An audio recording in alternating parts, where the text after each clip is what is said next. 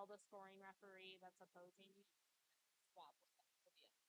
Okay, that's good. Roll.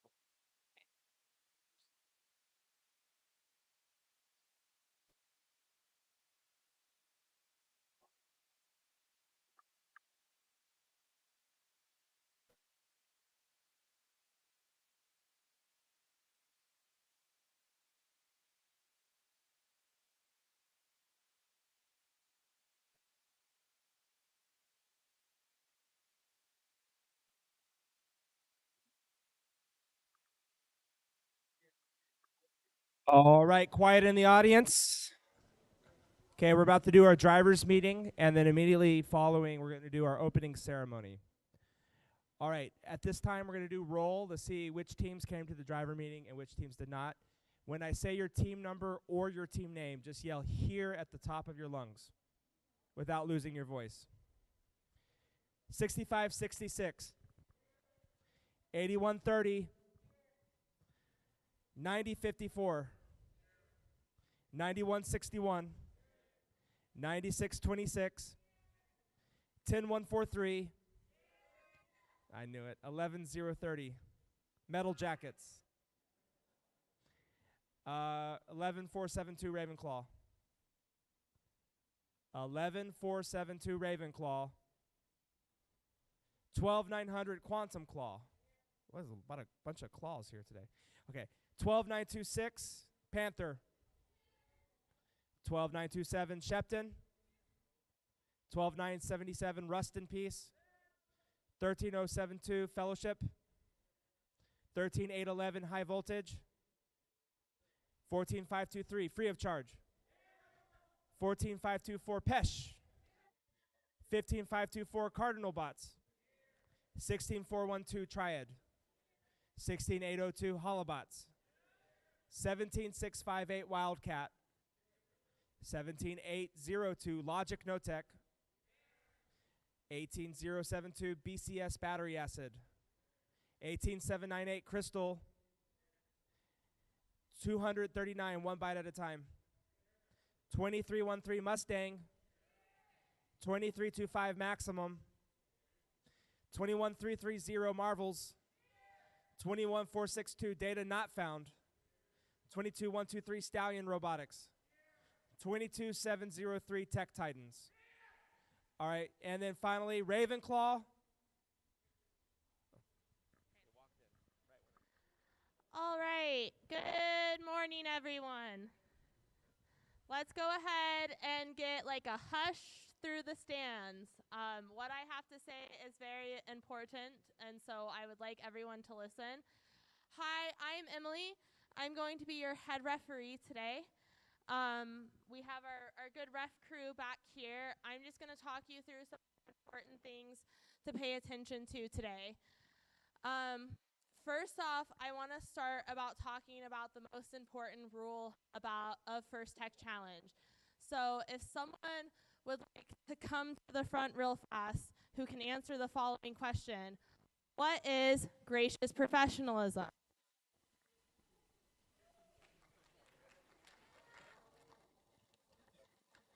Gracious professionalism is creating a collaborative environment while still having friendly competition. Thank you. Great answer. Gracious professionalism is about creating a cooperative environment while still having good competition. That's called cooperation. All right. You are here to play in a program that is founded in respect for yourself and for other teams. I have, as a head referee, been appalled this season. Not at any of you guys in particular, but at I've been to across the region, I have seen so much disrespect between teams. I've seen teams screaming at their own team members on the field. I've seen teams screaming at their alliance partner on the field. I've seen teams just not communicating in a way that's productive. And so I'm asking you guys today to keep gracious professionalism at the center of every interaction you have on the field today. It is so important to me that we create a good environment. Our referees, everyone back here understands gracious professionalism, and we're going to do our best to teach it or to treat you with it today. We want you guys to do the same thing. You need to be treating each other with the utmost respect. That's what makes this program different, and if we throw that out of the window, then why are we here at all, okay? So can everyone nod their heads right now that they're going to be their best versions of themselves today? Thank you. Okay, now that we've gotten that out of the way, the next thing I want to discuss is I am the only person in this room you should ask questions to. If you have a question about the outcome of a match on the field, do not ask the other referees. I am the final call on everything that happens here today, and I am the person you need to ask questions to. We have a question box here right in the center of the fields. You have until 3 matches after the match you played to come ask me questions about it. So if you play in match 1 and you have something happen in match 1 that you want to talk about, you need to be in the question box by the end of match 4 to talk to me about it. And I recommend that every team come to the question box as soon as they have a question and not waiting the 3 matches, because I cannot guarantee you that my referees are going to remember what happened in match 1 if you come to ask about it by match 4. You should come as soon as your match is over if possible, okay? I just want to make that really clear. I'm the final point call, so if a referee answers your question on the field, I respect them deeply, but all answers come from me and not anyone else, okay? The other thing is I'm not watching in the pits today, so it's up to you guys to make sure that you are bringing your alliance markers and safety glasses to every match. If we are having to significantly delay a match because you have to run back to the pit to grab safety glasses, you're at risk of delay of game penalties, okay? Which in my house rules is a minor penalty for every 45 seconds that the game continues to be delayed, okay? So make sure you are bringing the correct things that you need for every match, okay? We're far enough away from the pits that there's no running back to go get it. You should be coming to queuing with everything that you need. To go through some quick game rules, everything that's applied earlier in the season still applies. You need to make sure that you're not picking more than 1 cone at a time. You can have a cone and a beacon, but you cannot have more than 1 of either at a time. So you can be carrying both a cone and a beacon, but you shouldn't have 2 cones or 2 beacons. You should also never have a second beacon anyway, because you're not eligible to score a second beacon. We also just want to make sure that we're continuing to abide by human player rules. At this point in the season, a lot of human players are doing really great. I really appreciate you guys trying and watching. What now is the issue is that the drivers are not watching for where the human player is at all. And what the most common infraction I see around the substation is a human player actively being in the substation, going to put the cone in, and the driver drives the robot right through that. Drivers, respect your human players. This is a safety issue. You should not be driving into the substation when there's a human player hand actively in the substation. Is that understood? Okay. Before I wrap up, I think those are the main things. The other thing that we want to make sure that we're paying attention to is a lot of you guys as teams are at the same level of competitiveness, right? You all came to this event because at previous events you ranked high but not in the top 4, right? So at semi-regionals, what we see a lot of is we see a lot of teams that are neck and neck with each other, where they're scoring similarly, they're getting similar points, things like that. And then teams will begin to turn to defensive play, okay? The game design committee has ruled defensive play as if your game strategy is purely defensive, that strategy is not within the spirit of First Tech Challenge, okay? So what that means is if your idea of defensive play is just picking a spot and parking in it and not moving ever again, you're just there to be a general hindrance and cause people to move around you, that's fine. if your defensive play is going to knock over a cone stack because that means that the opposing alliance doesn't get a circuit, that is not allowed. If your defensive play is chasing another robot around the field and interfering with their scoring, that is not allowed. If we see defensive play go beyond the standard of just being a light hindrance, and it becomes a serious issue, you are at risk for yellow and red cards, okay? I have not called a yellow card in like 4 years, but I will not hesitate. All right? We should not be playing purely defensive play. You should be focusing on your own ability to score and not hindering the other team from being able to score. All right? Do I have any questions before we turn over to opening ceremony? Yes.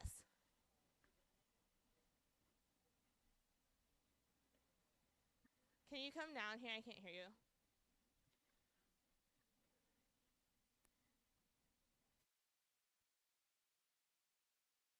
So I verified this with other reps, but I want to make sure it's okay with you as the head rep at this point. So what we did once was we parked right in between the substation low and ground junction where like we weren't in their substation. We just parked there and just stopped. So would that count as... Yeah, let me talk about that. Okay, so the question is if I'm a Blue Alliance robot and I just like park kind of in this general vicinity between the substation and like a Red Alliance robot that might be trying to score on this side, is that still defensive play? And the answer that the game design committee has put in the Q&A forum is that the only time you should be in this space next to the substation and between a scoring area is if you are actively scoring this ground junction. And they have ruled that you must get away from, if you are trying to score, you must get away in a reasonable amount of time, right? You must score and leave the vicinity. There's no just hanging out here because Red doesn't need to completely change their strategy. And part of this is that the game rules that if Blue Alliance comes to score on this ground junction and Red Alliance's robot is here trying to pick stuff up from the substation, they have to yield, right? Because they can't interfere with you scoring.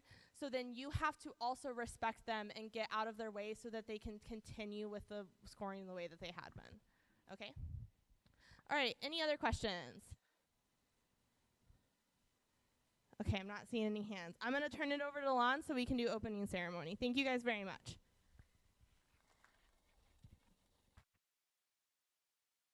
Yeah, we just announced in the pits that it's opening ceremony, so I'm going to give people some time to get here. But logistically, I want to cover some of the basics of the field. So everyone's finger is pointing at this field right now. Everyone in the room is pointing at this field with their finger. I don't see everyone pointing. Okay, there we go. Everyone say field 1. Field 1. Everyone say odd numbered matches. 1, 3, 5, 7, 9, 11, etc. Okay. Okay, now everyone points to this field. Everyone say field number 2. Field number 2. Everyone say even numbered matches. 2, 4, 6, 8. Who do we appreciate? Okay. All right. So let's hear it. Who here in the crowd here is from B League? No one's here from B League? Let's try that again. Who in the crowd here is from B League? Who here in the crowd's from M League? Who here in the crowd is from F League? And who here in the crowd is from T League? Welcome to Semi-Regional South. Congratulations. And you're welcome that I canceled the remote qualifier, because that's like 8 of you are here because of that. So, but everyone who's here today is here for a reason. Let's hear it from the crowd. Who's here because they won an award? Who's here today because of their robot? Oh, wow, that means it's going to be some stiff competition today. All right. We're going to watch a video by Woody Flowers since we're going to be emphasizing gracious professionalism at our events as we approach the end of the power play season.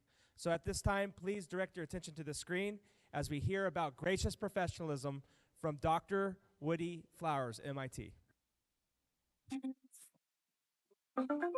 While I do not think carefully defining gracious professionalism is essential, talking about it is very important. I think one of the main strengths of gracious professionalism is its dual modality. Gracious is mostly about feelings, both yours and those of others. Professionalism is mostly about knowledge and its application for good. Combining the two is important, so learn everything you can and experience helping others as often as you can. Being an effective contributor is a huge part of feeling good about yourself.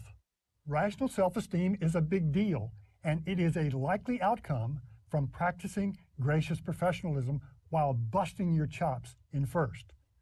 That's good stuff.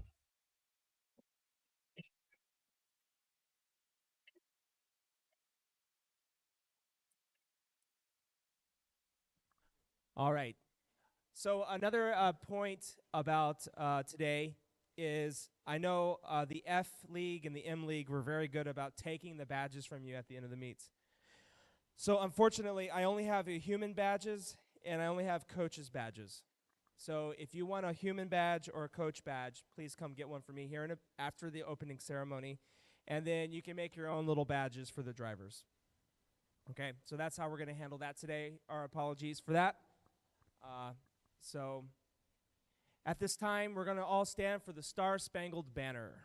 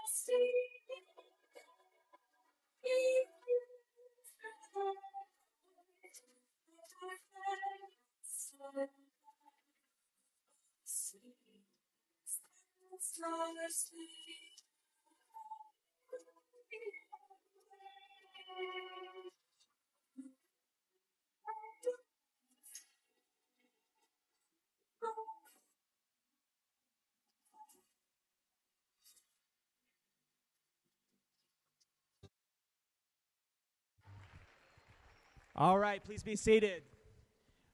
Welcome to the Semi-Regional South, here 1 weekend before our regional championship. Today we are advancing 6 teams. That's the 3 Inspire award-winning teams and the entire winning alliance. I know some of you are here today because you were the second pick for your winning alliance at your league tournament. But today, everyone in the winning alliance goes. And if there's some overlap there, then we're going to go into the Think Award, the Connect Award, and the Finalist Alliance. So it's all based on Game Manual Part 1. But today we are advancing 6 teams. And those 6 teams will get to compete next weekend at Marcus High School. So I'm looking forward to finding out who those teams are. For the other 24 teams, and you don't know if you're in that 24, make the most of today. Make memories. And speaking of making memories, let's see how many of you guys are seniors. Please stand.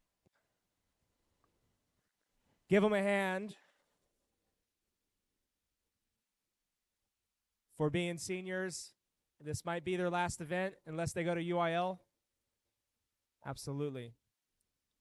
All right, thank you, seniors. Let's see who are our mentors, coaches, and team administrators. Please stand up and let's recognize all their hard work, or raise your hand.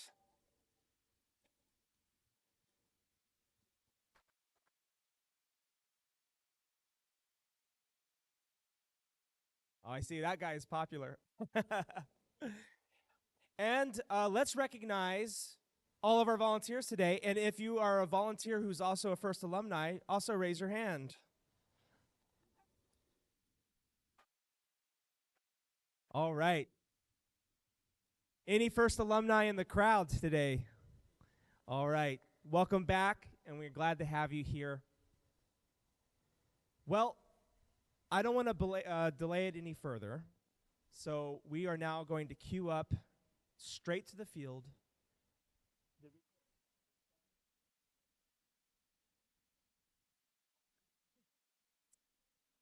You can find your match schedules online. I'm going to try to print it out and get it around to the teams. But at this time, we are going to call forward match 1 and match 2, and to the queuing table match 3 and 4. You can check online to see if you're in one of those 4 matches. See you on the field.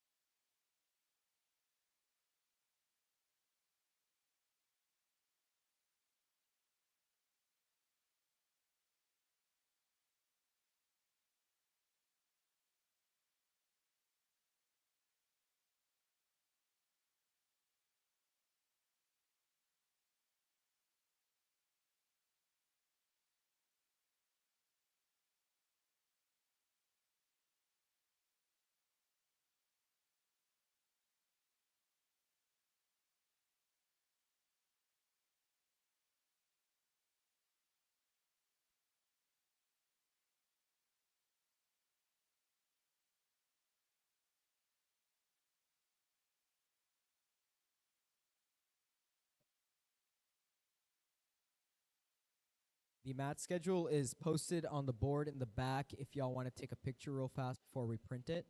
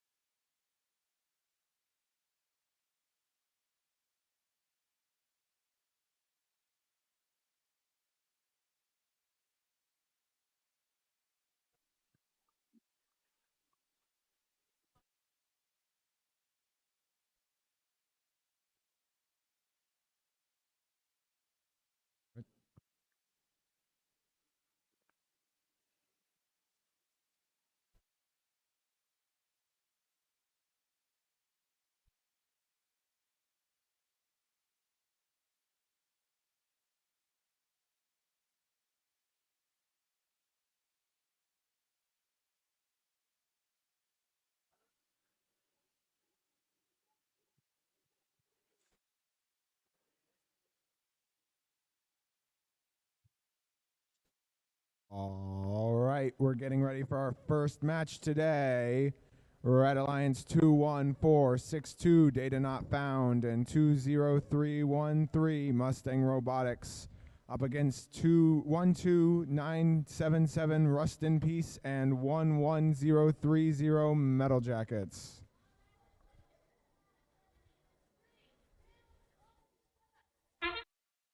And here we go into the autonomous period.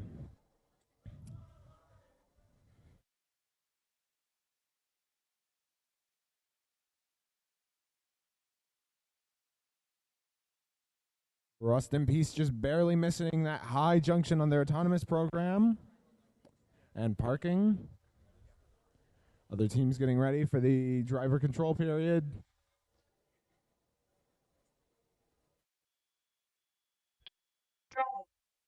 Control. 3, 2, 1. And here we go into the driver control period.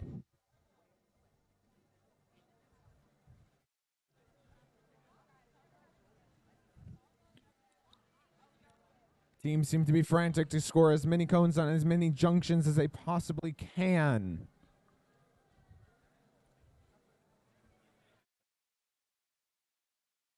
Data not found has seemingly found their position and is currently loading as many cones onto that high junction as they possibly can.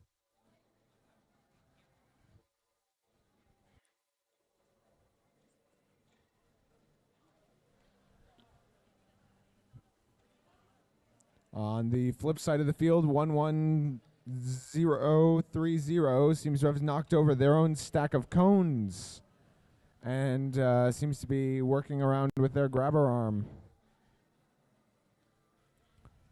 Data not found continues to stack as many cones on that high junction as they can and are completely unimpeded by anything the Blue Alliance seems to be doing.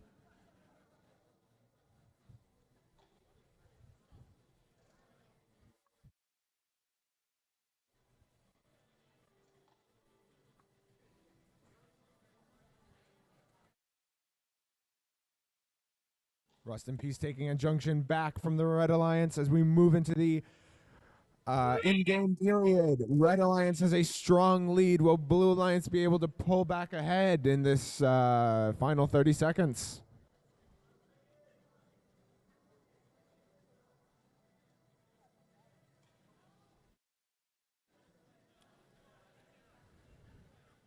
Seems Blue Team has failed to use their beacon to cap one of the junctions.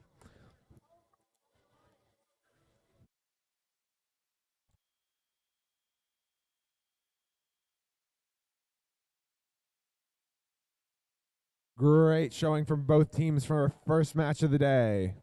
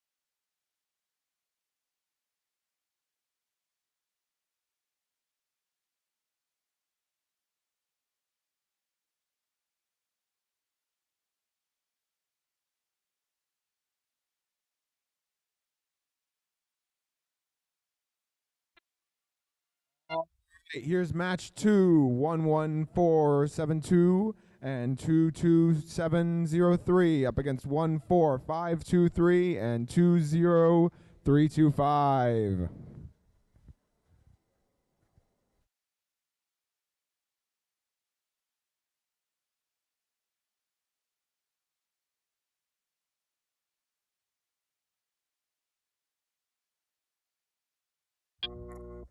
With nothing much happening in that autonomous period, this manual control period has a lot of real estate to move. Let's see how they mess with their teleop portion. Blue Alliance very quickly going for junctions, whereas the Red Alliance seems to be staying on their side of the field, attempting to grab cones.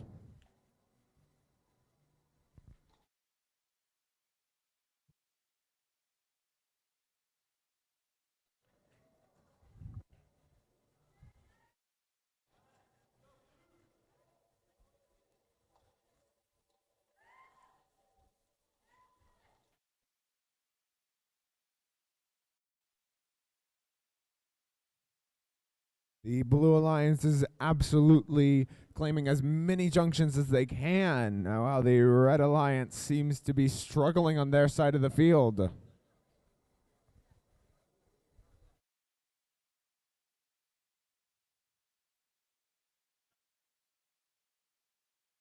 It appears as if the Blue Alliance is most likely planning on trying to get a junction here, while the Red Alliance doesn't seem to be moving all too much. I wonder if some kind of issue has occurred. And they're back at it again.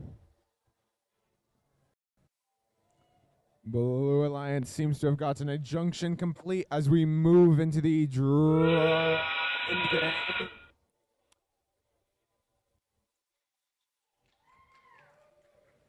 Very strong showing from the Blue Alliance here. Will they be able to keep it up?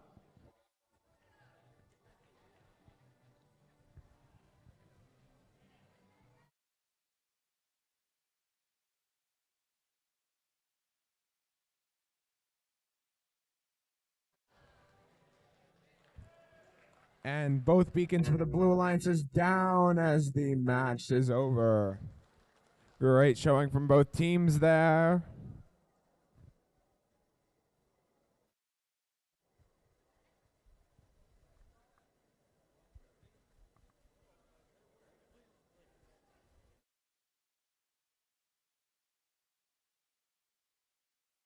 All right, let's see those scores from match 1.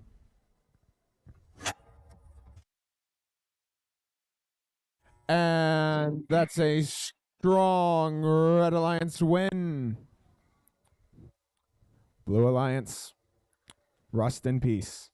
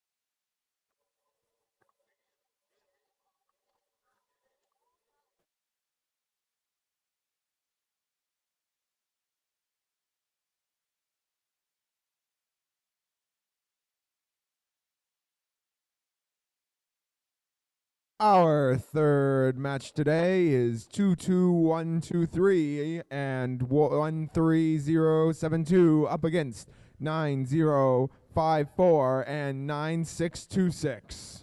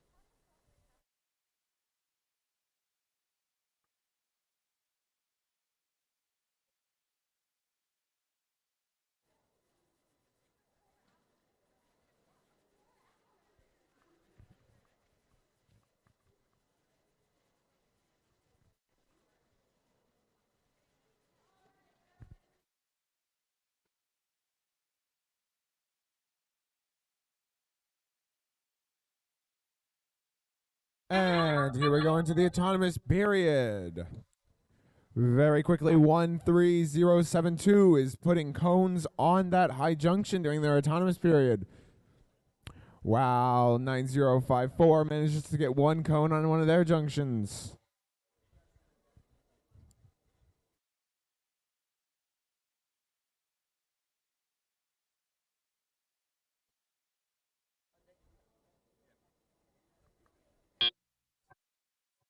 Drivers, pick up your controllers. 3, 2, 1. And here we go into the driver-controlled period. Red Alliance got a very strong showing. Let's see if Blue Alliance can catch up.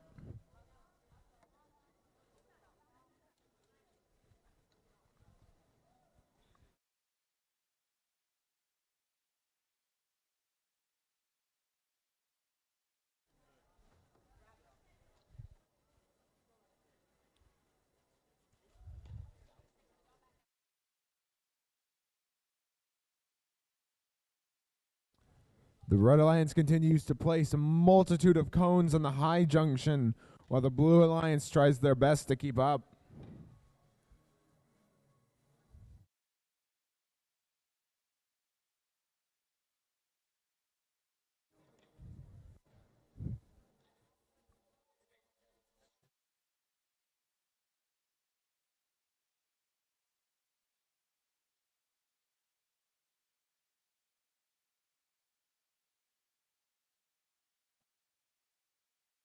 Alliance seems to be trying to take over junctions that the Red Alliance has been taking,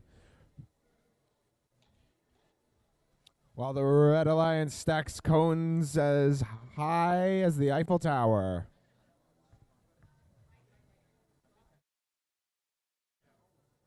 In fact, it looks like their human player might be running out of cones over there as we move into the end game. The Red Alliance's beacon lands on top of their tower, certifying it as theirs, while the Blue Alliance attempts to move their beacon onto one of their own towers. 6 seconds left as the Blue Alliance places another beacon down, and the Red Alliance is game.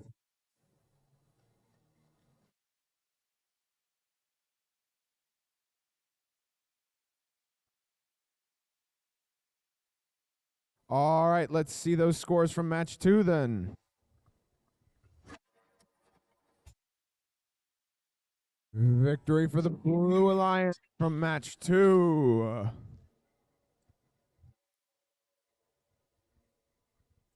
Seems the Red Alliance couldn't overpower maximum resistance.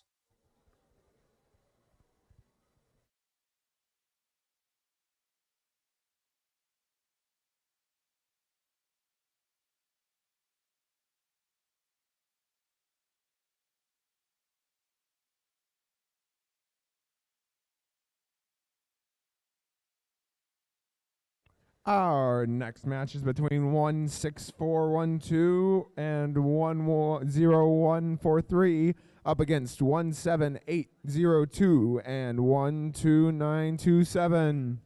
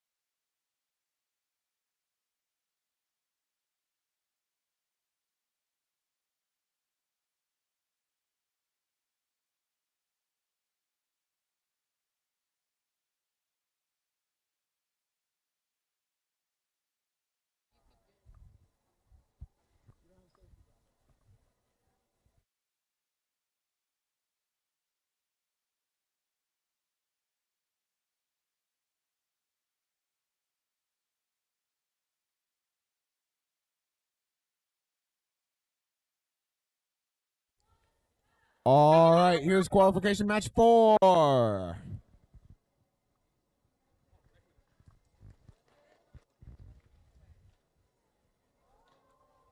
And it seems the Red Alliance's autonomous is just barely off, just barely missing that cone stack. That could have been very valuable to them. The Blue Alliance, on the other hand, is managing to grab multiple cones during this period. Let's move into teleop here.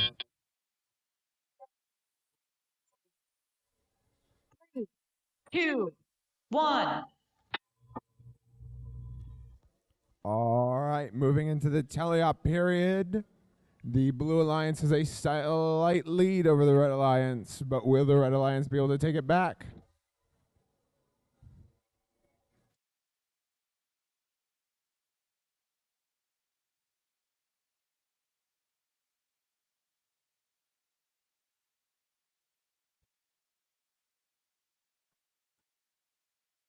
Red Alliance seems to be doing the winning strategy of this competition so far, which is grabbing cones from the human player area and placing them directly onto the high junction.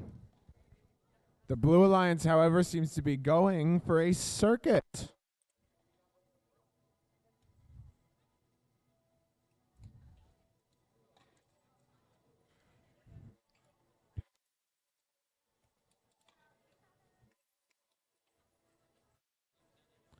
The Red Alliance continues to place cone after cone, but drops a few, while the Blue Alliance finishes up their circuit.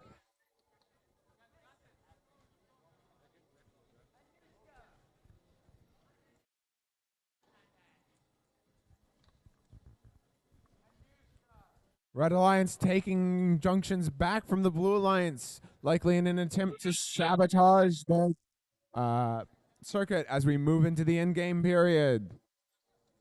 With beacons coming into play and control over junctions going into debate, it's unsure how this will single out. Blue Alliance seems to have dropped one of their junctions, and it is now vertical. Whereas Red Alliance scores one of theirs as the game ends.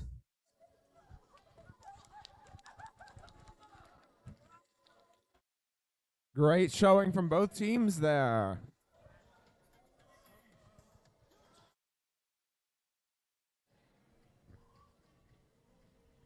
All right, let's see those scores from match number 3.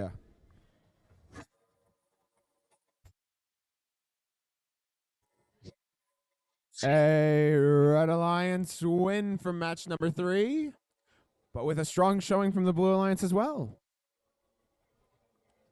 Our next match is qualification match 5 with 13-8-11 and 155-24 up against 176-58 and 65-66.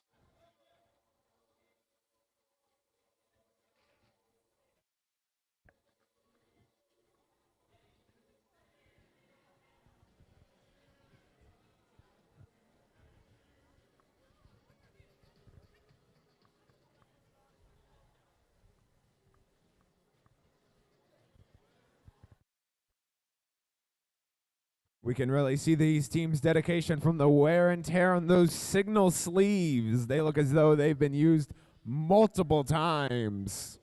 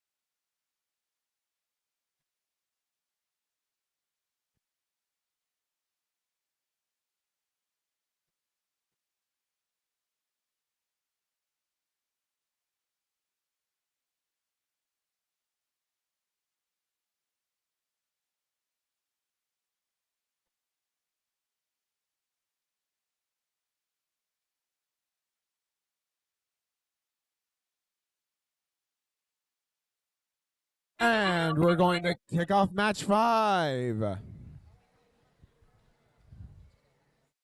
Circuit breakers immediately going for a park, while high voltage seems to be going for their high junction. Perfect showing from high voltage there. While other teams just seem to be getting ready for their own periods.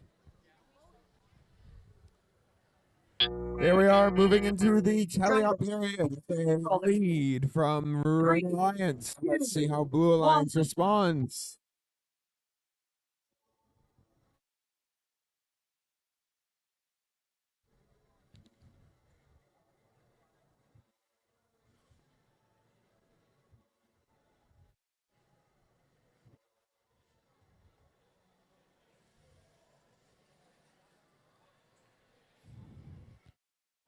Seems as though 15524 might have been having some trouble there, but managed to shake that cone off.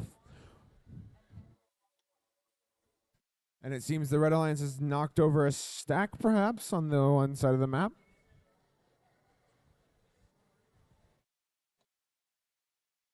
Circuit Breakers scores a cone on a high junction, while High Voltage moves in to place one of theirs. High Voltage's fidgety speed might be their downfall, as it seems the driver isn't too experienced.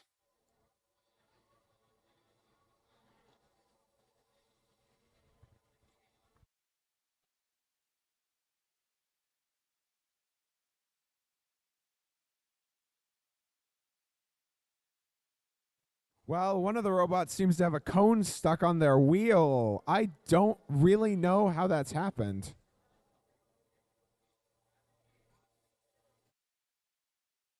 But it doesn't seem like they're going to be able to move for the rest of the match. Moving into in-game here. Hope Blue Alliance isn't feeling too blue and can make a comeback here.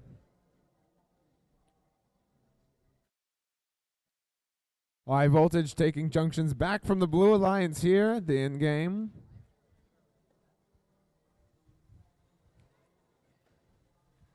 While 15524 is pushing cones into the corner. That's all for match 5.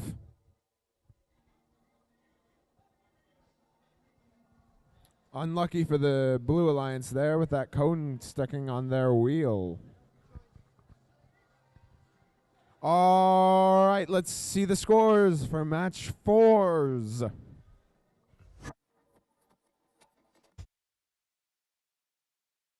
And a Red Alliance win for match 4.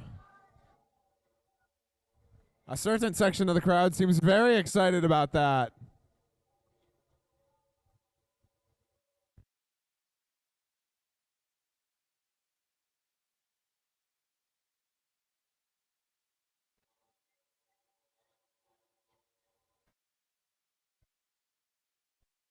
Our next match is qualification match 6 with 20039 and 16802 up against 14524 and 12926.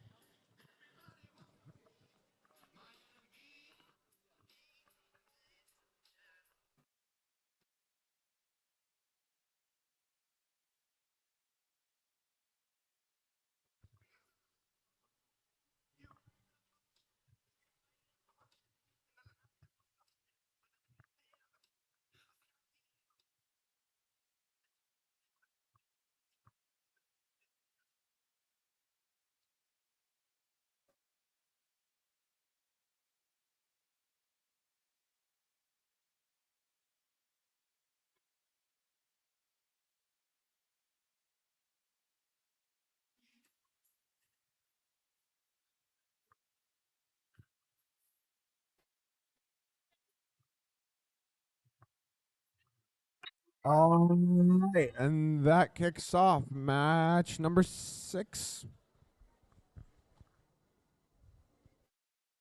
Blue Alliance is immediately pouncing on that high junction, but that balance. Amazing claws shown from that Panther. Controllers. 3, 2, 1. All right, here's the driver control period.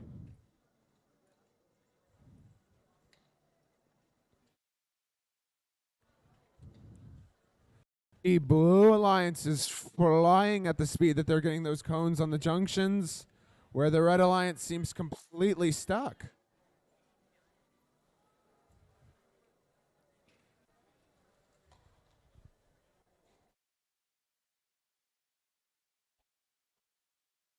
It seems as if 20039 might be having some technical issues.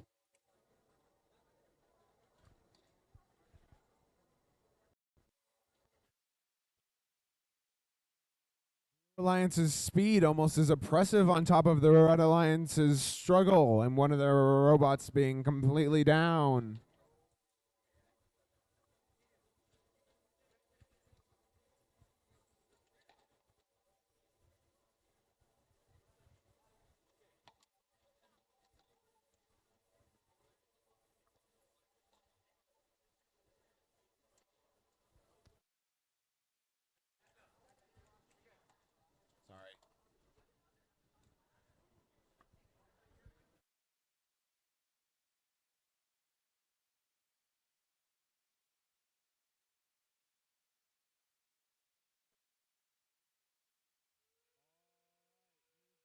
In period, with both of Red Alliance's robots working at this point. Who will become the predator and who will become the prey?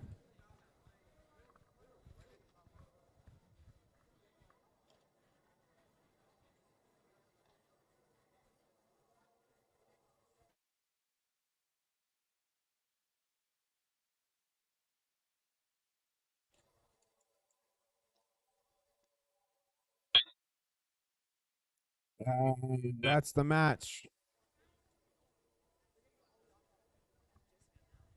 Incredible showing from the Blue Alliance there. But let's see the scores from match 5. A strong win from match 5.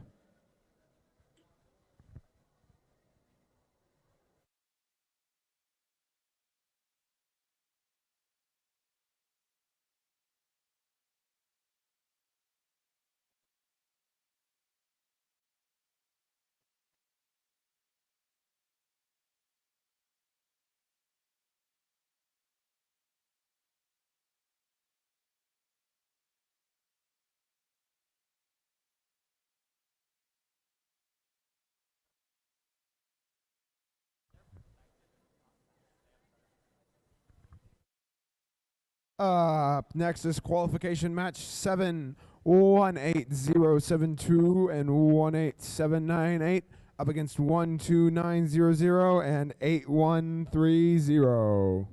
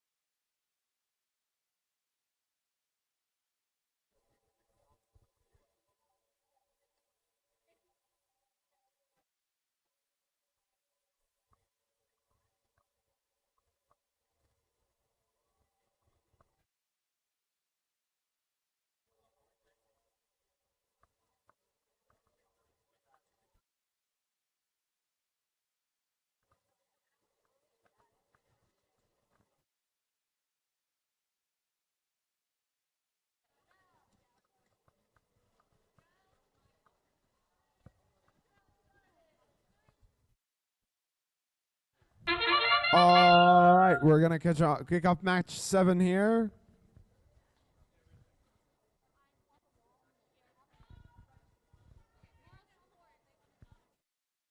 It seems the Blue Alliance's autonomous program might have not have gone as they wanted, but will they be able to take it back?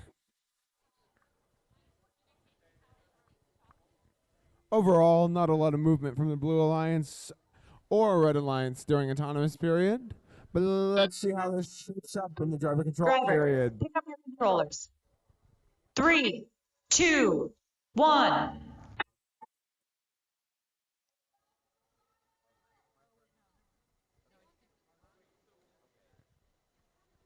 Red Alliance moving very far into Blue Alliance territory to take the corner of their junction.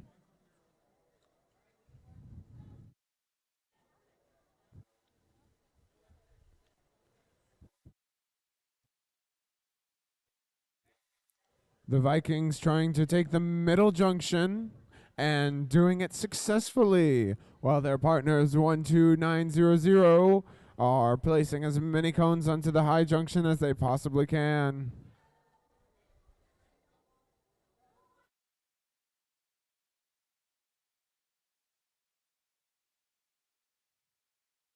The Red Alliance, on the other hand, continues to seem to be working at their circuit plan, though the viability of it worries me at this point.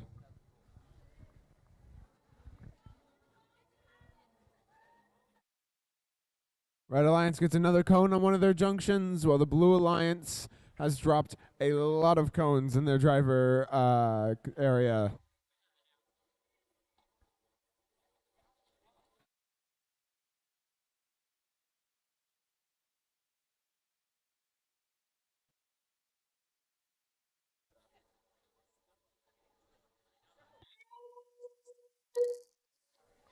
All right, here's the end game. Blue Alliance showing a decently strong lead here, but the Red Alliance might still be able to take it back. But they drop their beacon. That's quite rough for them.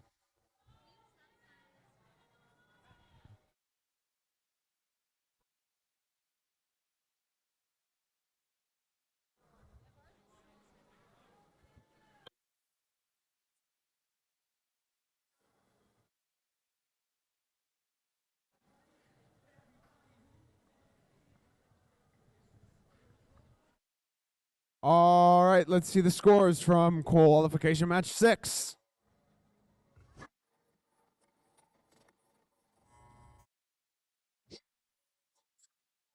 And that is a Blue Alliance victory. Seems like they do have a bite to go with that bark. Do panthers bark?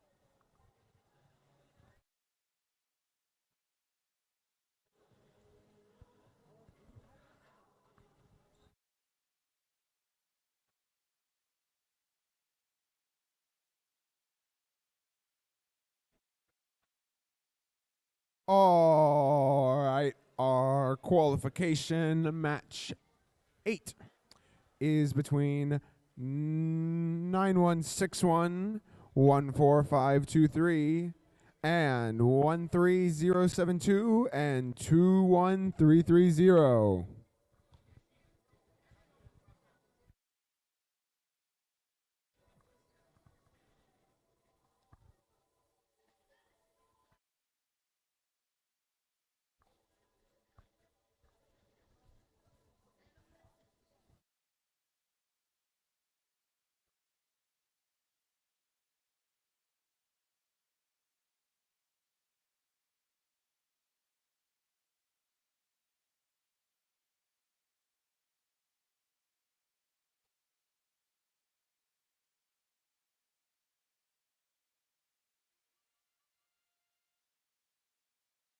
And we kick off the autonomous period.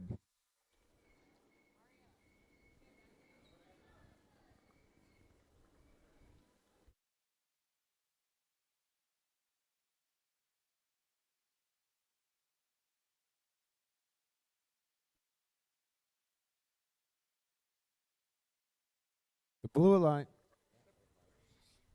The Blue Alliance is autonomous. It's to Pick up your controllers. might have wanted. 2, 1. All right, moving into the driver controlled period here.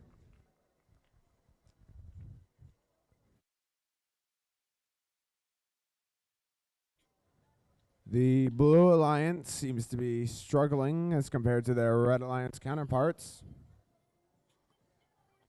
Though I'm not entirely sure what is happening.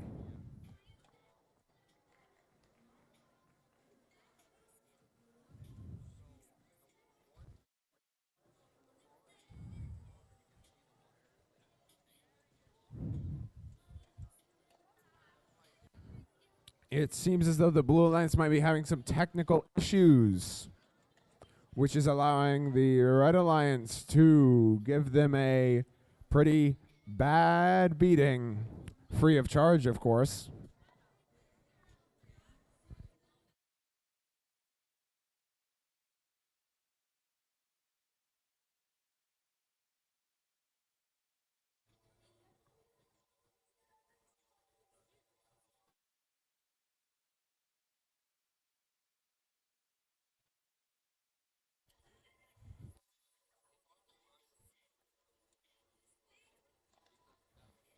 Despite Marvels of Tomorrow not being able to do much, the Blue and Red Alliance are both performing quite well as we move into the endgame period.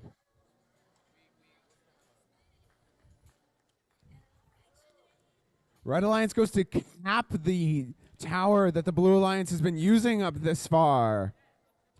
This could be problematic for their strategy here on out.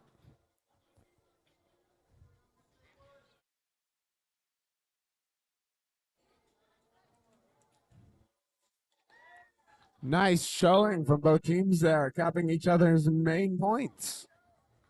But let's see those scores from match 7.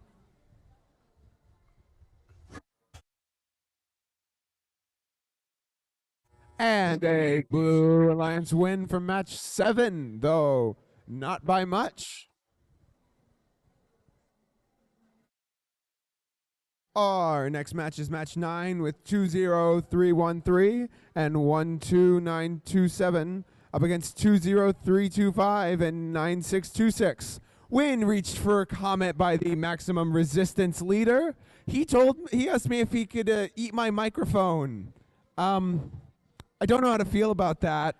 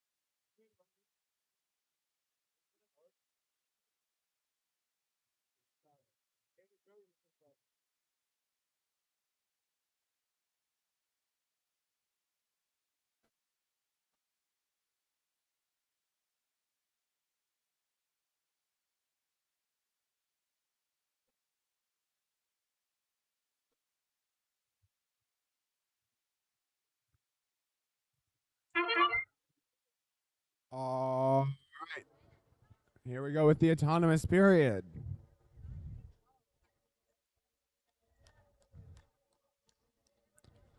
Both the blue and red alliance seem to be going for a high junction, but neither seems to be scoring on it.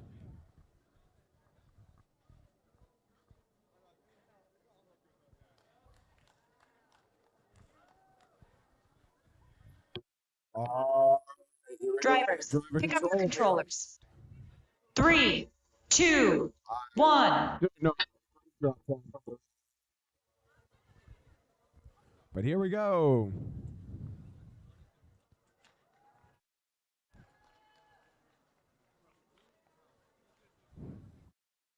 (9626) seems to be scoring as many cones as they can on a high junction. While it seems like maximum resistance might be going for a circuit. As long as they're not eating my microphone, I'm fine with it. On the other side of things, we have 12927 scoring cones on their own high junction, while 20313 is also scoring cones on top of the blue alliances. So its accuracy leaves a lot less than to be desired.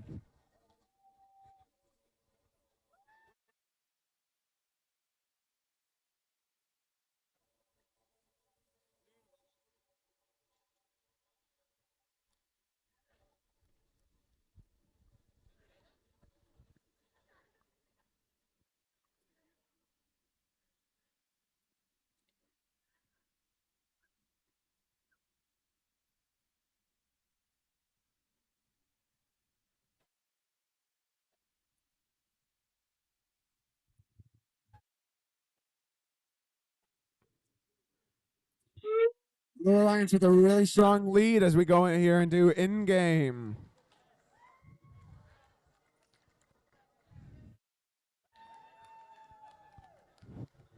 (20325) making quick work of cones, though there are a lot scattered around their human player area. Whereas the Red Alliance seems to be moving a lot slower than the Blue Alliance is. And that's the match.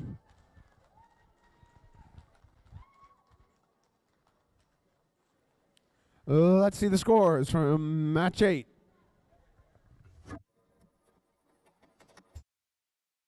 And that's a win for the Reds on match 8 with only an 8-point lead.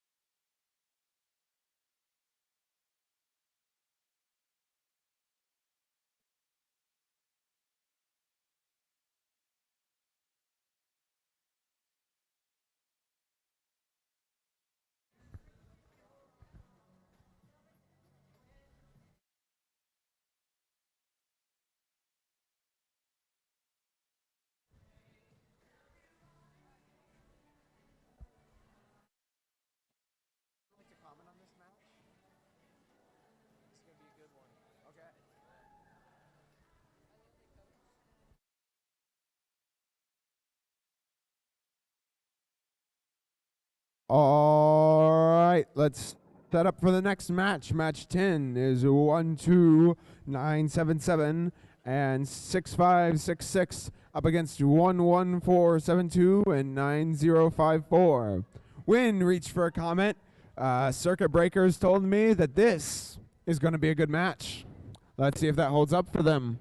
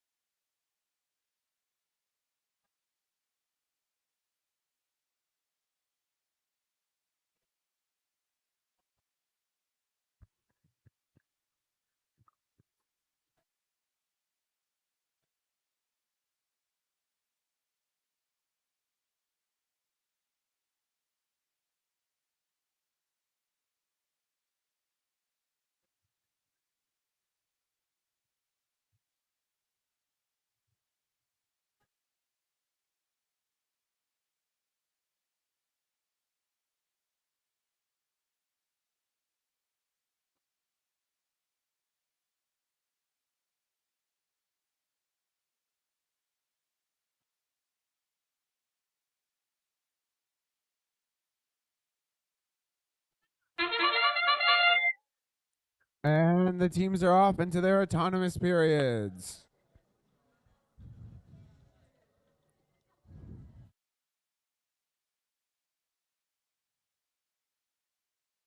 Rust in Peace begins to dig the other team's grave as they place a cone on the high junction, where the other teams just decide to park.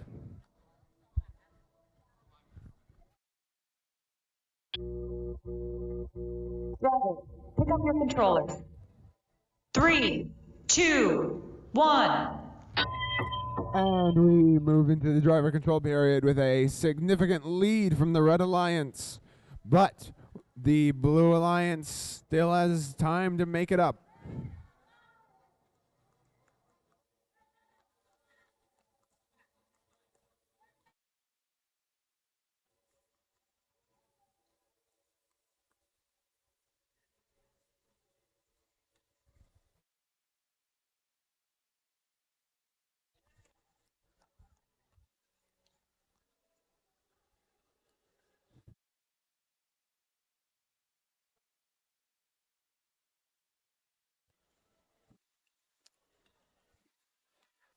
The magic of the Muggle world seems to be enough to have put Ravenclaw Robotics out of the competition in a corner, while the Red Alliance takes as many junctions as physically possible, leaving Viridian Robotics to struggle to keep up.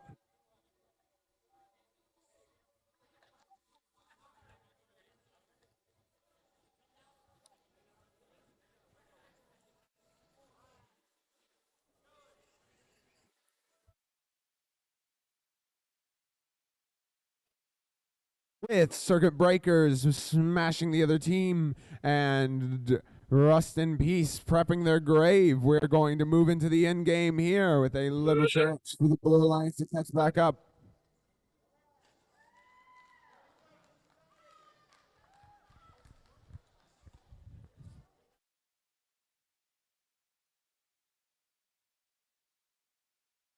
To the excited people at the front of the crowd here cheering on the Red Alliance, great work.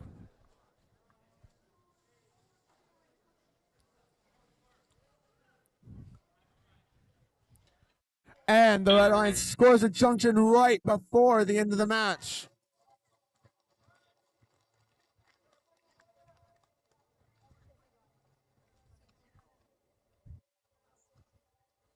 All right, let's see the scores from match 9.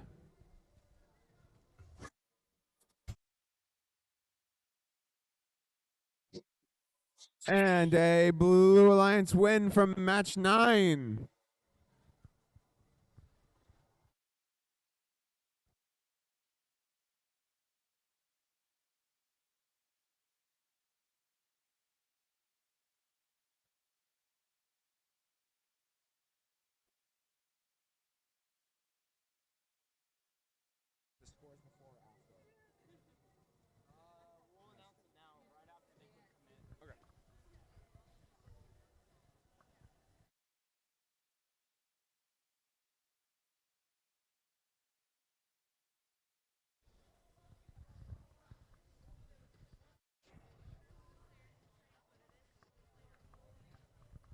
All right, we got one more score to announce here in just a minute.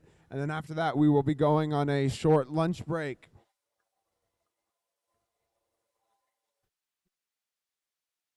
Okay, I've just been informed it's an hour. Never mind.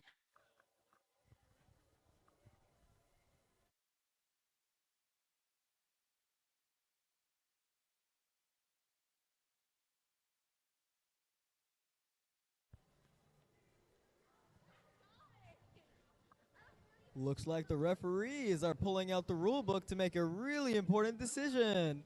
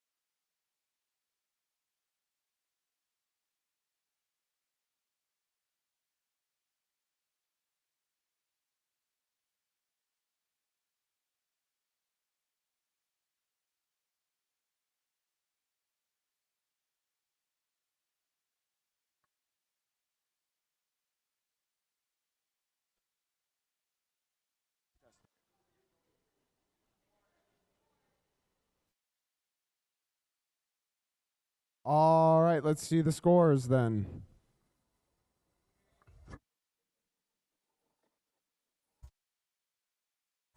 And Red Alliance win for match 10. We're going to be going on a medium length lunch break. See y'all in an hour, I guess.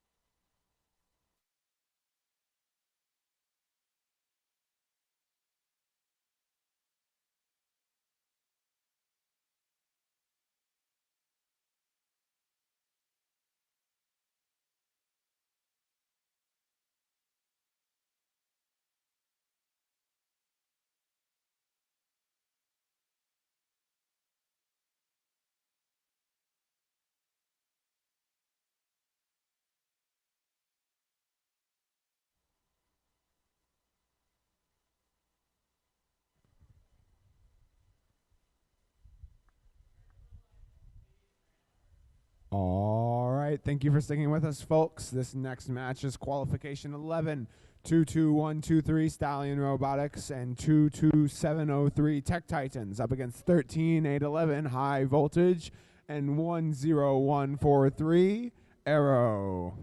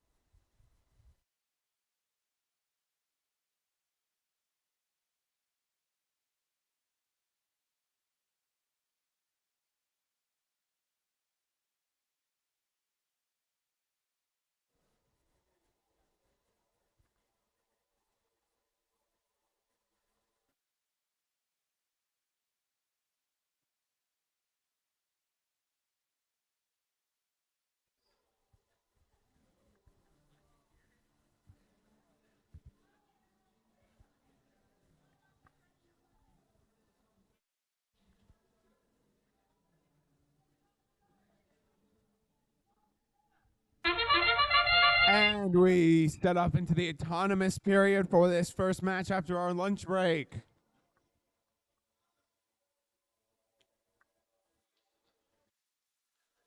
High Voltage barely missing their high junction while their partner scores multiple cones onto their high junction.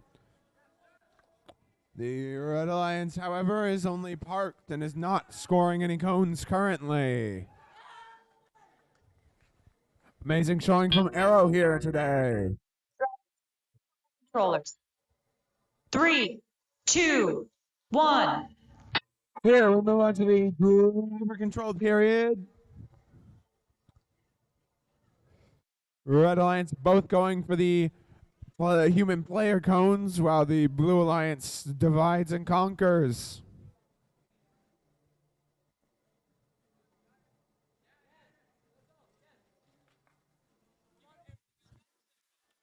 $13,811 seemingly going for a low junction here, or perhaps they have a circuit in the works. The Red Alliance, however, is both taking cones from the human player, which could lead to some lower efficiency rates than the Blue Alliance.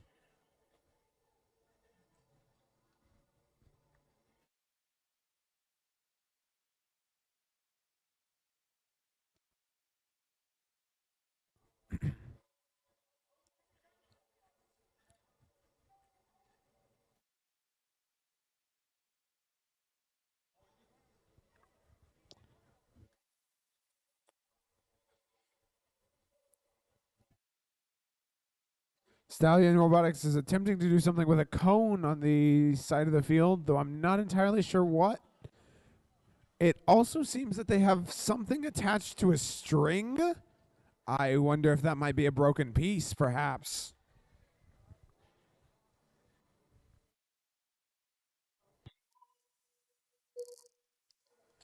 And here we go into the end game period.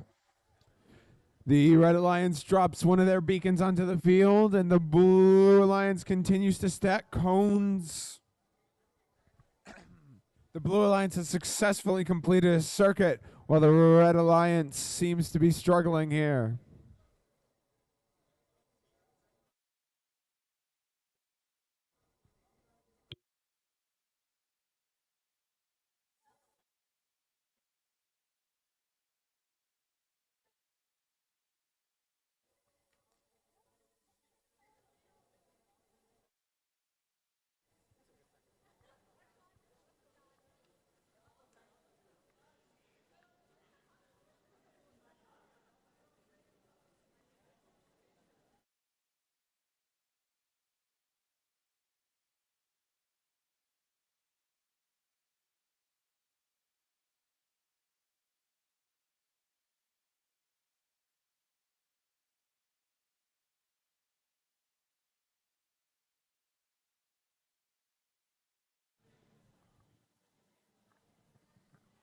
Our 14th match is between Peshbots and Quantum Claw up against Data Not Found and Wildcat Robotics.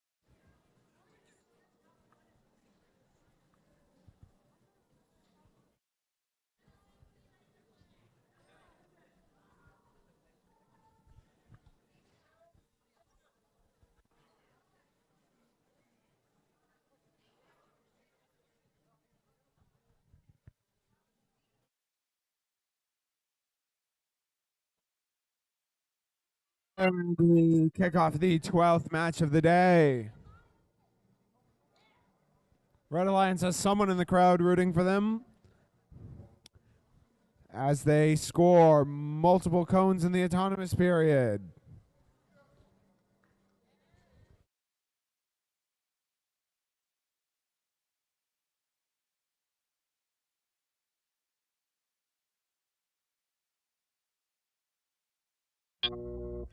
With a slight lead for the Red Alliance, we move into the driver control period. 3, 1.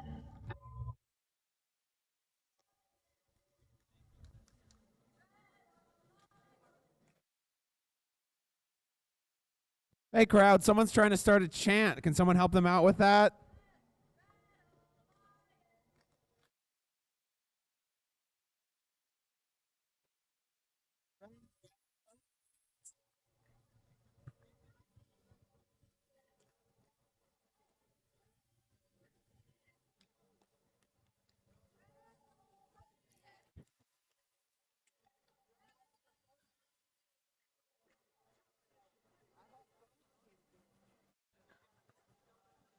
Well, they tried.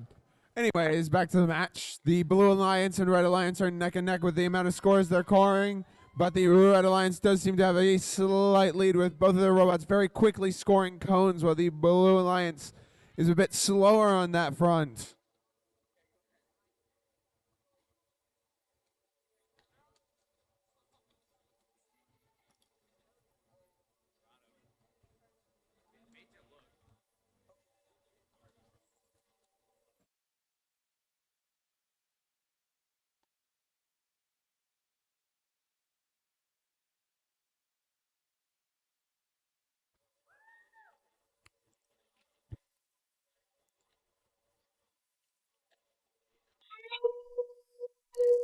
I'm not entirely sure what the Red Alliance is doing, but they are moving very quickly across the field and shaking up just about every object on the field as they move along. On the other hand, the Blue Alliance is a bit more slower, but the Red Alliance does seem to be stealing their junction that they're using. Nice strategy play, taking away their high junction near their player control area. And a very strong lead for the Red Alliance. Let's hope that they can hold that through scoring.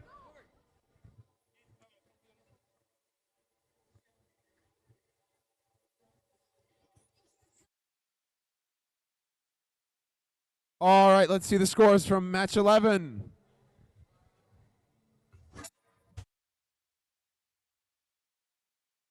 And a Blue Alliance win for match 11.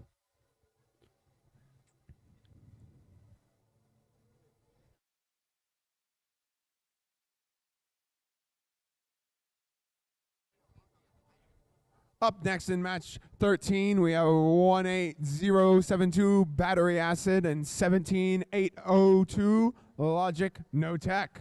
Up against 12926 Panther Robotics and 11030 Metal Jackets.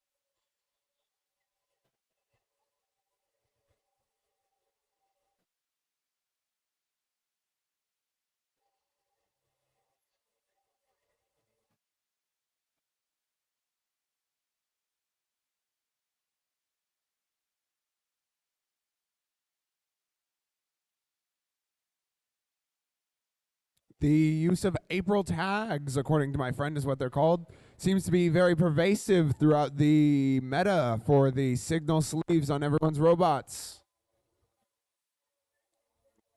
Practical, really yes. Creative, Yeah.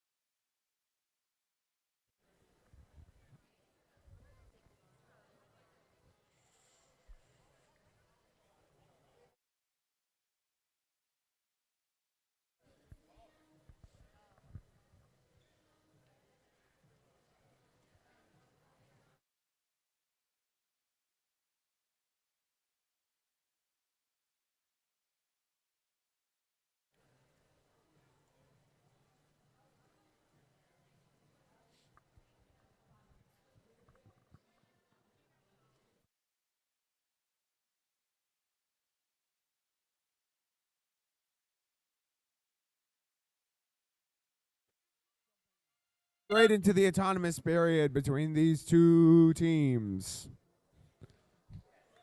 The Blue Alliance very quickly scoring cones, while the Red Alliance just barely missing theirs. But the two autonomouses seem to have collided. I wonder if that will mess anything up for either of them.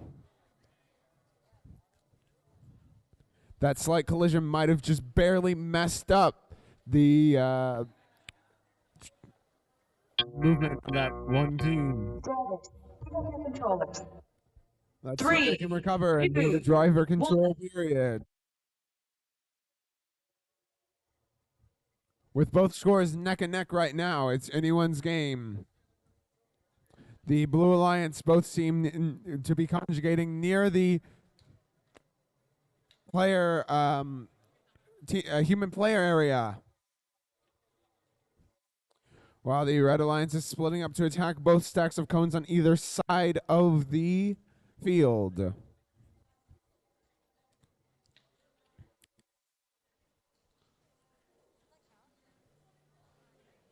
I don't really know what's going on with that cone in the corner. I think that counts. I'm not entirely sure.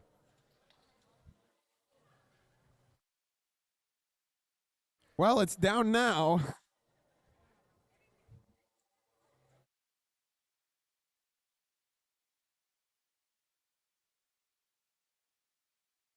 The Blue Alliance pushing the cones and moving them around signifies that they might be attempting to make a circuit here as they move almost halfway across the field.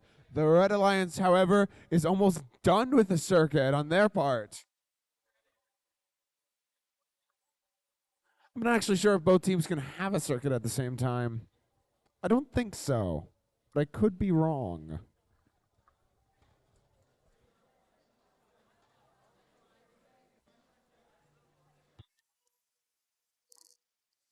$30 left. We are moving into in-game.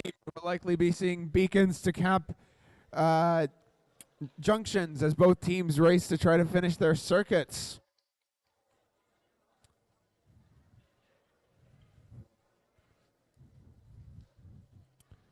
Red Alliance sneakily stealing one of Blue Alliance's junctions with their beacon, but will they be able to do it before the time runs out? And that's flawless there. And that's game.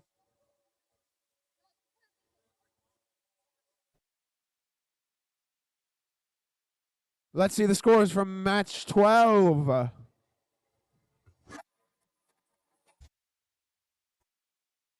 Hey, win from match 12. It seems like their audience member cheers may have pushed them over.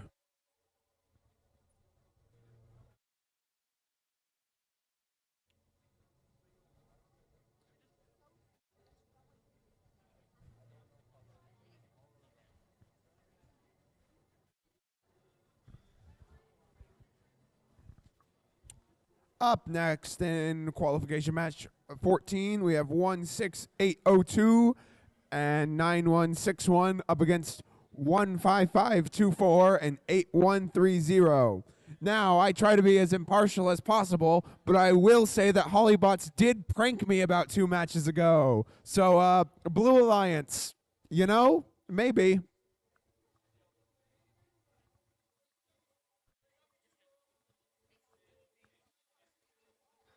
Seems like they're also pranking the refs. I don't really know what their goal is here.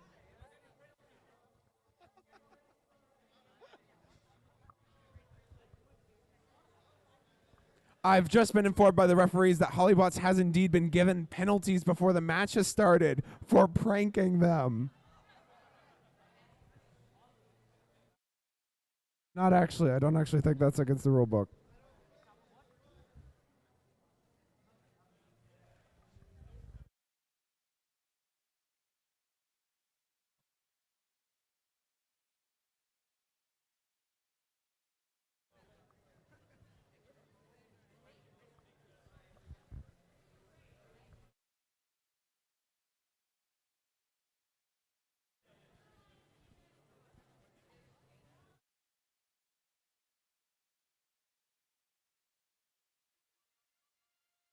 All right, we're moving straight into the autonomous period for this match.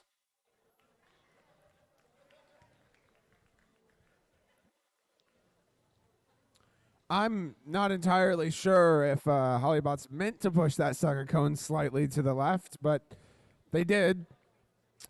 All the robots just seem to have parked at this point.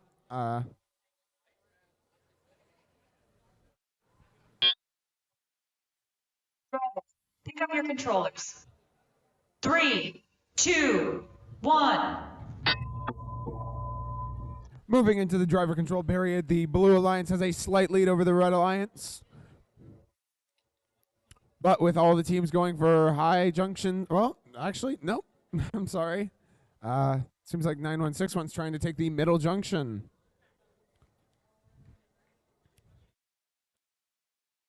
(15524) seems to be having some technical difficulties, while 8130 has been pushed basically into a corner.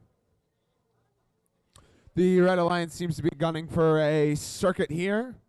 The Blue Alliance just seems to be getting as many cones on junctions as they can, which isn't a lot.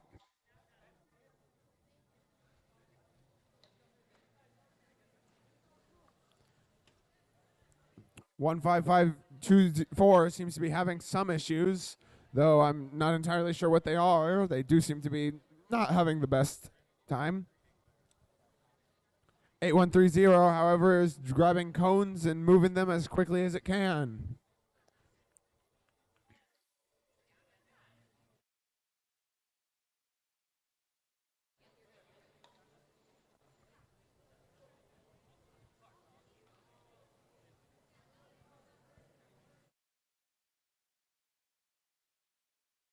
Hollybot's giving an amazing demonstration despite what's currently above them. As we move into endgame.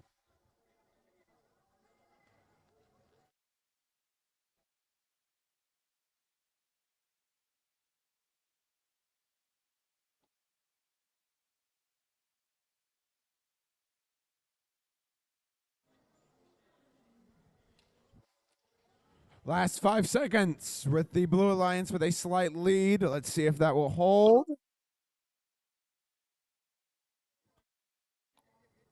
Find out soon. All right, let's see the scores from match 13.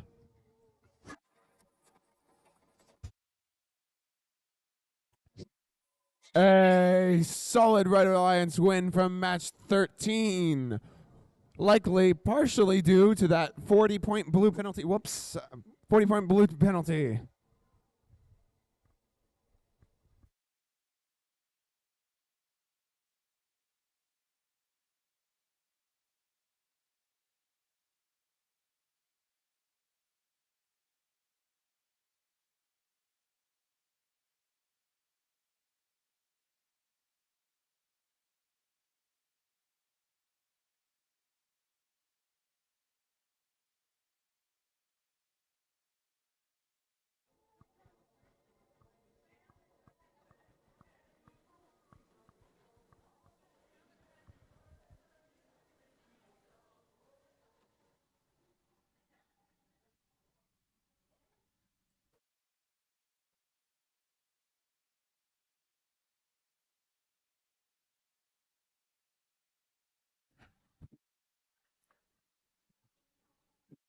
Up here for match 15, we have 21330 and 20039 up against 16412, 81 and 18798. There we go.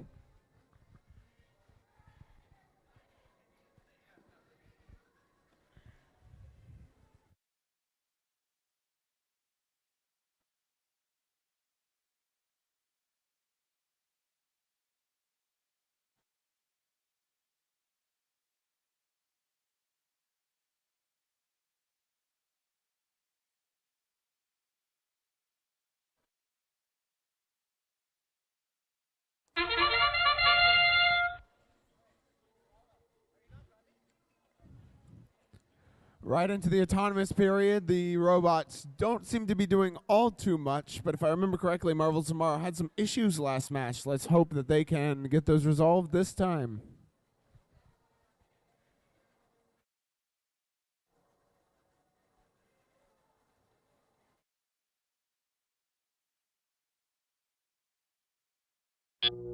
Oh, Drivers, to the pick controllers. here. 3, 2, 1. Both seem to have had their autonomous work flawlessly, scoring them 40 points. Whereas the Red Alliance has immediately knocked over a stack of their cones, which could cost them later.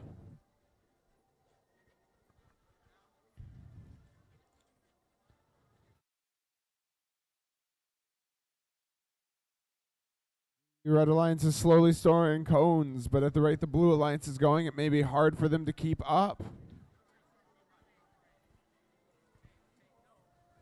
Marvels of Tomorrow seems to continue having slight issues with their robot, whereas the Blue Alliance seems to be flawlessly moving about.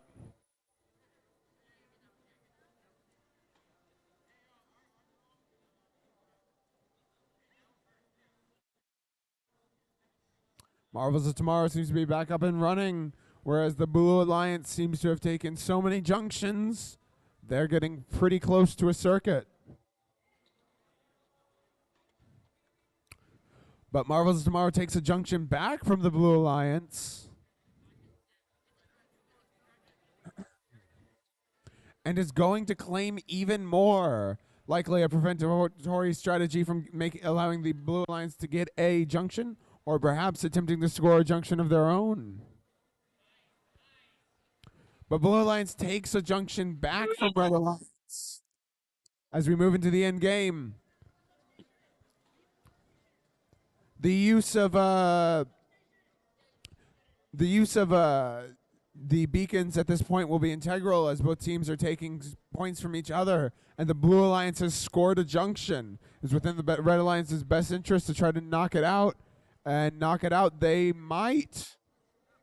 Yes, they take it back an integral piece of the Blue Alliance's junction with that, and that's game. Strong showing from both teams. Sadly, Marvels of Tomorrow did seem to have some technical issues there at the beginning. All right, let's see the scores from match 14.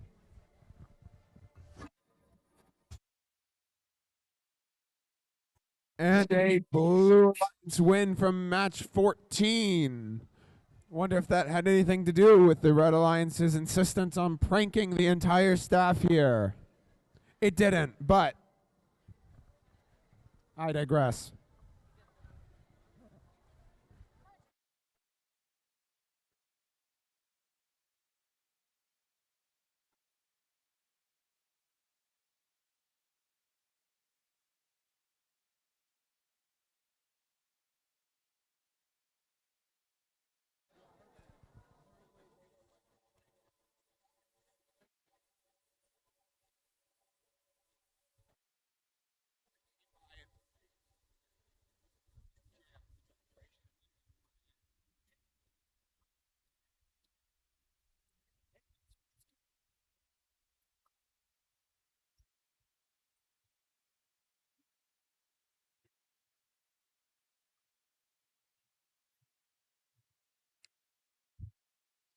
All right, up here for match 16, we have 13-8-11 and 1-2-9-7-7 up against 1-4-5-2-3 and 9-6-2-6.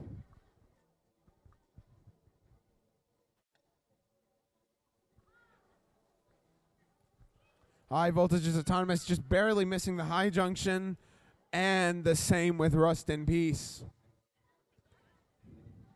Though all teams seem to have parked into the correct areas as far as I can tell. As we move into the driver control period. 1.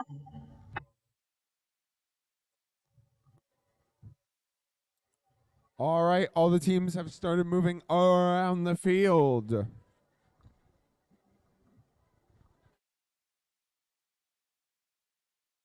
Rust in Peace scoring some cones on a lower junction. And in the corner, perhaps a circuit is in the works. High voltage seems stacking that up by scoring their cones in a certain order too.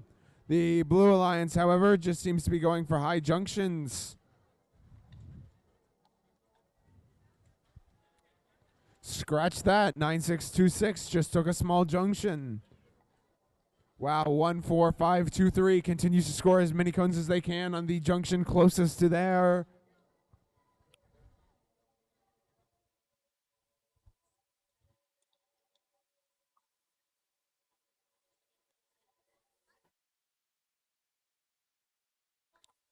(9626) and the Red Alliance both seemingly going for junctions, while 14523 just continues to stack cones onto the high junction.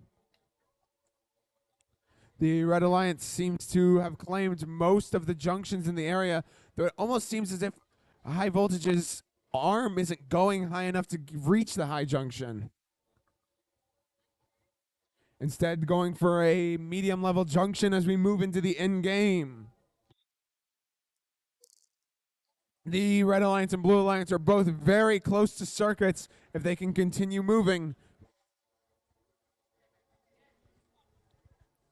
I see the Red Alliance has a beacon in play with Rust in Peace. To put a beacon on top of one of Blue Alliance's areas.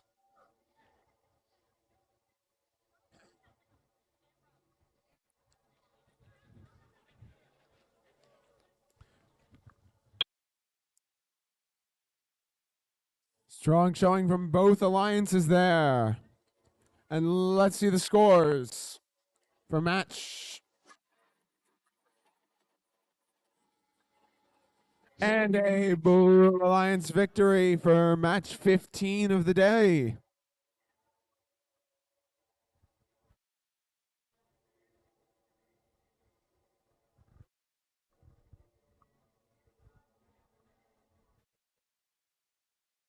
Next up is match 17, 17658 and 9054 up against 22703 and 20313.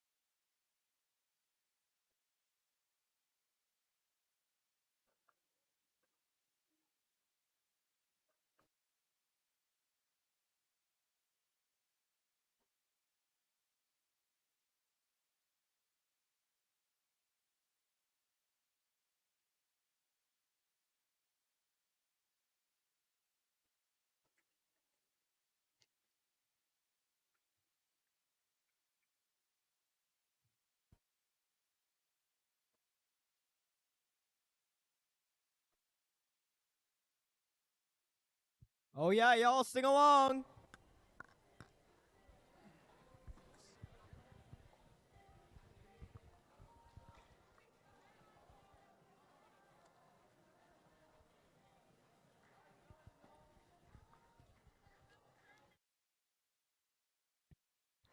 And we're moving on to the autonomous period.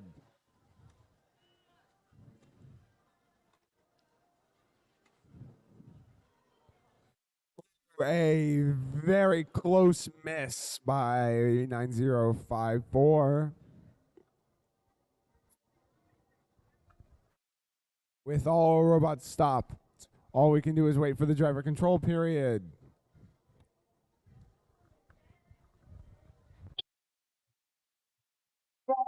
Pick up your controllers.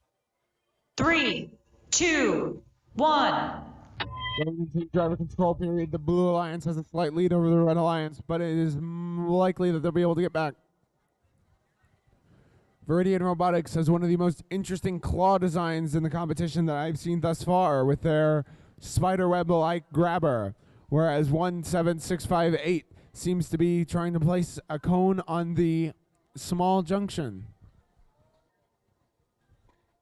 20313 is scoring cones on their high junction close to their human player, while the other Blue Alliance member seems to be struggling to move currently.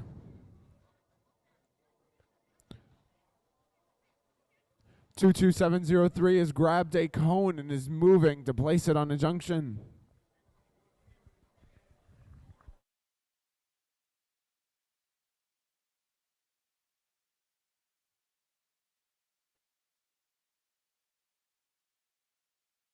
I'm not really entirely sure what's happening with 17658, but I do think I see an exposed wire dragging along the floor. That can't be good.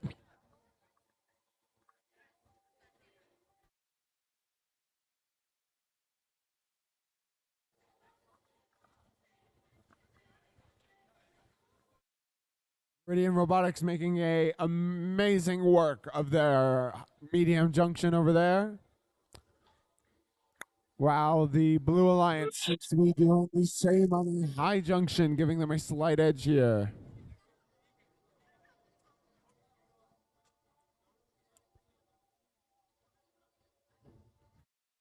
Penalty for the Red Alliance for adjusting things that have already been placed on the field. But they managed to get their beacon. Ooh, just missed.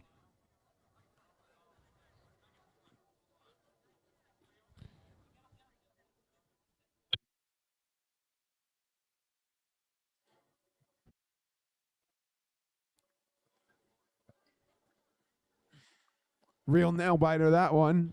But let's see the scores from match 16.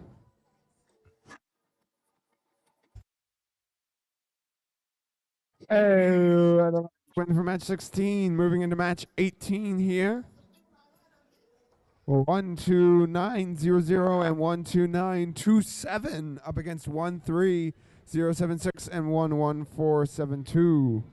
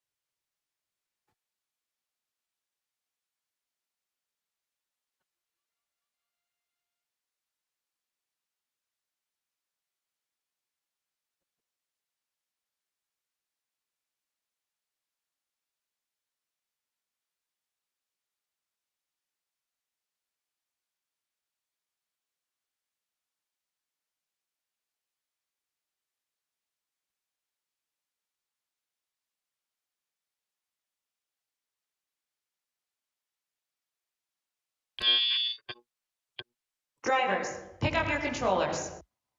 3, 2, 1.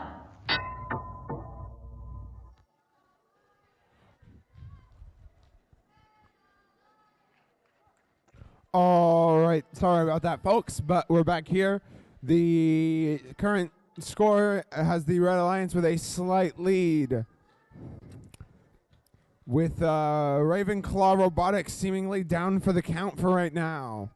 But the Fellowship of the Robot seems to be making up for the slack with a very quick move and grab, placing as many cones as they can on their junction as possible.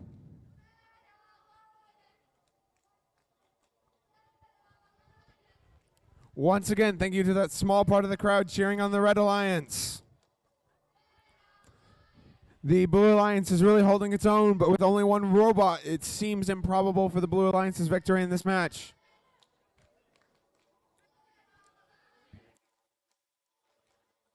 The Blue Alliance seems to be running out of cones on the player-controlled area, whereas the Red Alliance has a lot more maneuverability. Placing a red cone on the Blue Alliance's tower. Not really any benefit there. Maybe just for show.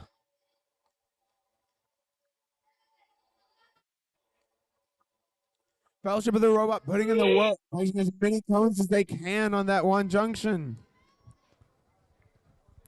With only 30 seconds left, it may be in the Red Alliance's best interest to try to cap that junction before the Blue Alliance can.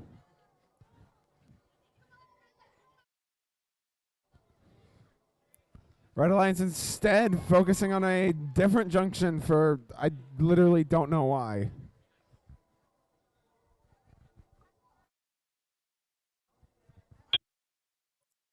And that's the game. Great show from Blue Alliance, but because one of their robots was down for the count, it may be a Red Alliance win. Up here we have the scores for match 17.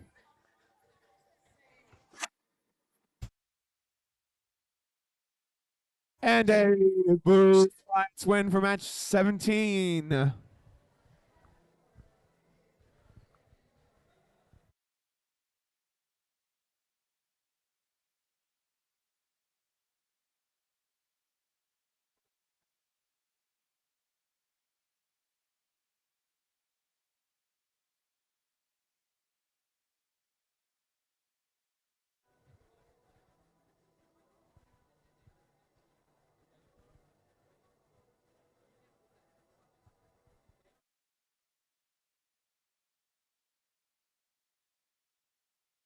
Up here on match 19, we have 9161 Overload and 10143 Arrow up against 6566 Circuit Breakers and 12926 Panther Robotics.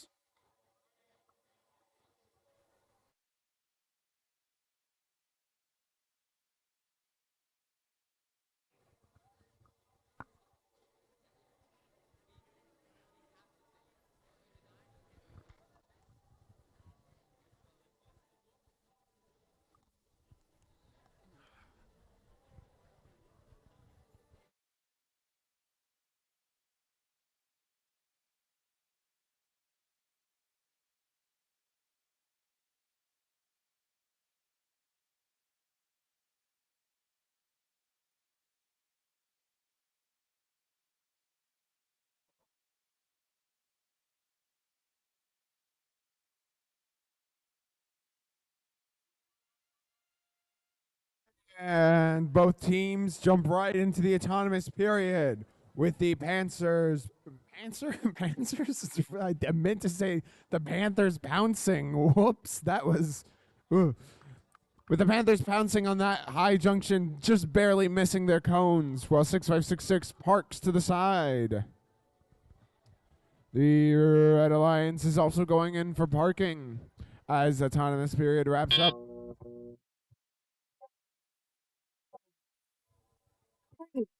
2, 1. Moving into the driver control period, there's a slight lead for the Red Alliance here, but the Blue Alliance seems to be moving quickly to make it back up.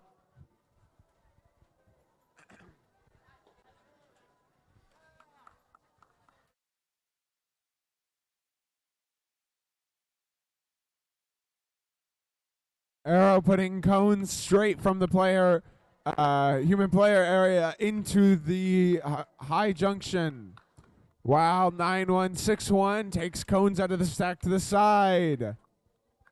On the other side of the field, Panther Robotics has a similar strategy to Arrow, while 6566 seems to be doing something similar to 9161.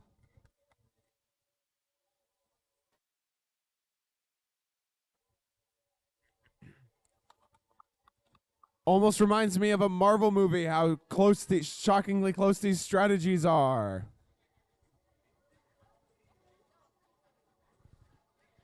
The Red Alliance seems to be shifting focus over here with 9161 placing a cone in the corner.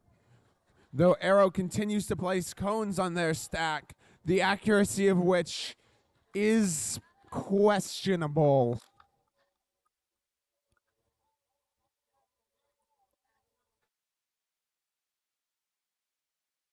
Six five six six cones that can easily stack as we move into the in-game period. Panther Robotics immediately grabs a junction and caps a junction that the Red Alliance had.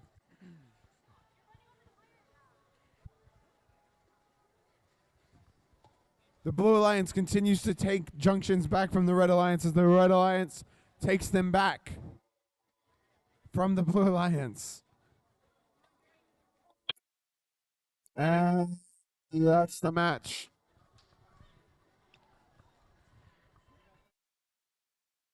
All right, let's see those scores from match 18. And a win for match 18. I know a portion of the crowd that is very happy right now.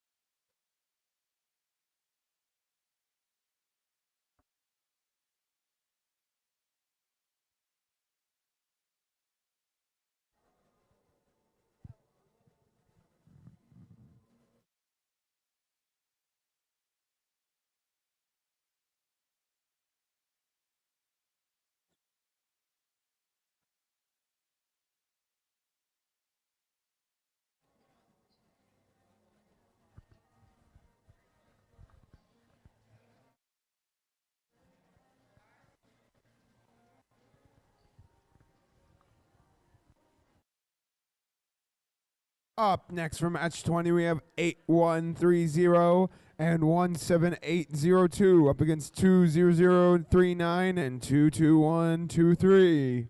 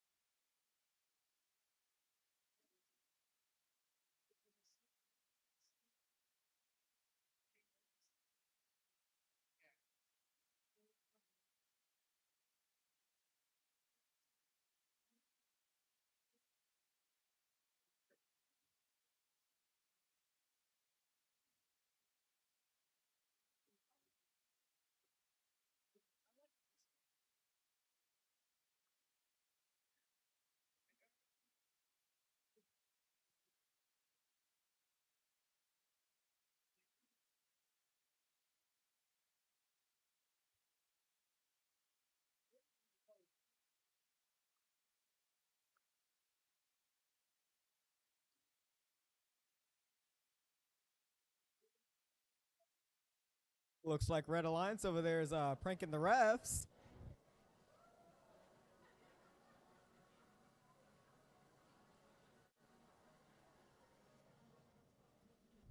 An important decision to be made.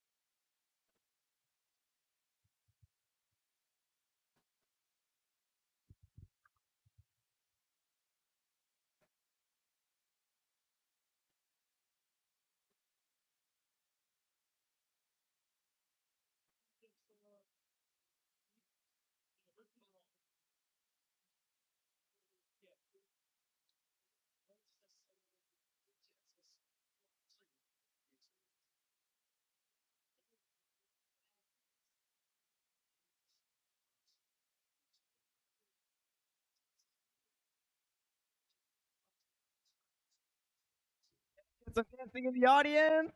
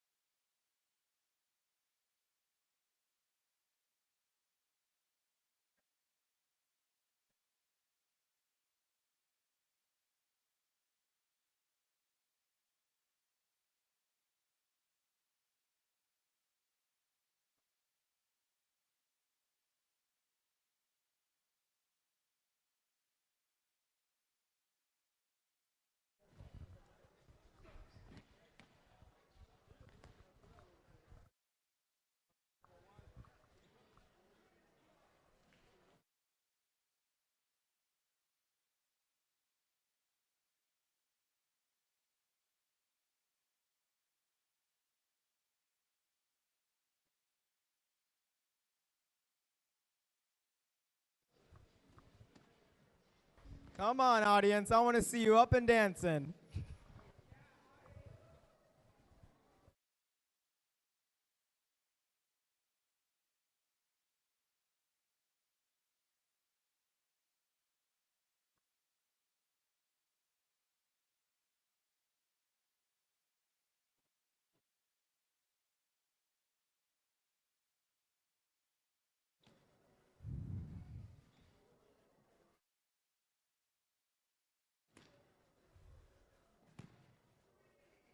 Everybody clap your hands.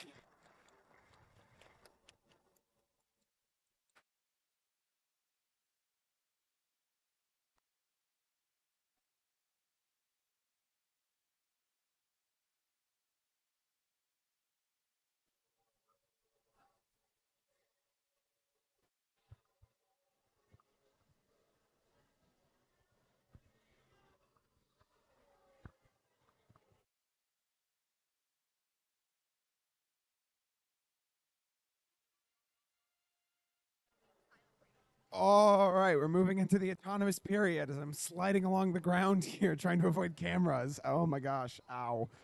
Um,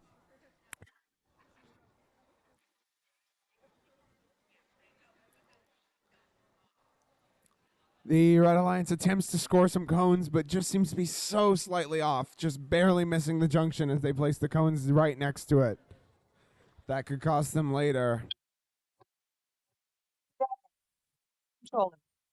Moving into the Three. control period, both teams are tied right now. As we move into the 2-minute driver control period. Red Alliance very quickly going for some points, while the Blue Alliance seems to be struggling to grab cones. Not that either team has done anything. There we go. Red Alliance scored.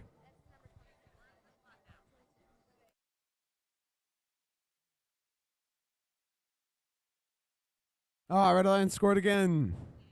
This is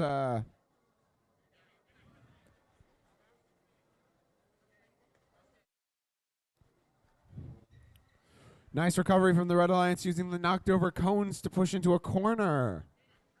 Usually people just leave those there. The Blue Alliance seems to have scored a few points. It seems as if there might be some technical difficulties on that side of the field.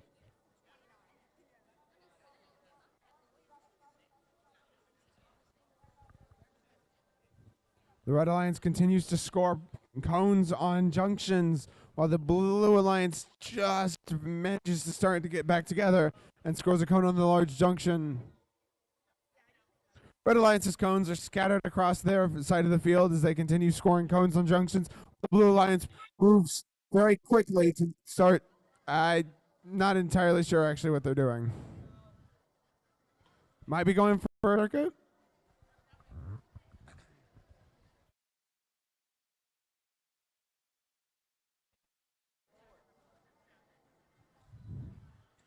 Red Alliance uses their beacon to cap a junction and then moves to steal a junction from the Blue Alliance with just a regular cone.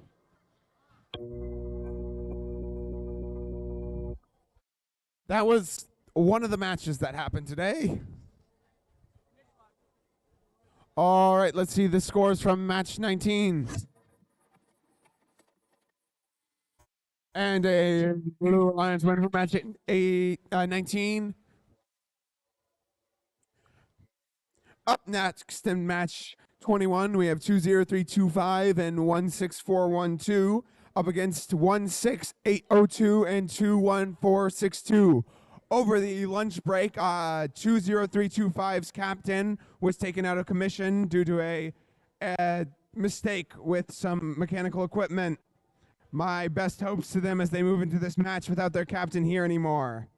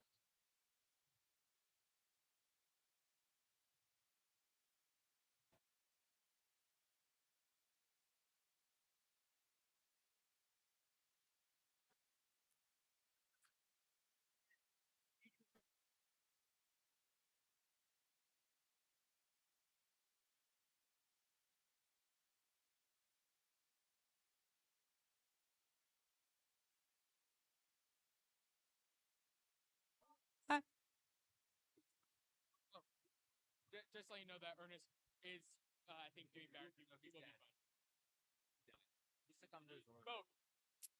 I have just spoken with 20325, and it turns out their captain is both simultaneously doing okay and absolutely dead.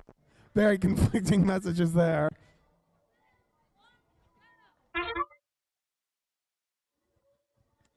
Moving into the autonomous period here. The Blue Alliance is shifting around the field while the Red Alliance is already parked.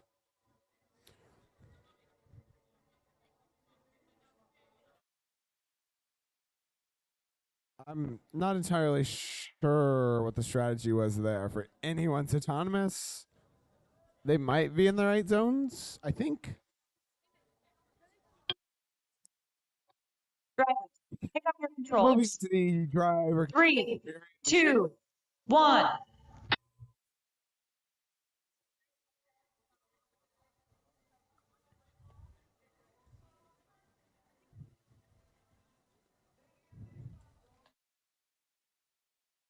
The Red Alliance very quickly moving to score cones, while the Blue Alliance is reaching for that high junction with the classic strategy of using a human player and a robot that can score very quickly. Whereas 16802 is scoring cones on a high junction with the tower to the side. This combination could lead to a lot of points for the Blue Alliance. On the other hand, the Red Alliance is more reliably moving around, grabbing cones and then moving them where they want to put them. This means that a junction may be in the works here. Though 20325 does seem to be slipping up a little.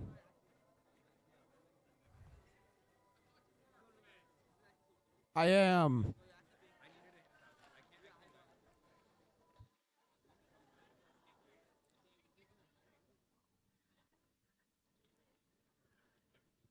I'm not actually sure what the Red Alliance is doing anymore. I think they're going for a junction, but they're also just or circuit, but they're also just taking junctions off to the side. They're like completely out of the way.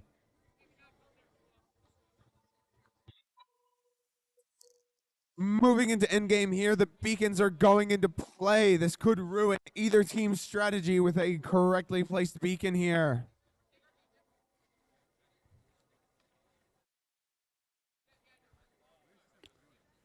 Or they could just stop moving.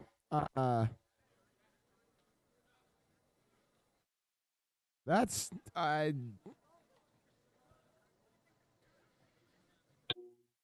yeah, I'm not entirely clear what that was.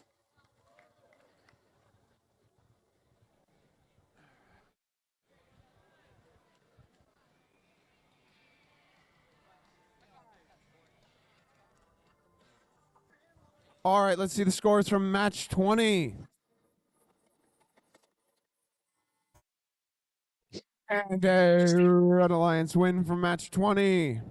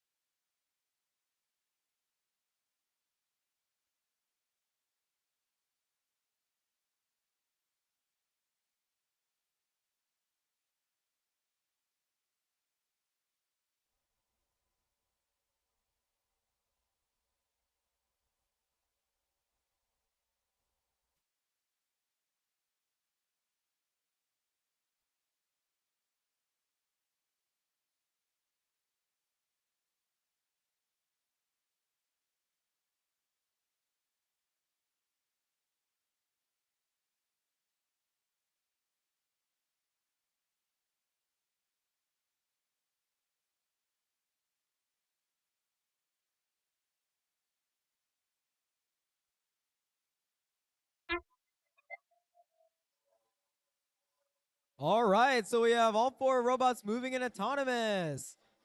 Ooh. 21330 is going for a cycle. Will they make it? Maybe. Oh, it looks just a bit off. Looks like their arm is not moving. While the other 3 teams are parking. 21330 still moves.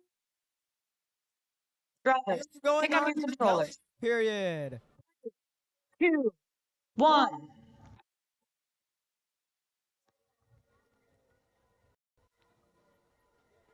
All right, 21330 going for the cone stacks, puts one in the terminal.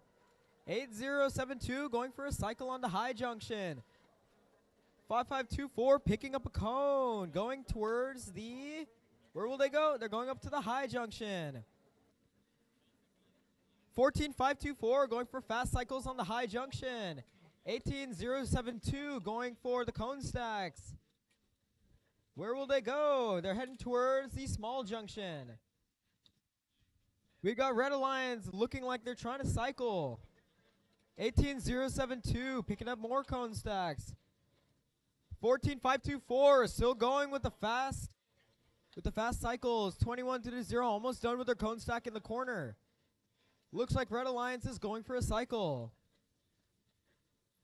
Let's see. 21330 almost completing a cycle down over here in the second row. Blue Alliance still going for the fast cycles. Who will make it in the end?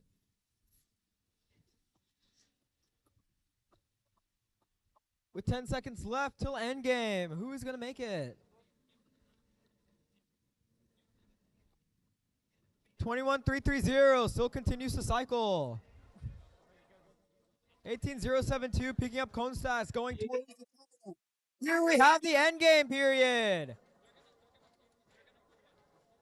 Beacons going out into the field. Who will claim their junctions?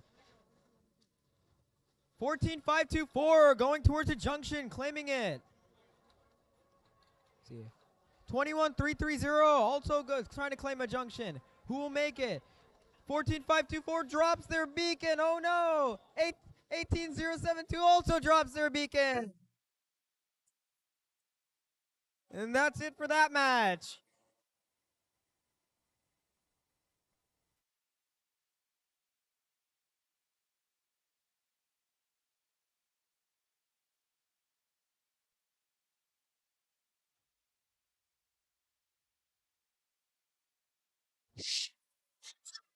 I forgot the microphone was off, but that's a Red Alliance win for match 21.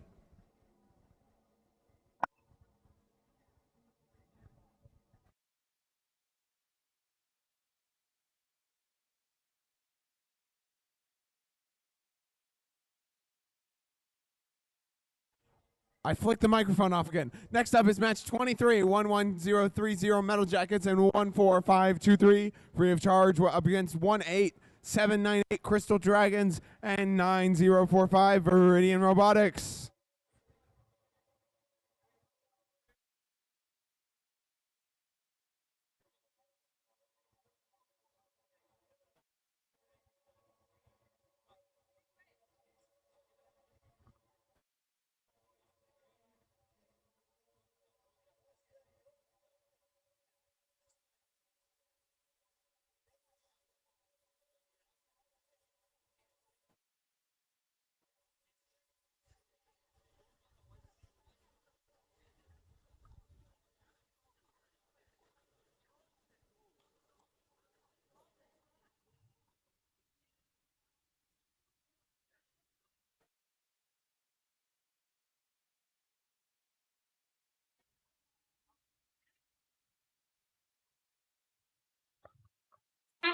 We take off into the autonomous period with 14523 immediately dropping a cone. Not really sure what their autonomous was supposed to do there, but it's on the floor now. Their partner Metal Jackets also drops a cone. It looks like 904554 also did, as all the robots are parked and no cones on junctions.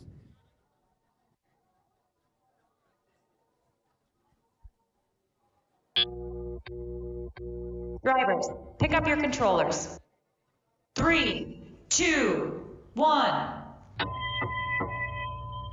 And we get into the driver control period here.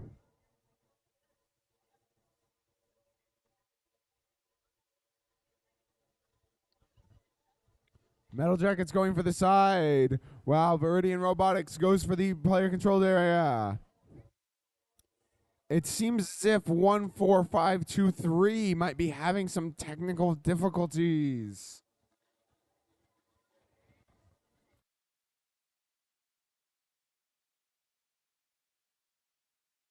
Crystal Dragon in that one corner trying to score as many cones as they can, while Viridian Robotics continues to score on the medium junction. Well, it seems as if the issues plaguing 14523 have been fixed free of charge.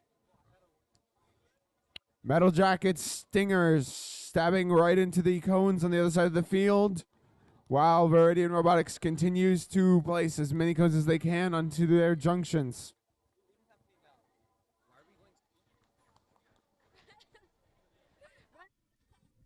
Red Alliance. Wait, does it work? Yeah, it works. Red Alliance. Woo! Red Alliance. Thank you to them. They are always so cheerful. Red Alliance. All right, moving into the in-game period here. Red Alliance is actually losing pretty poorly.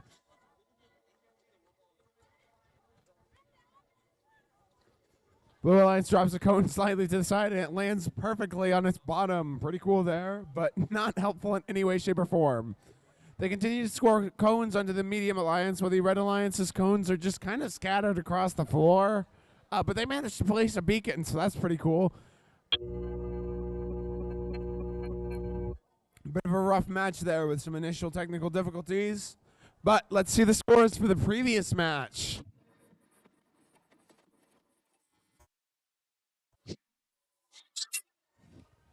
And that's a win for the Blue Alliance, keeping 14524 in first place.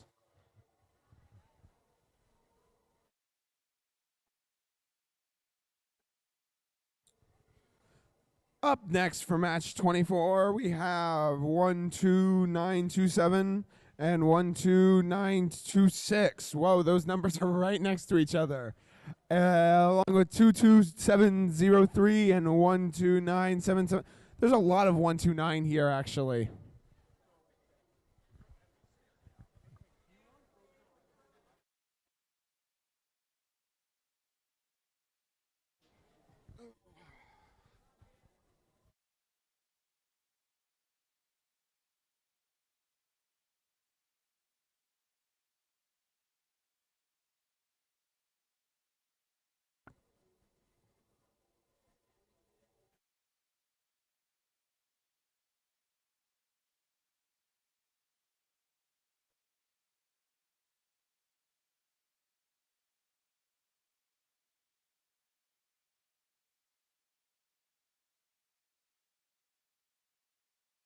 From what I'm overhearing from the teams over here, it seems like it's actually a complete coincidence that their numbers are right next to each other.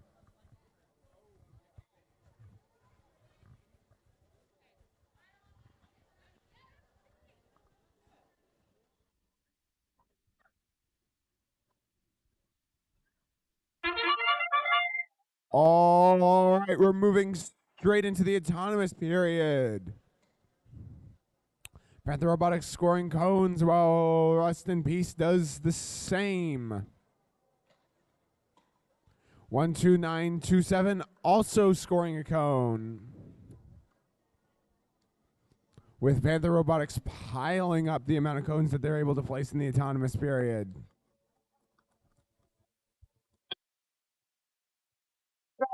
Moving to the driver control period, there's a heavy lead for the Red Alliance. 1.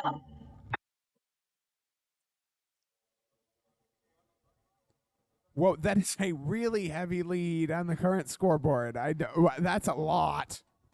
Okay, okay, it's going down.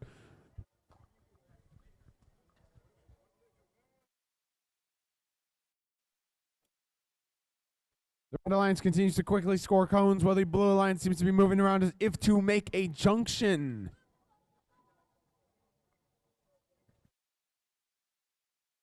Come on, crowd. 4 people can't really be louder than the rest of you. This is sad. I hear the same 4 people. There's like at least 50 people here. Come on, y'all.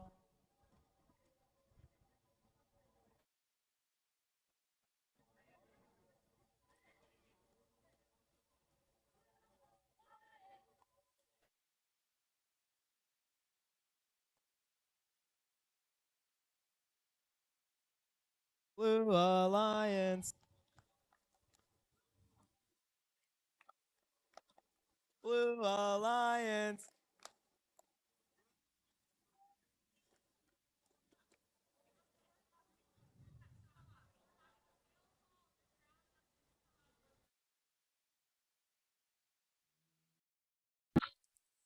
One of the ground junctions seems to have come up, so this match will be redone.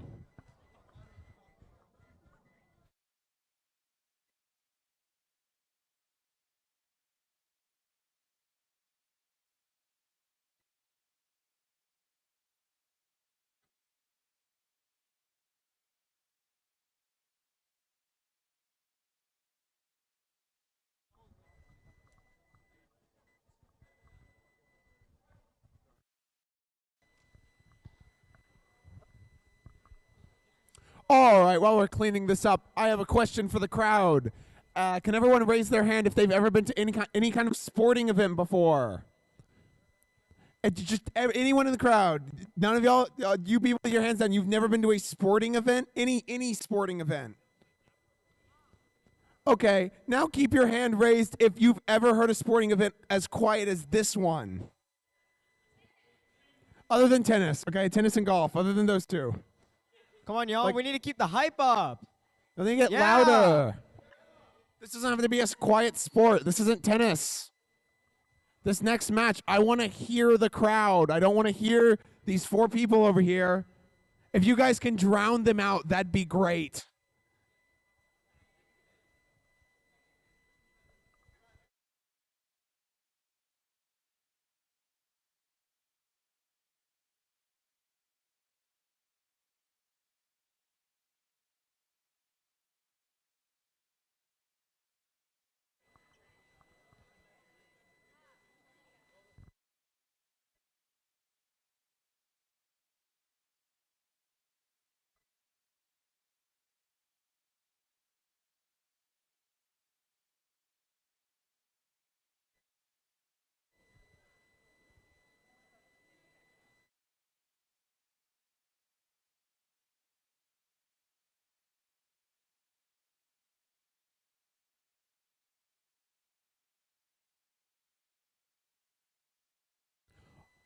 All right, it seems as if the field has been repaired, and we will be getting right back into this match as quickly as we possibly can. Now, remember, crowd, try to be loud this time. Did I hear people say no? Did I just...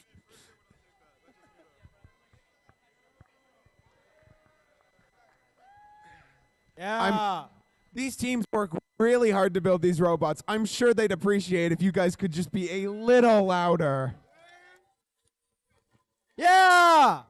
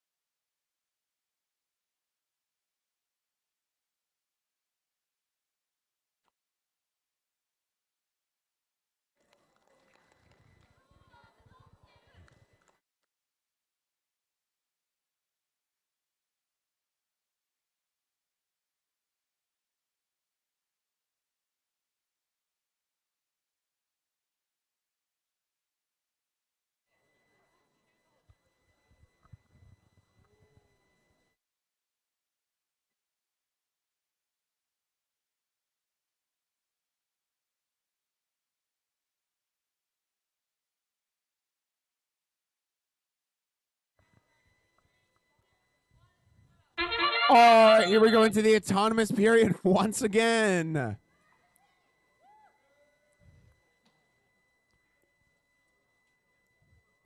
To be honest, it's very similar to the first time because that's kind of how autonomous works. Was that a cheer? Did the crowd just cheer?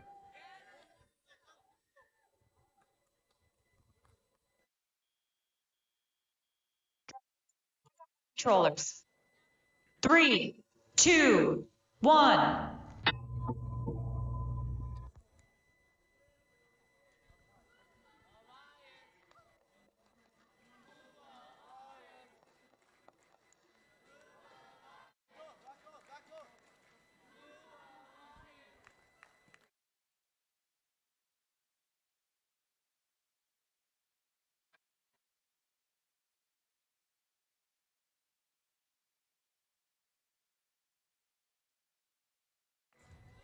Well, Rust in Peace definitely seems to be trying their best with all the crowd cheers, but the Red Alliance just seems to be absolutely destroying Blue Alliance, which is really sad because I haven't heard a single person in the crowd ever once say Red Alliance. Is anyone here, like, at all, do they care about Red Alliance's victory here? Because they are destroying it.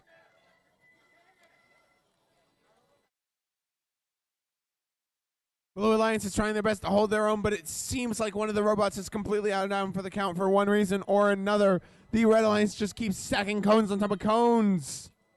And the crowd's still cheering for Blue Alliance.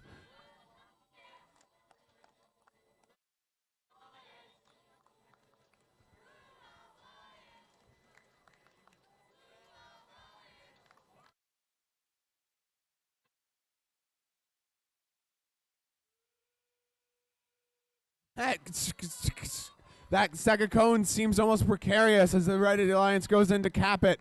The Blue Alliance is really doing really good. The problem is one of their robots is down and the Red Alliance is just kind of doing better. But they managed to grab a beacon and are moving to place it on top of one of the junctions while the Red Alliance just kind of takes as much as they possibly can.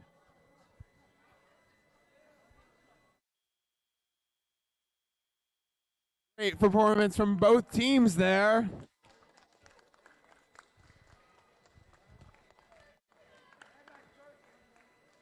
All right, let's see the scores for match 23. And that's a blue victory for match 23.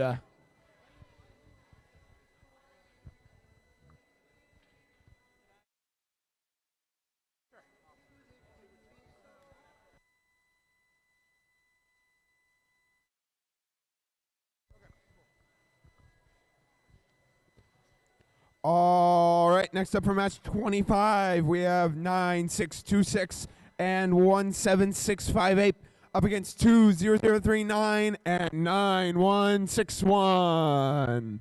I'll be leaving the announcing for this one to that guy. I didn't catch your name.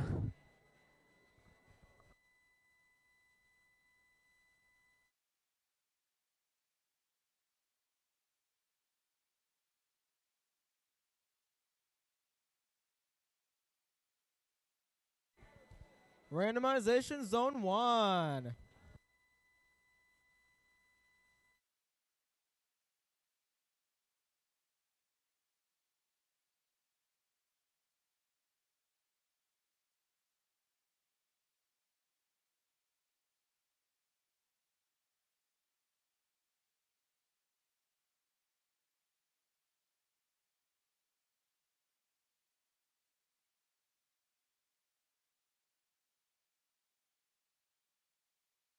People in the audience, why don't you sing along? Come on, y'all. Y'all are so dead. Where's the hype at?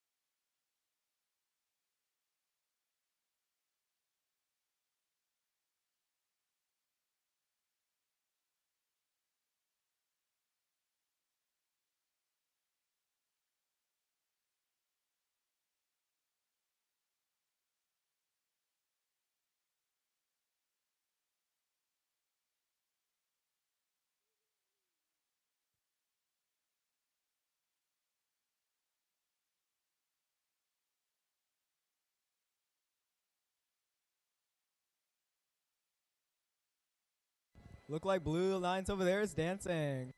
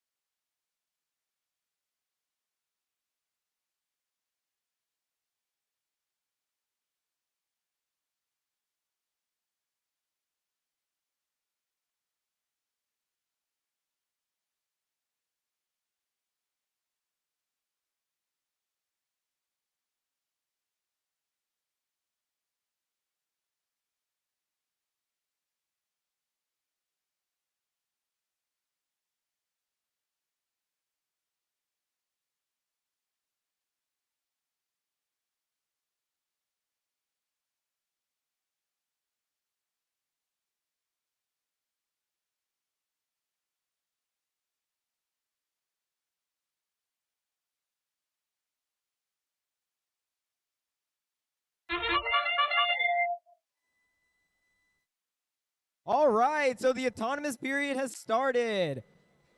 Two teams have started to move, while 20039 has maybe parked. 17658 has maybe parked as well.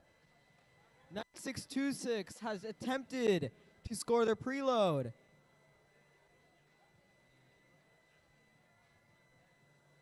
They've also attempted to park.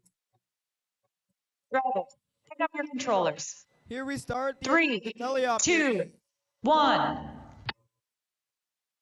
All right, Red Alliance starts moving right away. Blue Alliance has also started moving.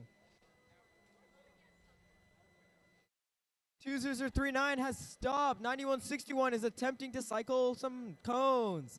9626 has scored a red cone on top of the high junction. 9626 is getting right back at it with nice cycles. 9161 has scored 2 cones on the high junction. 20039 is attempting to pick up a cone. 20039 is attempting to put a cone on the ground junction. 9161 is attempting to get cones off the stacks. 9126 is also getting cones off the stacks and scoring on the high junction. 9161 is having troubles with the junction wiggling. 20039 is attempting to circuit, as I can see. 17658 is also attempting to pick up a cone. 20039 is still circuiting. Who will make it? About 10 seconds till the end game period. 20039 is attempting to score on the ground junction. End game period has started. 9626 is also attempting to score. Who will make it in the end? 1461 has successfully parked. 17658 parked. 20039 parked. 10 seconds left in the game. Will 9626 be able to park? I hope they will. Ooh, all 4 robots parked.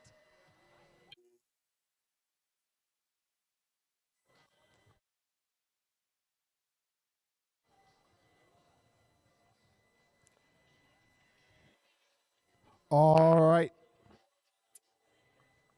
Let's see those scores from match 24.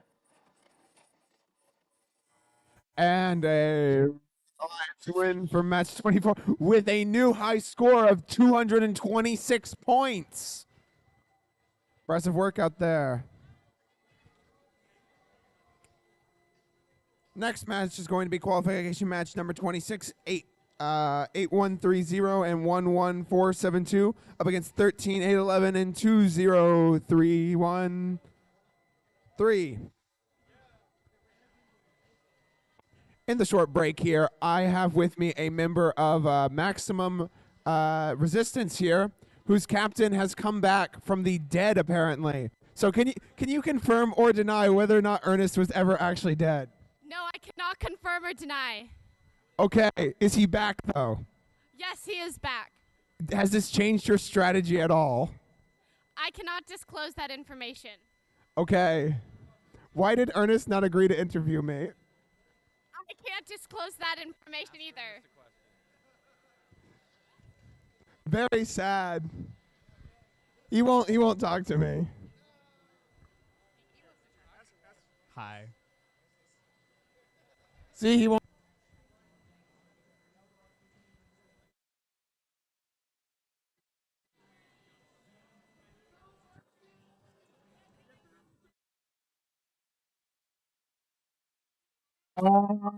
Here we go, kicking off another match here.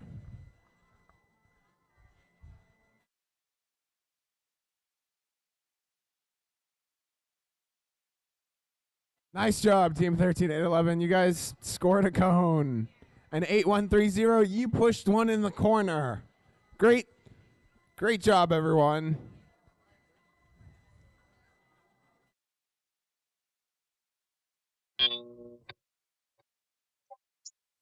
Controllers. 3, 2, 1.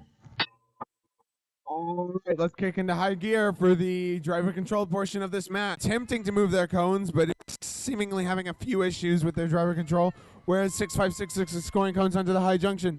The Blue Alliance, however, seems to be more strategically focusing on things that could maybe score them a circuit in the future. Either that or one of the robots is broken and can only push cones. I'm not entirely sure.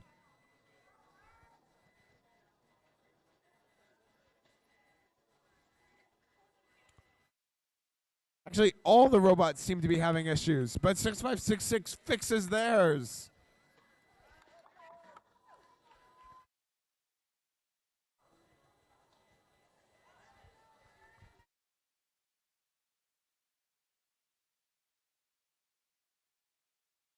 Red Alliance and Blue Alliance are pretty close to neck and neck here as we begin to gear up for the in-game period.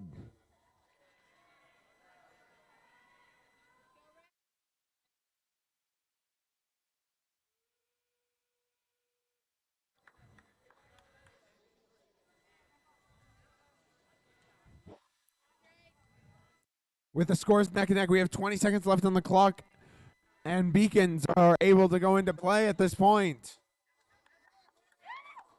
It's anyone's game at this point with 10 seconds left on the clock. Red Alliance pulls ahead slightly, but Blue Alliance still has a chance here.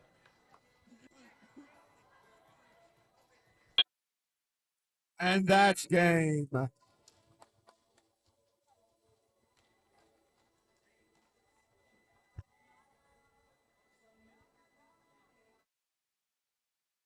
All right, let's see those scores for qualification match number 26.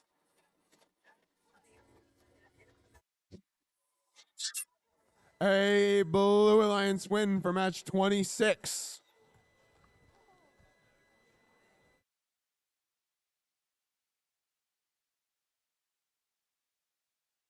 All right, I have a member of Hollybots with me. I would like to know where your ingenious decision to prank both me and the referees came from. Mostly comes from right down there. Well, it seems I've been pranked again. That's Hollybots, number 16802. Anyways, up for match number 28, we have 18798 Crystal Dragons and 20325 Maximum Resistance up against 10143 Arrow and 15524 Cardinal Bots.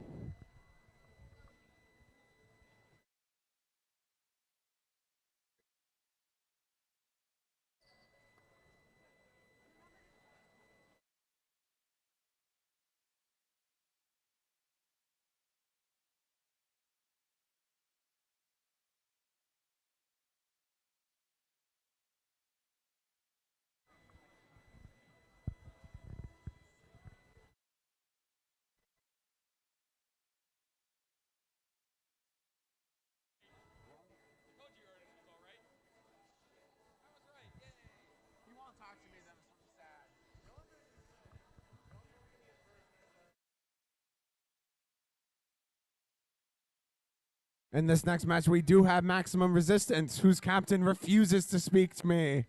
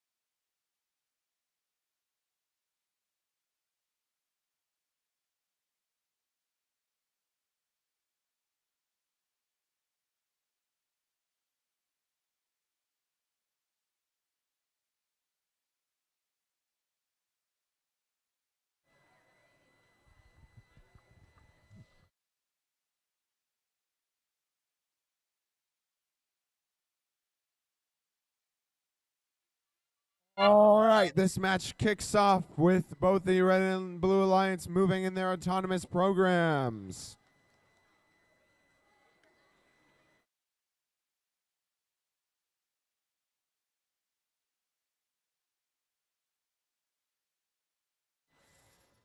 But the Blue Alliance seems to have knocked over an entire stack of cones. That may cost them time later.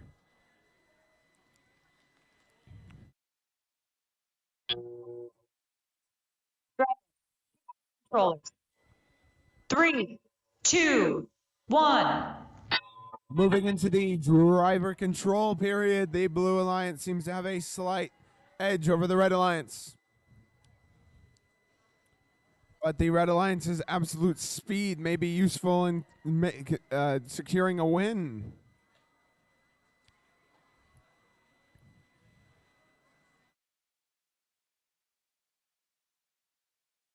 Is using the classic human player to high junction strategy, and it seems to be serving them quite well.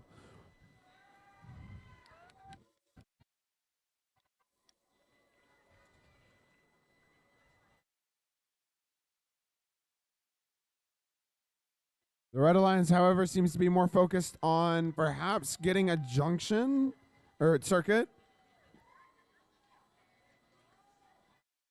Though Blue Alliance does have a steady lead and a cone caught on their robot. And it's off.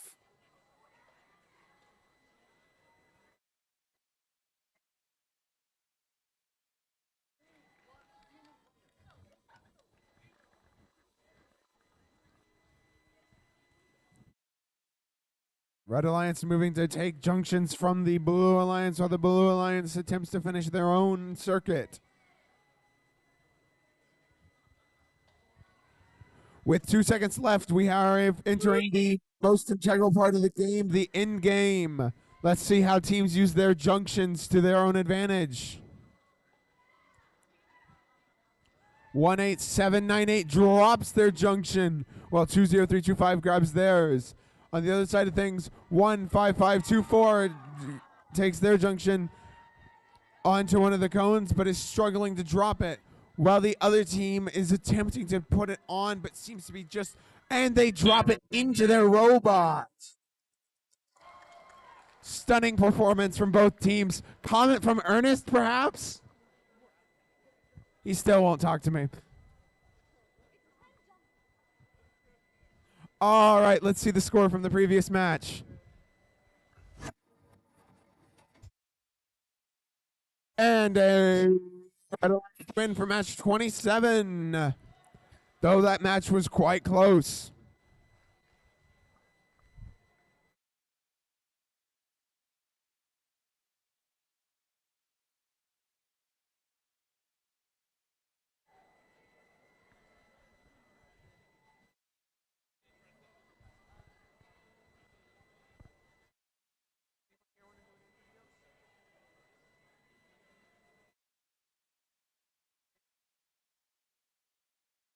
All right, I'm here with what? 14523 free of charge. All right, free of charge. Why is your robot unique this year? We decided to go with Rev chassis instead of Go Builda one because of.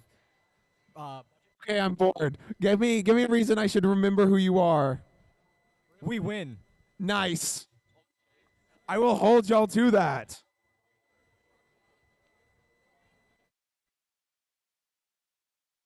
All right, our next match is match number 29. 1103 and 14524 up against 13072 and 16412.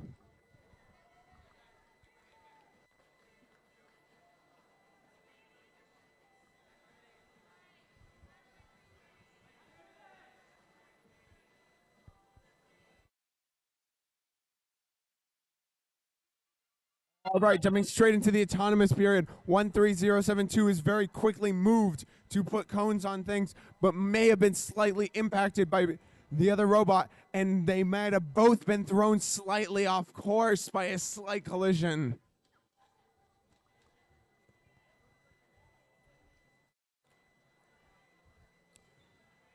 The Red Alliance seems to have course corrected slightly, but has lost some cones, while the Blue Alliance completely missed.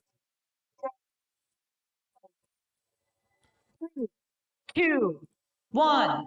Working in the correct zones, scored a bunch of cool points for the Blue Alliance, while the Red Alliance has scored more cones.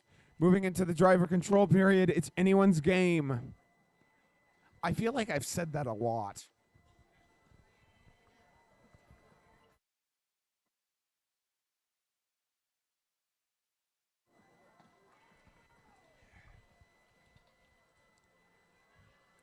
Neck and neck here as both teams are scoring points. With 14524 for using the human player and 103 attempting to go for what appears to be a circuit using the cones on the side of the field. 16412 also using cones on the side of the field, while 1302 mirrors the human player strategy, just barely missing a few cones and knocking ones over.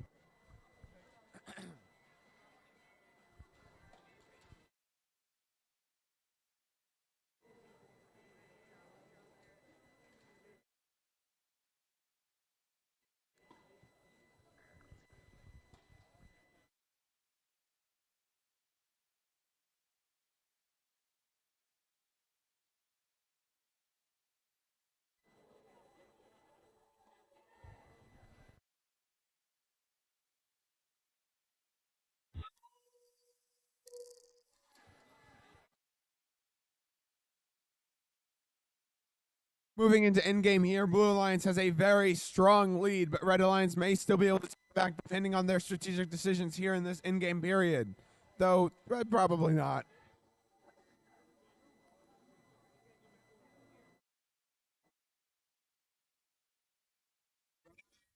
Cap each other's points to prevent more cones from being scored on them. And that's game.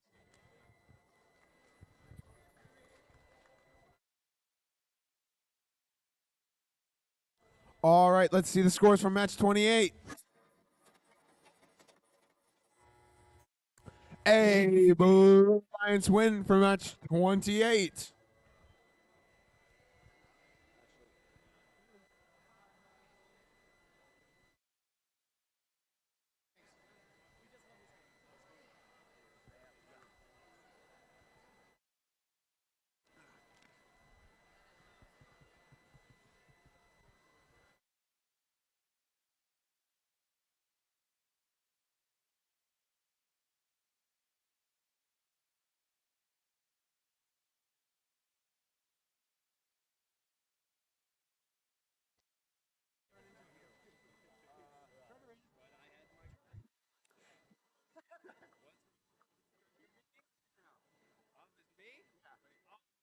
All right, I'm here with Team 13811. They're actually my team, so say something useful for once. I think he has COVID. We are all going to die. I'm gonna get away from them. Team, stay away from Team 13811. They're sick. Literally.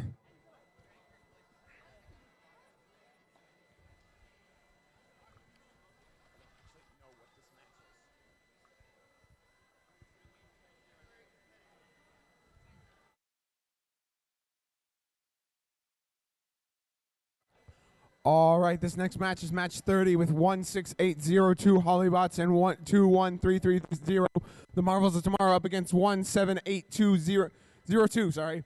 Logic No Tech and 12900 Quantum Claw.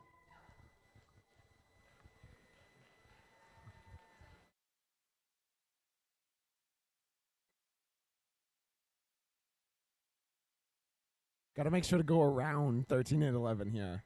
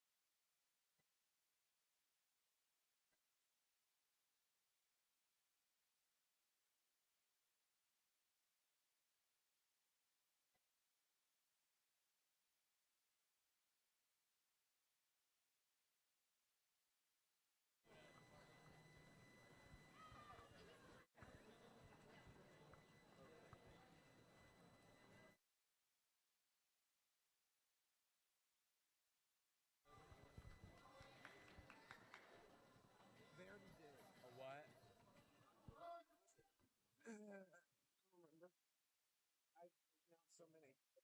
Because we're on qualification 30, it's already been set out.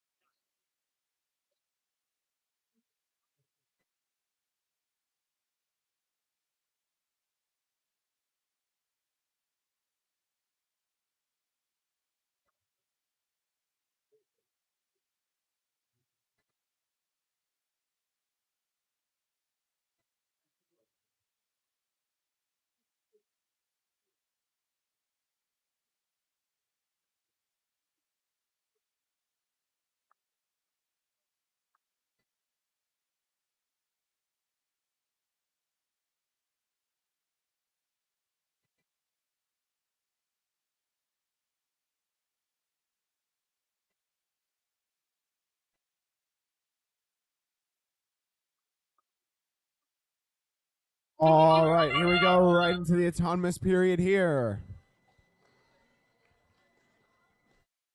Once again, I'm being impartial, but Blue Alliance. Red Alliance did prank me again.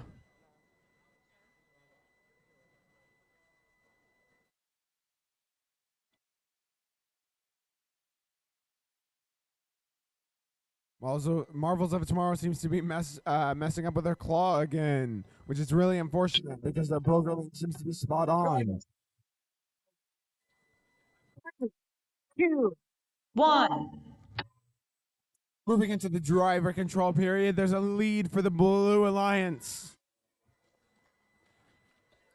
Marvels of Tomorrow's robot seems to be working perfectly fine. And the crowd... Did I just hear two separate teams being cheered from for the crowd?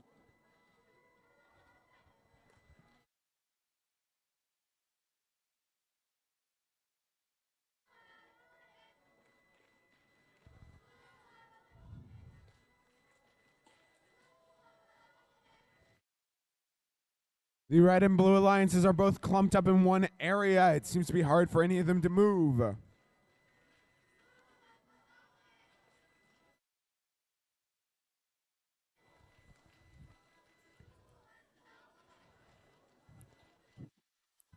Marvels Tomorrow trying to get to a junction to place their cone, but is being slowed by other robots in the area.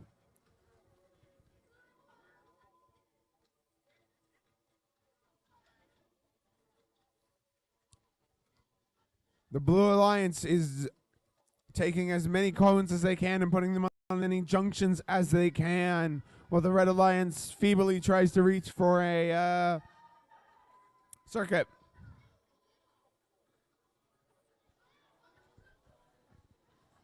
Here in the in-game.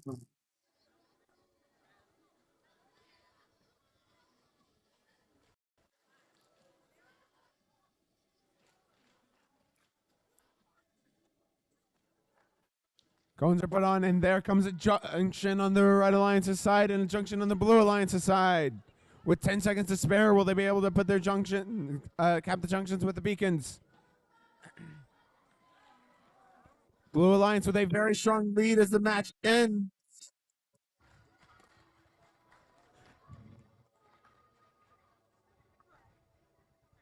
All right, let's see the scores from match 29.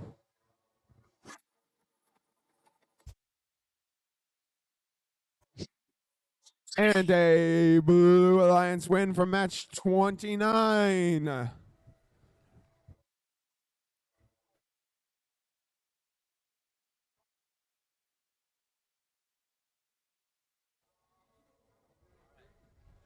All right, I have an interview here with, what's your team? Team 12926. You gotta talk really close to the microphone here. All right, why is your team interesting? We're gonna win this one. That's already been said. Come on with something original.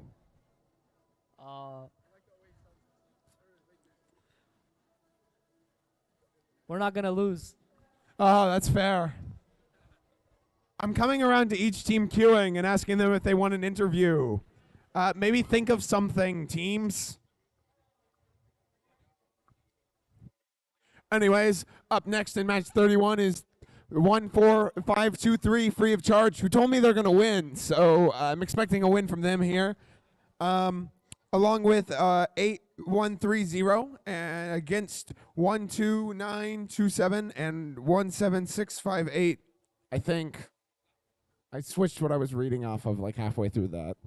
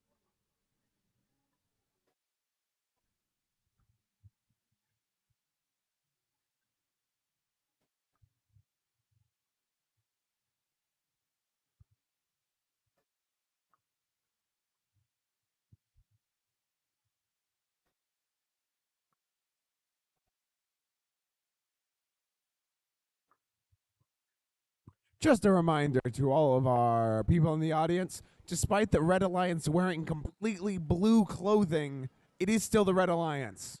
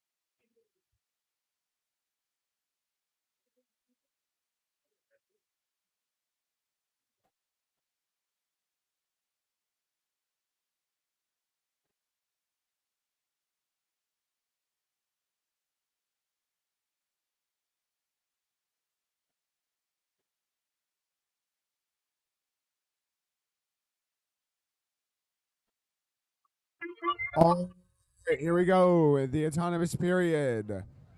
17658 put the cone into the junction on the side.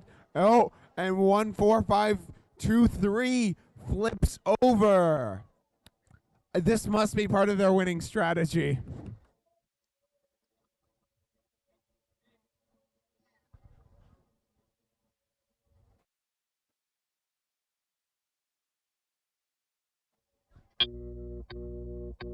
Drivers, pick up your controllers. 3, 2, We're moving 1. into the period. Currently free of charge is on its side. Will it be able to right itself?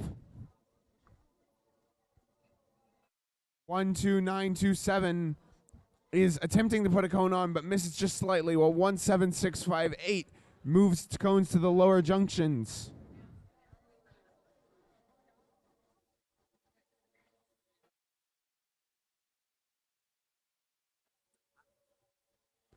Oh, it seems as if the Vikings have stopped scoring points to try to help their teammate get righted. I'm not sure if this is going to win them the game, but this is the best show of teamwork I've seen the entire time.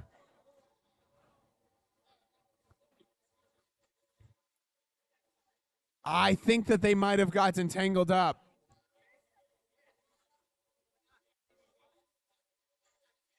Oh, they've gotten untangled.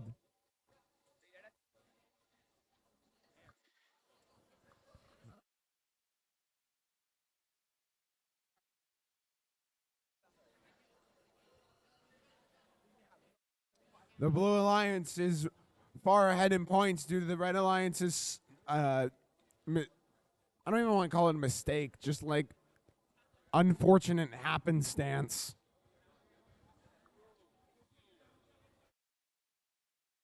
And as we move into in-game, free of charge is not itself.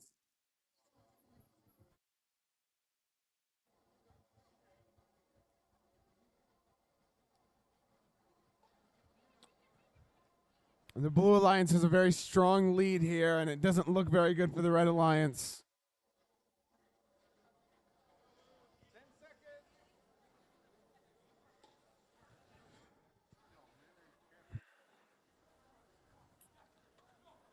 And the Blue Alliance just missed their junction. But that looks like it might be a Blue Alliance win. I do want to say, though, nice work on the Red Alliance for attempting to right the other robot. That was pretty cool.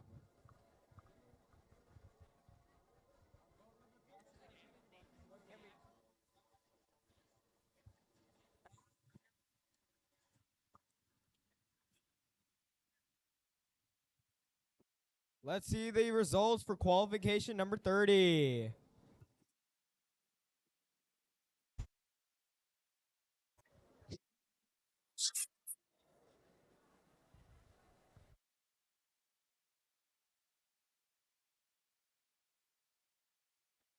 Blue Alliance win for qualification number 30. Up next for number 32, we have 9054 and 13811 up against 9161 and 18072.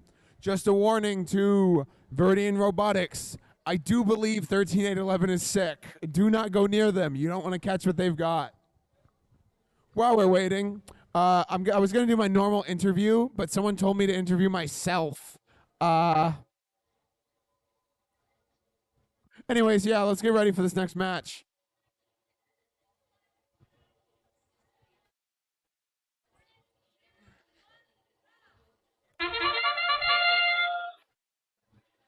All right, and the teams are off to the races.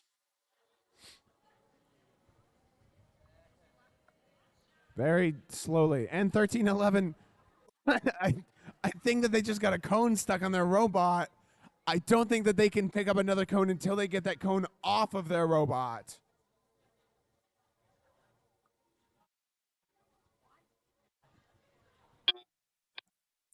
All right, the scores are tied for now.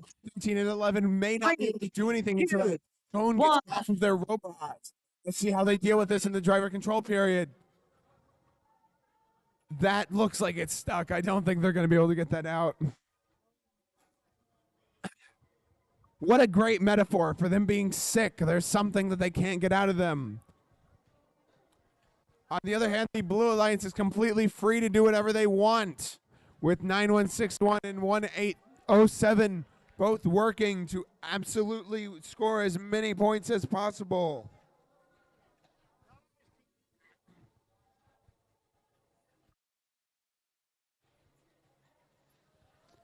The Red Alliance is managing to hold its own, and I think I was stop paying attention to them for a second, but I think 13811 lost the cone that was stuck in them. And then they immediately dropped the next cone.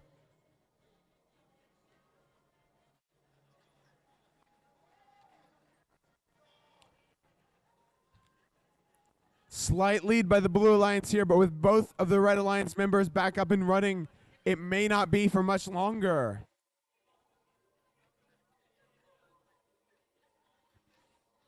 1311 scores on the high junction, but the Blue Alliance still has a slight lead.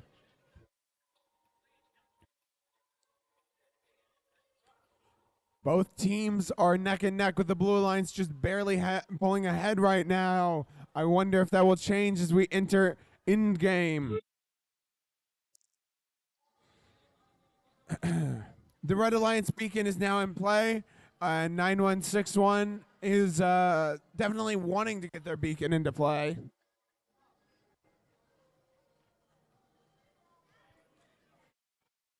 This is really close. I have no idea who's going to win this one.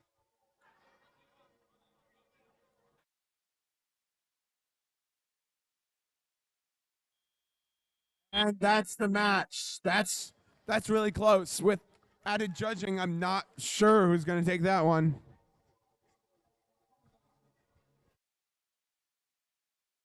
All right, let's see the scores from match 31.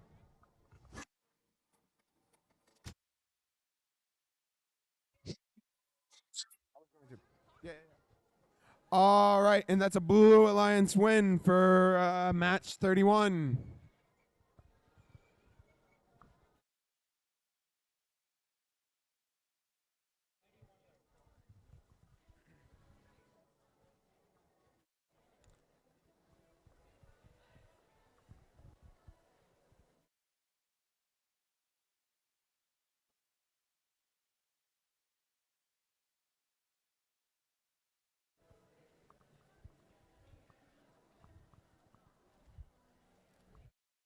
All right, next up is match 33 with 12926 Panther Robotics and 11472 Ravenclaw Robotics up against 18798 Crystal Dragons and 21462 Data Not Found.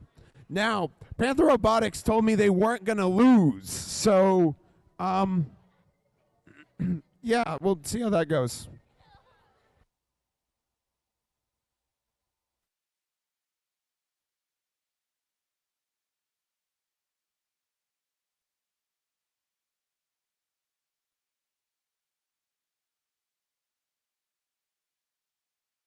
Randomization to zone 1.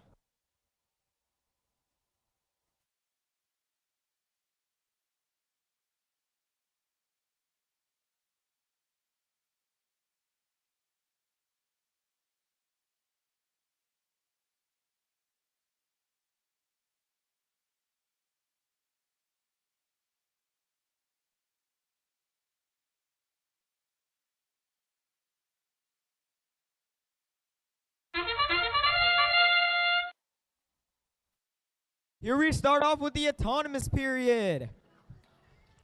12926 has successfully scored their preload and is going to this cone stacks.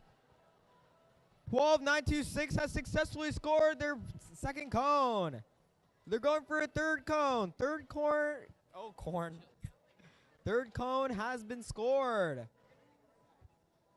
12926 just did a 1+2. Here we start. Driver, pick up your controllers. 3, 2, 1. All robots get off to a nice start. 18798 is scoring their first cone. 12926 is cycling their cones fast. 21462 has scored successfully on the top junction and is going for another. 11472 has still yet to move. Looks like they're having some disconnect issues. Can we get an FTA?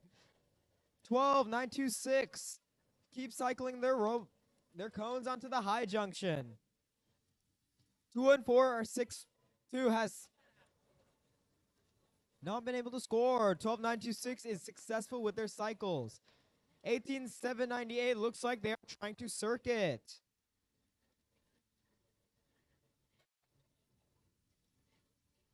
21462 is having trouble with their arm, looks like.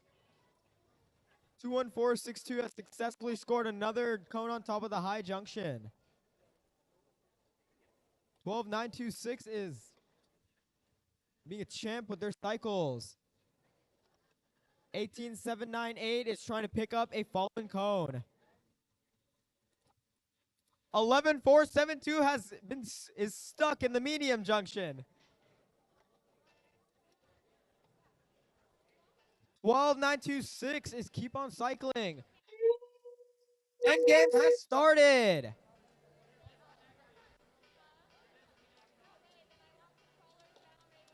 (11472) is having lots of disconnect issues and is stuck in the medium junction.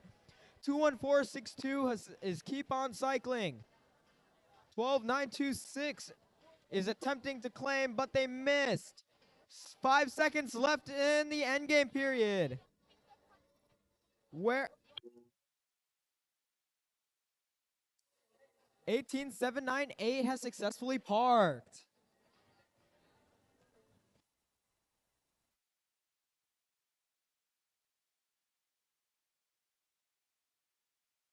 We are going to post the scores for qualification 32.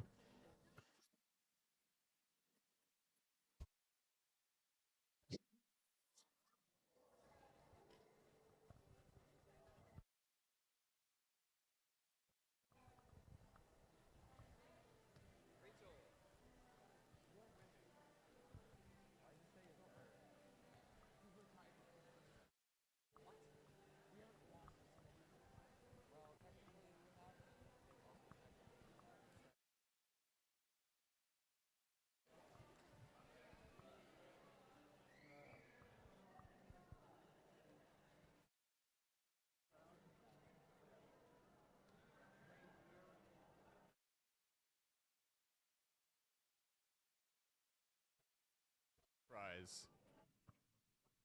I like hamburgers and cheeseburgers. They go good with fries. Okay. Maximum Resistance likes hamburgers and cheeseburgers with fries. I don't really know why.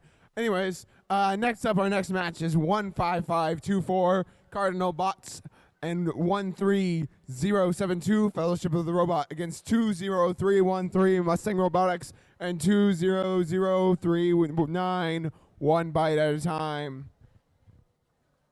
I remember these guys. They were at the district meet.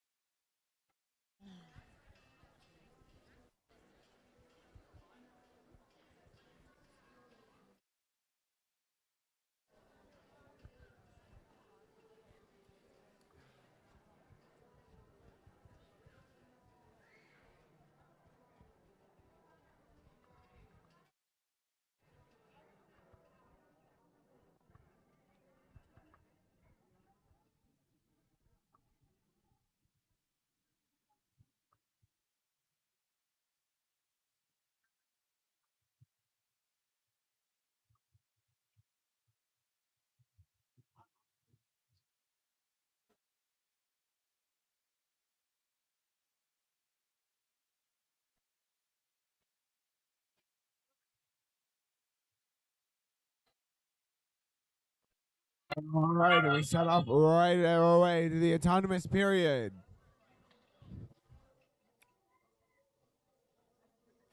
Fellowship of the Robot very quickly putting cones onto a high junction during their autonomous mode.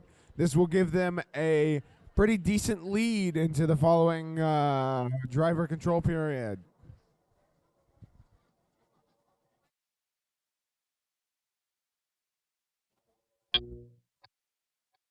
Drivers, pick up your controllers. 3, 2, 1. 20-point lead for Team Red. We move into the driver control period.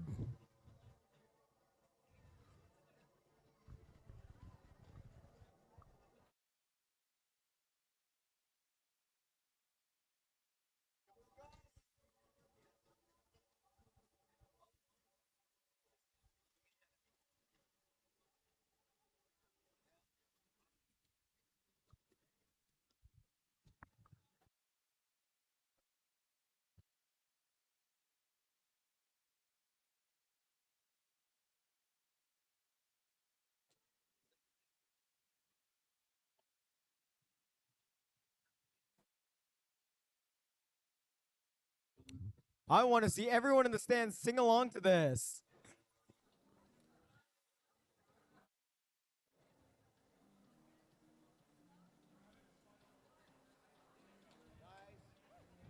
The red team is absolutely destroying the blue team here.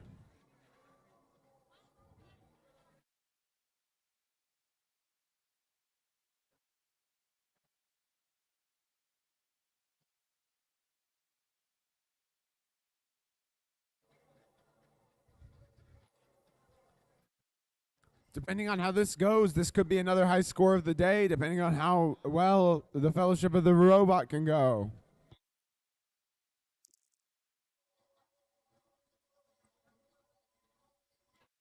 The Blue Alliance immediately going for a beacon. Perhaps they have a strategy in place? Yeah, of course they do. Or not? Either way, they managed to push the Fellowship of the Robot away from their, yeah.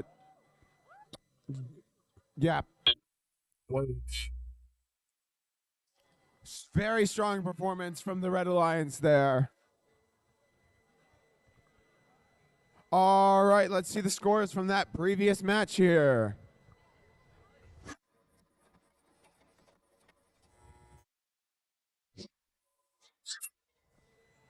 And a Red Alliance win for match 33.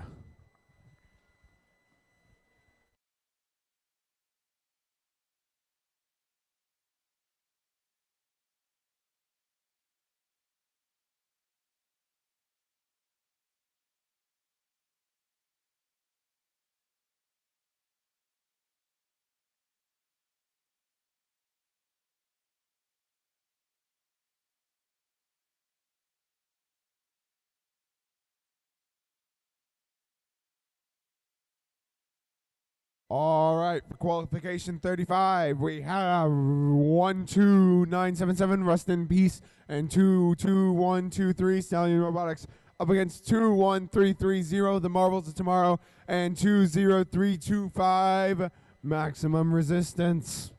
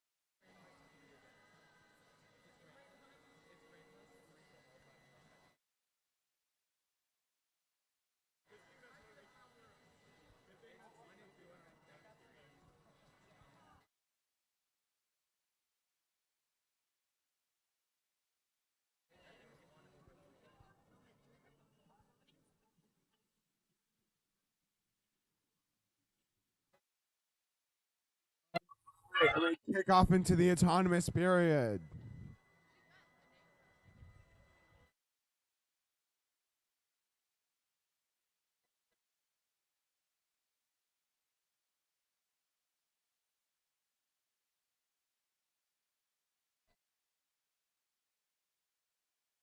I'm not entirely sure what Marvels of Tomorrow is doing right now.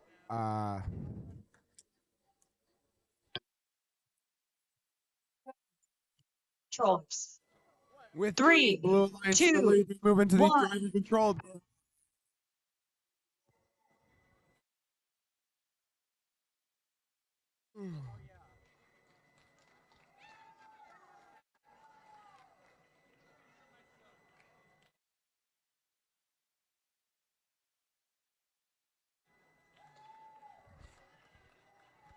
Both teams are moving very quickly, but the Blue Alliance knocks over an entire stack of cones. That might cost them in the long run.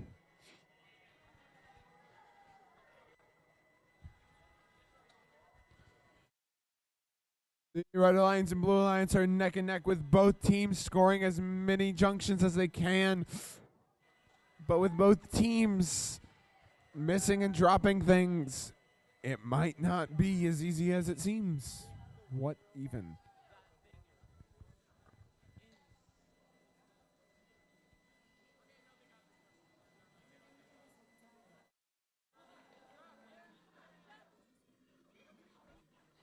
This is the closest match I think I've seen, but the Blue Alliance seems to be pulling slightly ahead. Much to whoever was just chanting Blue Alliance, much to their probably disappointment, I guess. Oh, nope, whoa. That is a lot of points for the Blue Alliance very quickly. They have a circuit. The Red Alliance butts in to try to stop it, but misses. Moving into in-game here, it's likely the Red Alliance will try to cap junction to try to ruin the Blue Alliance's. Yes.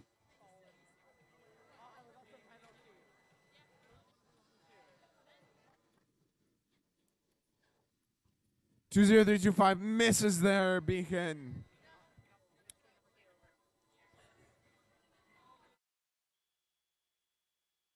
That's game. Very strong showing from Maximum Resistance there.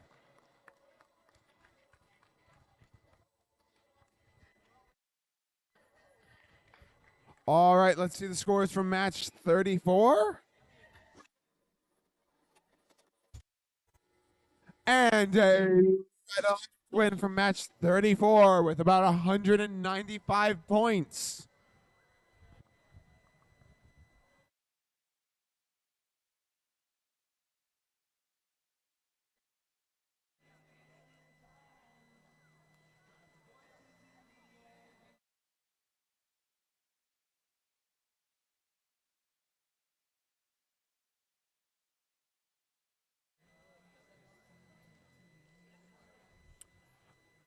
Up next for match 36, we have 6566 and 22703 against 1641-2 and 12900.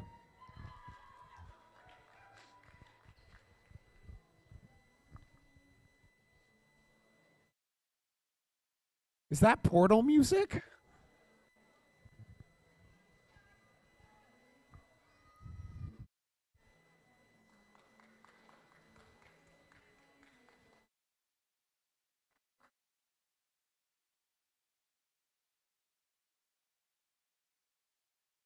All right, we got the Portal 2 in song currently playing. Amazing.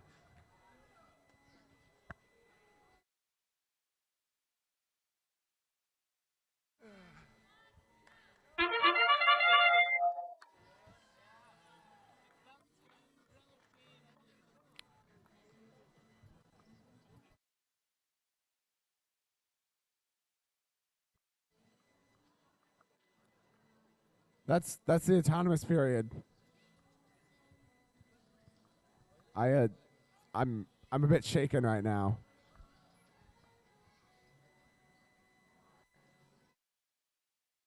Drivers,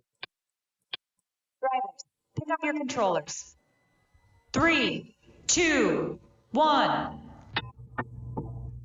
All right, we're moving into the driver controlled period. I can only think of Portal right now.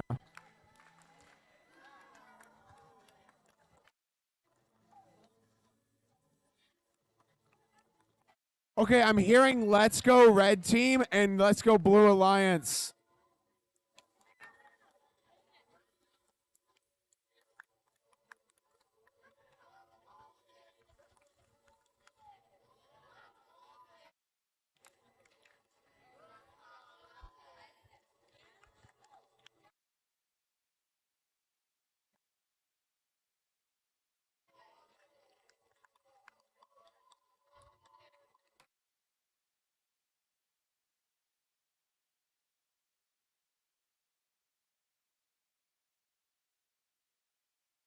Okay, now that GLaDOS is gone, the Blue Alliance seems to have a strong lead over the Red Alliance as we wrap up into the last minute of this competition.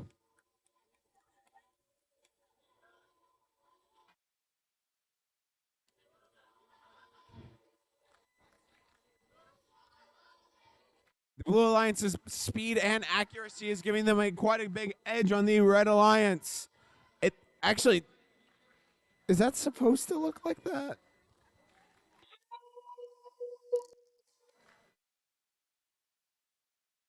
Coming into the in-game period, the Blue Alliance has an incredibly strong lead over the Red Alliance.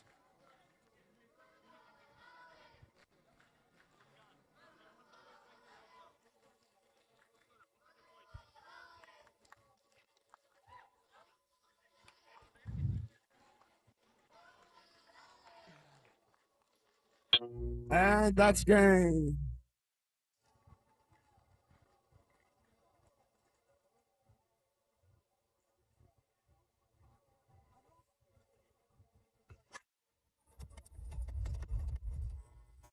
And a Blue Alliance win from that match that I can't read the number of. 35.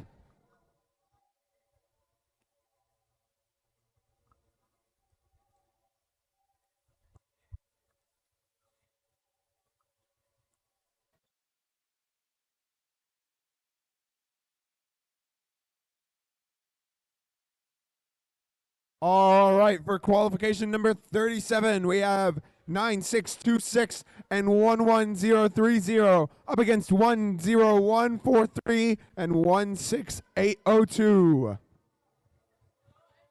It's Holobots again, or Hollybots. It's you again. Dang it, they got me again.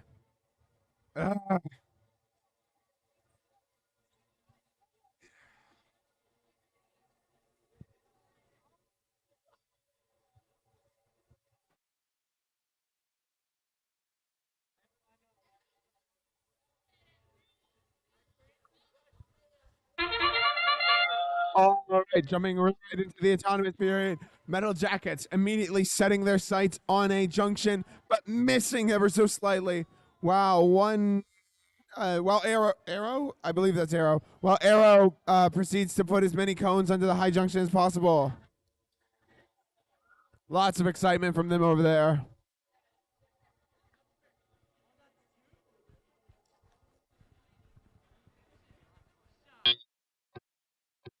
Drivers, pick up your controllers. 3, 2, 1. All right, moving into the driver controller period. The Blue Alliance has a slight lead over the Red Alliance, but the Blue Alliance doesn't seem to be moving right now. But it's back up and moving.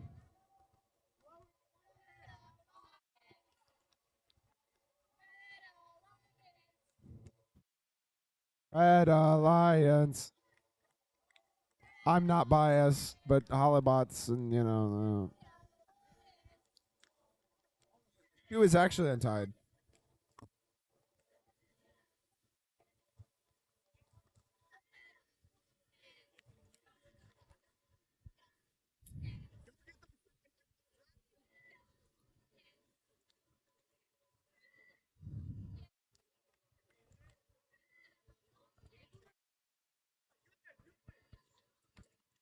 With 1 minute left in the match, we're coming up on the end.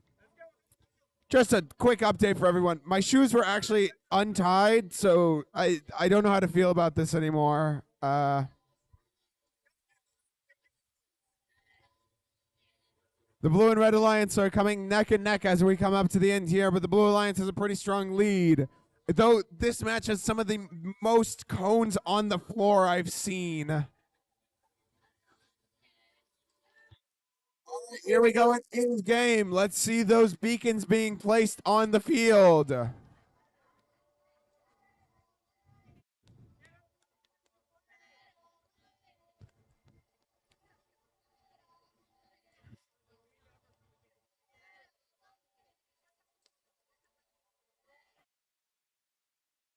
And the Blue Alliance has a very strong lead as we finish up this last match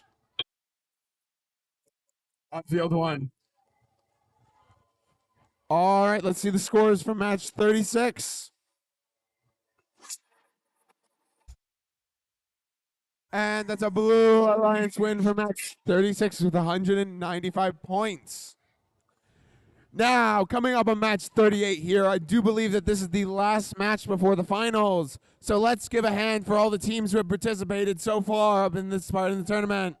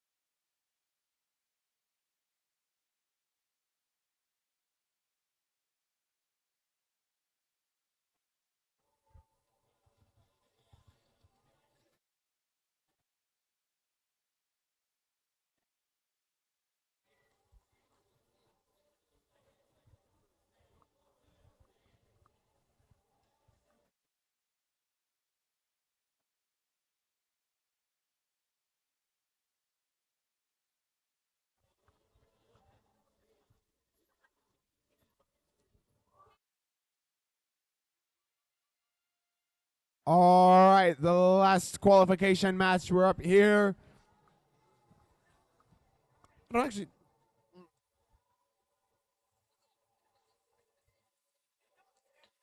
The Red Alliance scoring cones on the high junction, and quite a lot of cones for that matter, while the Blue Alliance is able to score a few.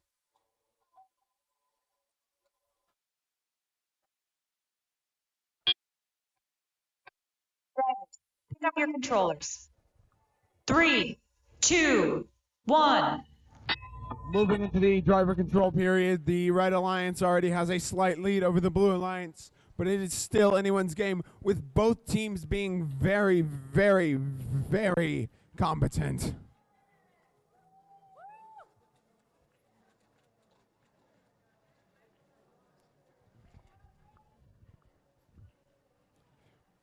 The Red Alliance's scores are climbing while the Blue Alliance is managing to keep up right behind them.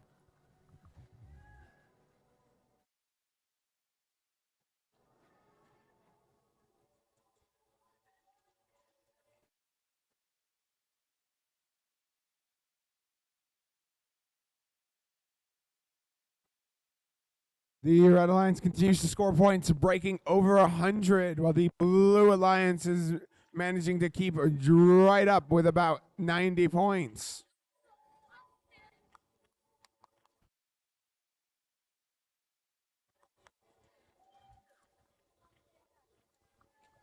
Come on, this is the last match. The crowd can do a little better than that.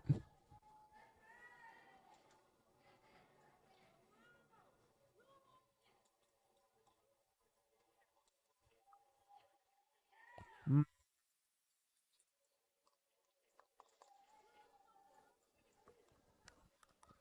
12 times 12 equals 144. That's red team's score as we hit the end game.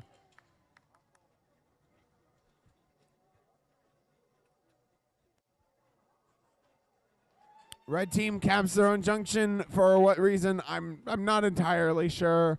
But on the other hand of things, the Red Alliance is moving around and scoring points on other junctions at this point.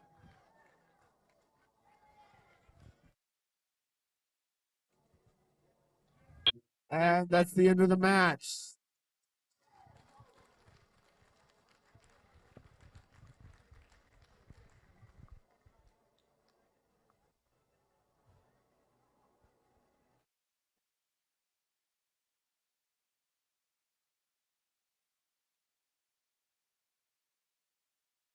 Let's see those scores from match 37.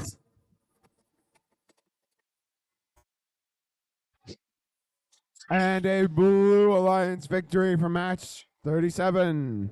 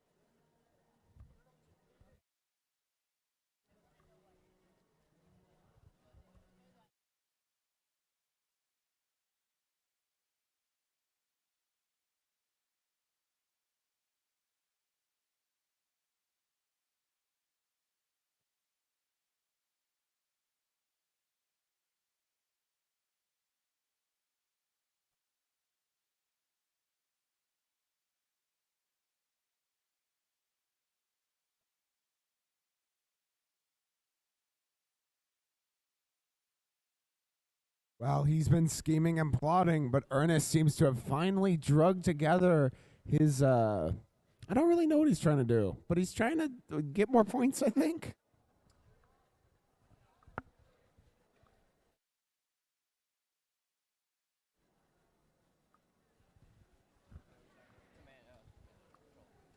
Final match results on the screen.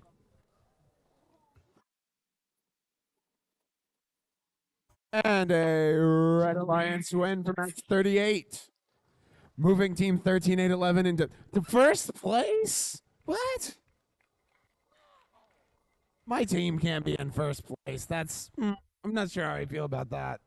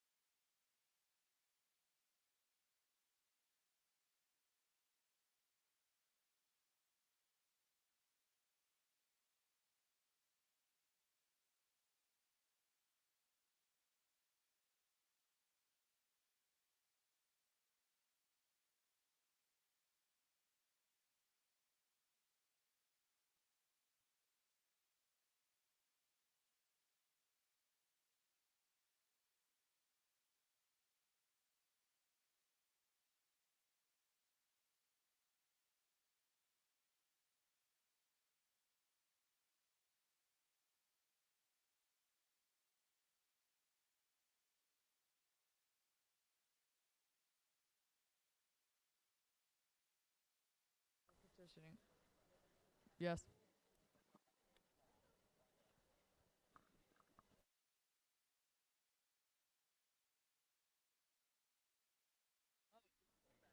I'm good.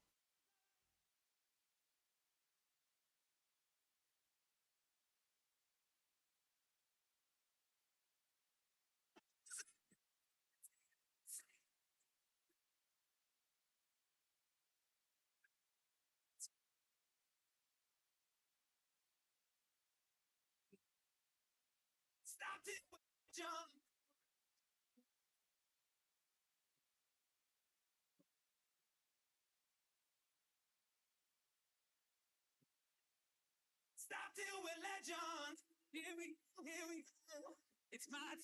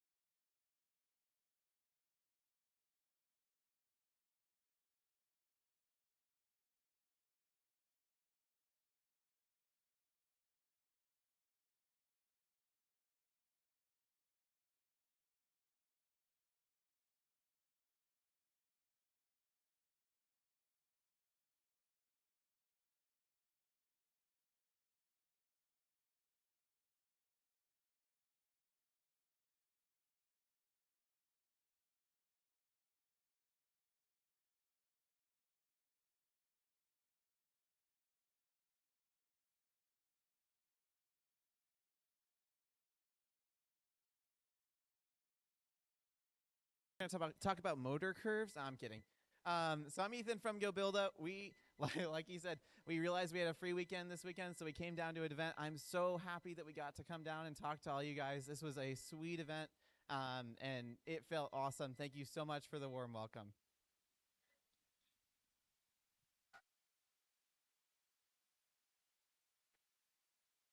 So to all events we go to, we try to bring some giveaways. I hope a lot of you guys got lanyards and stickers and all that kind of stuff, but the big one is a chassis. We always like to give out a Strafer chassis. It's kind of our baseline Mecanum chassis that a lot of teams use. I'm sure you've seen some yellow Mecanums or used them if you're an FTC.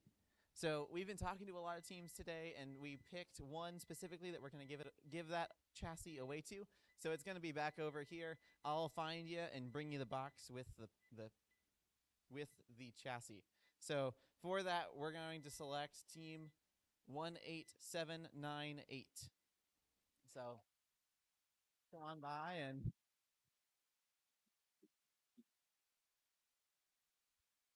yeah, so come on by.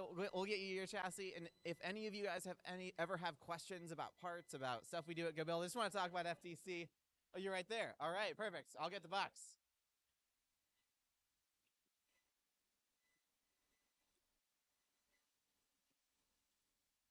There we are.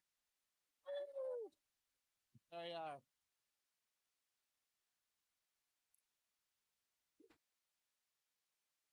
Yeah, if you guys, honestly, if you want to just call and talk about FTC stuff, we love to talk to teams. We love to hear your feedback. If you have advice about parts, things that worked for you, things that didn't, you can shoot us an email or give us a call. We really love to hear from you. That's really why we love to be at these events. So thank you guys so much. Let's give it up louder for Go Builda for coming out here today from Kansas.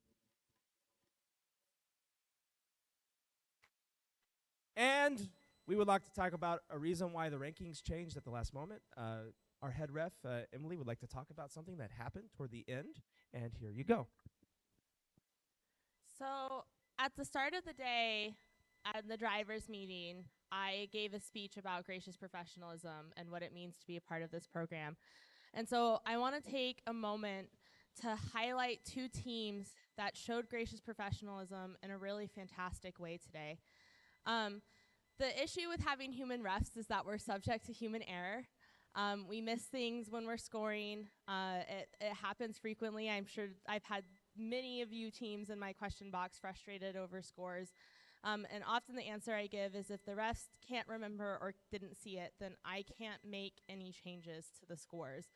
And I had a team come up to me and they wanted to show me video, and I can't watch video because of rules that have been in place for a very long time.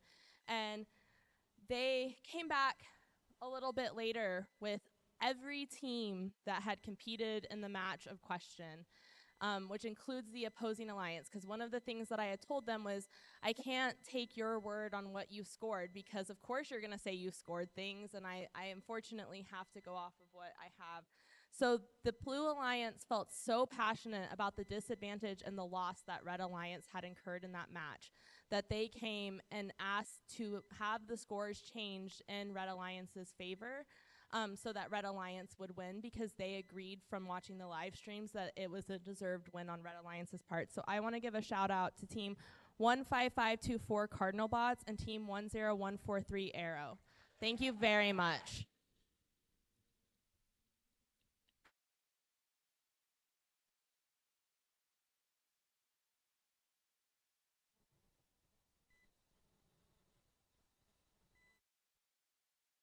All right, guys.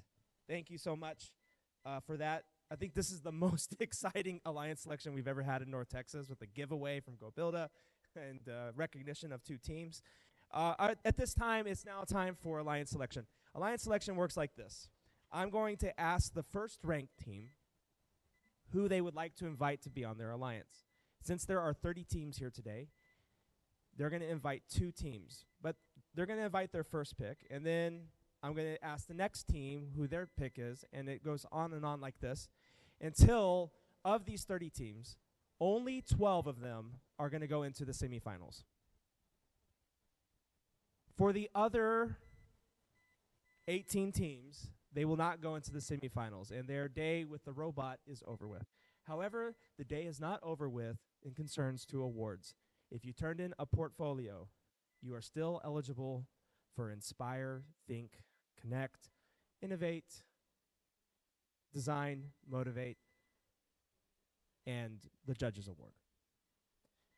And if you turn in a Control Award document, you're eligible for the Control Award. So you can still win an award even though you don't go into semifinals. So your day is not necessarily over. At this time, we are going to invite forward our top 4 seeds who are going to be our first 4 captains. Please give it up for team number 4, 2325 Maximum Resistance. Come forward from Aledo, Texas. And stand right here.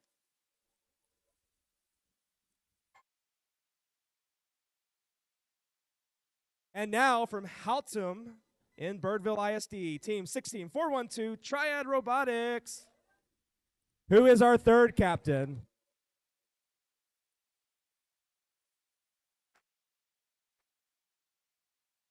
And from Schimmelpfennig Middle School, team 12900 Quantum Claw, number 2, please come forward right here.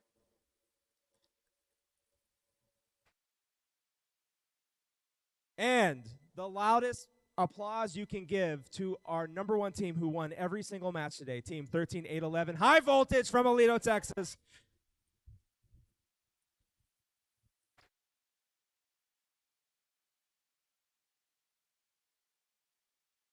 There is only one rule in alliance selection. If you are invited to join an alliance and you decline the invitation, you are no longer eligible to be invited again. Exactly.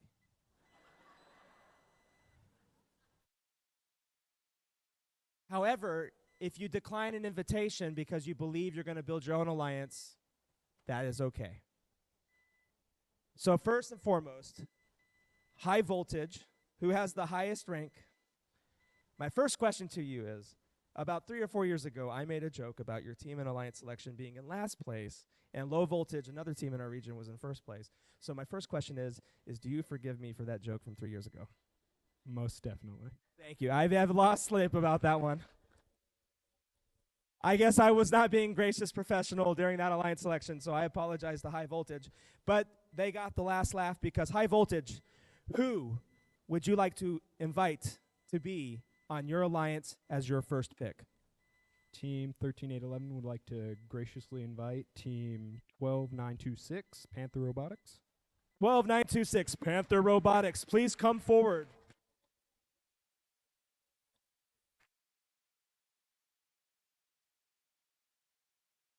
Team 1226, would you like to accept the offer or graciously decline?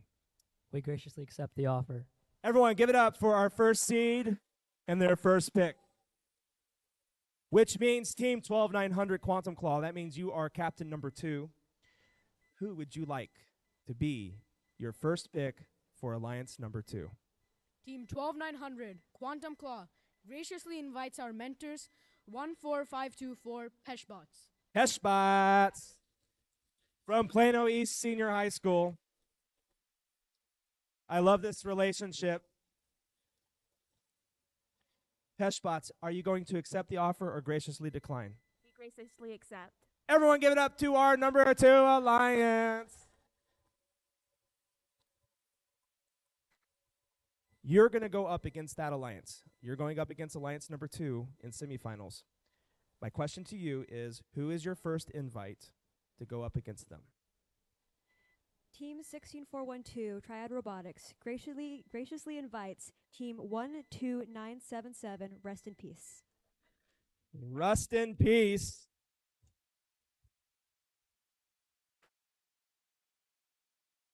As you can see, they can invite anybody, doesn't matter what their ranking is. Rest in peace in 17th place. They saw something in you. Do you accept the offer or graciously decline? We graciously accept. All right, 12977 graciously accepts, and that means that's our third seed, which means you are now captain number 4. You're going to go up against our rank number 1 alliance over there.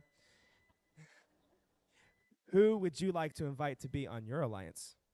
Team 20325 Maximum Resistance would like to graciously invite Team 12927 Shepton High Stallioniers. Shepton High Stallioniers, please come forward.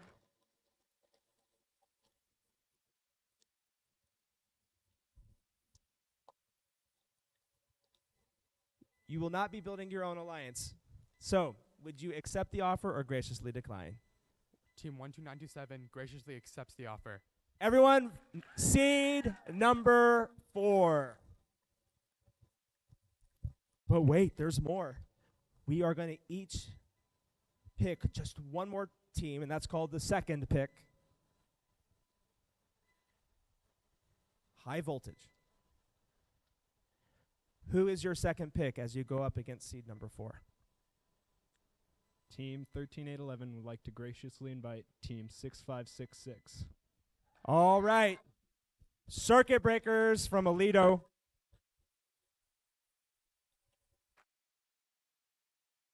Circuit breakers, would you like to accept the offer or graciously decline? We graciously accept the offer. All right, everyone, this is now our number 1 seed. Quantum Claw, who would you like to invite to be your second pick for seed number 2? Team 12900 Quantum Claw graciously invites Team 13072 Fellowship of the Robot. Fellowship of the Robot.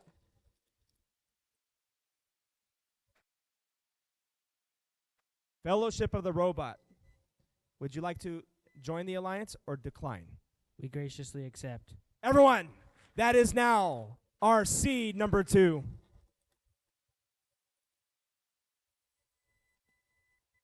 Triad Robotics. Triad. I know, I said it wrong all last year, also on a video 2 years ago. So my first question to you is, do you forgive me for that? No!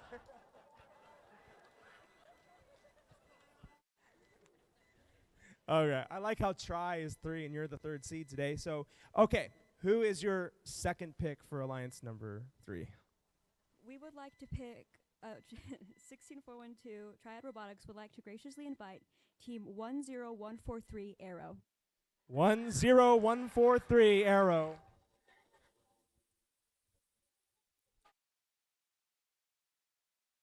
And you were invited. Arrow, would you like to accept the offer or graciously decline? We graciously accept. Everyone, this is now seed number 3. Which means that we're going to invite one more team. Alliance captains. Maximum, Triad. Yeah, I have like, to make sure I said it right. Quantum and high voltage. You're going to stay around because we're going to have a meeting with the head referee. So don't leave after this last selection. We have one more team, and then the other 18 are done for the day. Please clean up your pits and any lunch you left behind. Be gracious professional to our host, Lamar High School. Give it up to Lamar High School for hosting us today.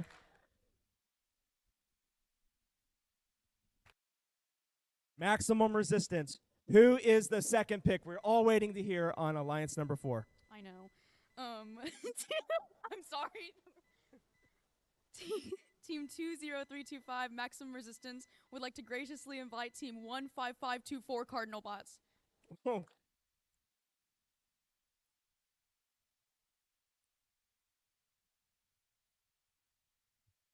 And you got invited, even though you did that thing you did earlier. Very good. Would you accept the offer, or are you going to graciously decline? Team 15524 graciously accepts the offer. All right. This is our top 12 who are going into semifinals. Alliance 4 against Alliance 1, Alliance 3 against Alliance 2. The captains are going to stay here. They have a meeting with our head referee. And the rest of you, you should go bring your robots to the queuing tables.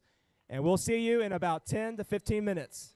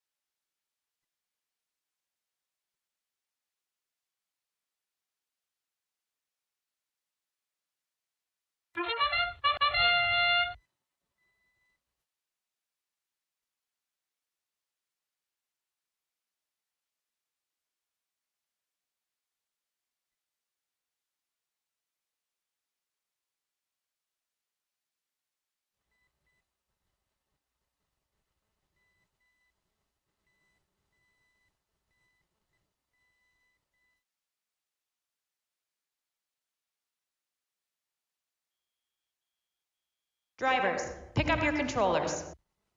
3, 2, 1.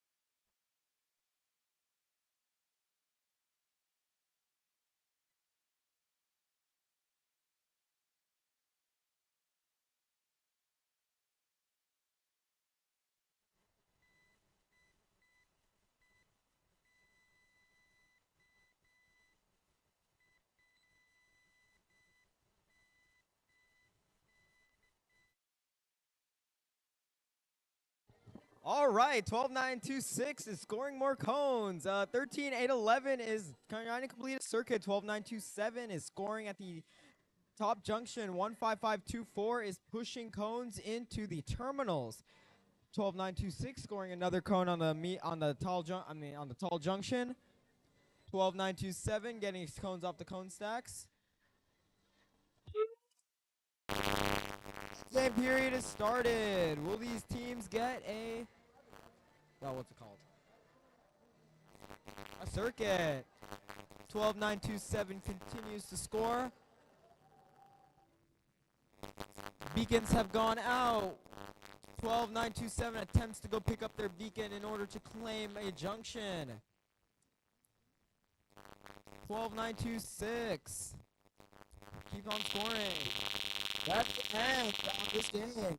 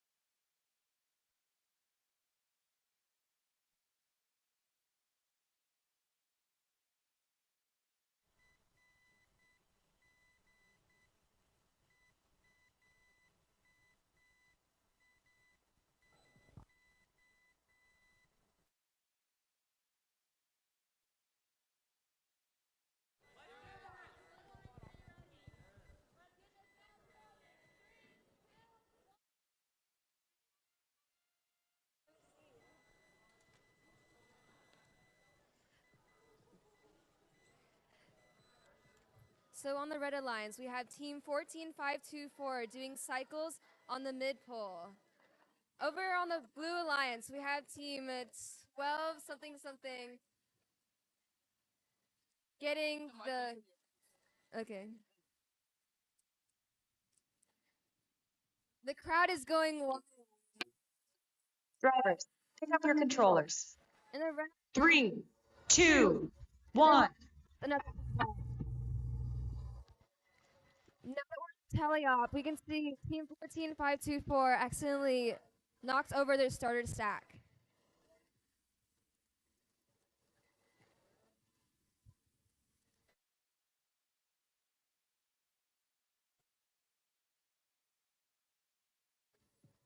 It looks like the Blue Alliance's strategy at this time is to build a circuit.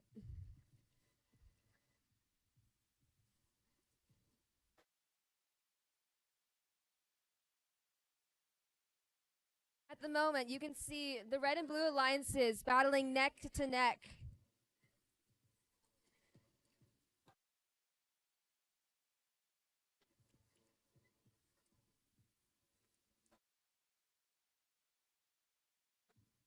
This is a super exciting semifinals match.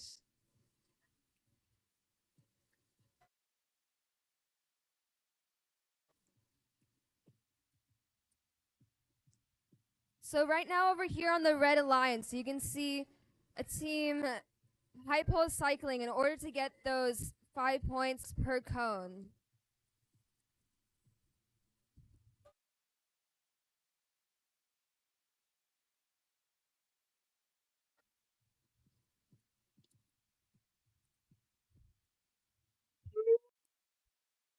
Now we're in the end game period and teams are putting on beacons into their poles. Over here we can see Team Peshbots put their beacon on a low pole, and then the Blue Alliance putting their beacon on a mid pole, trying to get a circuit. It appears Team Rust in Peace is trying to score a cone in order to get a circuit.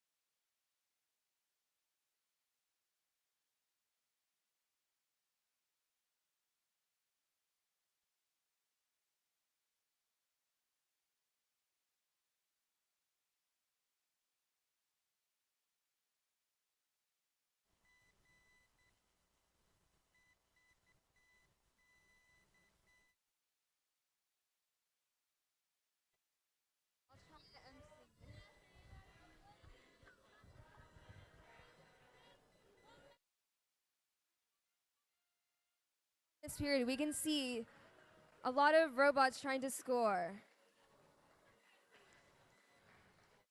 Over here, team.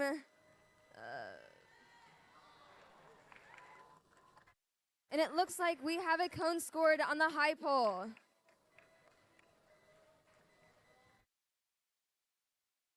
On the blue alliance, we have both robots parking, and then the red alliance, we have one robot parked. Drivers, pick up your controllers. 3, 2, 1. Now in teleop period, we can see team 12927 trying to get cones from the start attack stack in order to cycle on that high pole.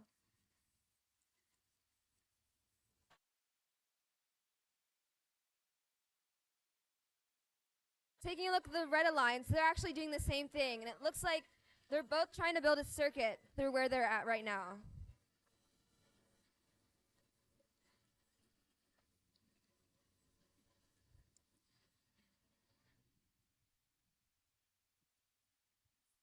Oh, team 20325 is looking a little wobbly right now. We'll see if they can balance and not tip over.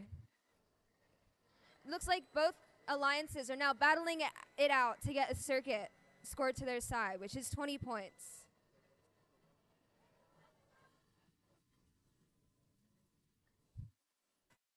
Team 6566 appears to be cycling on the high pole now. We'll see what their next move is.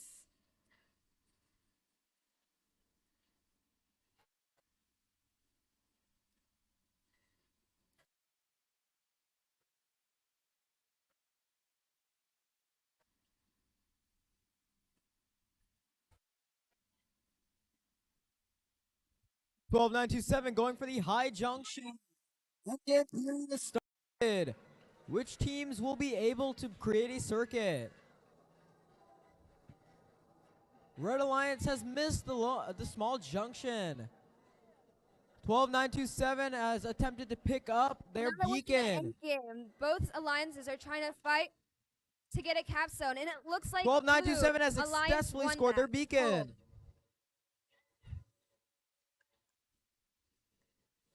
Both alliances scored a beacon.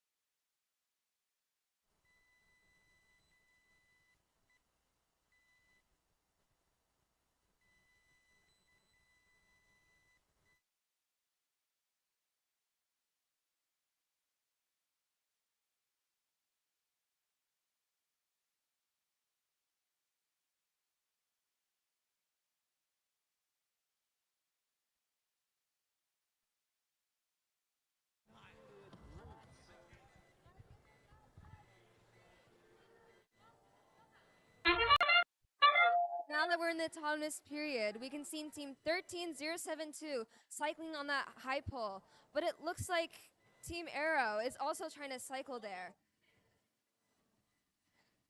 It looks like that team has now a possession of 2 cones.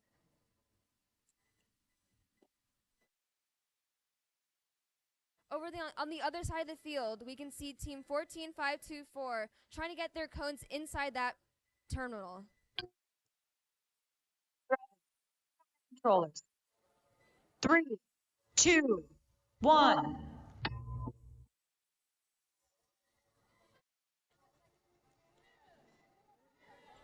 Right now in the teleop period, we can see Team 13072 cycling on that high pole. And actually, their intake is a very unique design. And over here on the Blue Alliance, we can see Team 10145 getting lots of penalties for possessing 2 cones at the same time.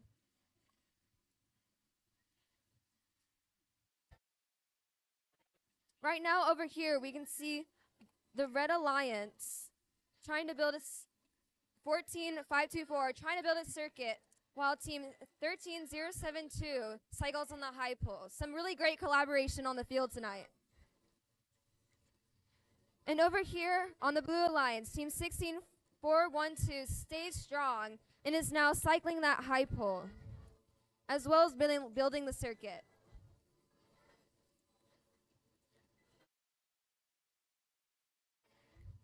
And it looks like Team 14524 has finished that starter stack on the back side of the field.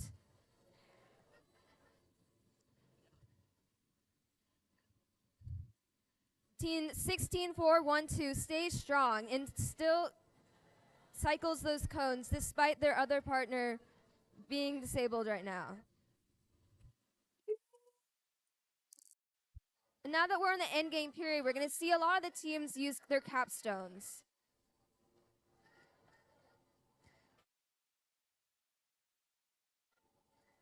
So it looks like the Blue Alliance placed their cone on top of the Red Alliance's stack. Let's see what happens. Oh, and it looks like Team 16412 dropped their beacon.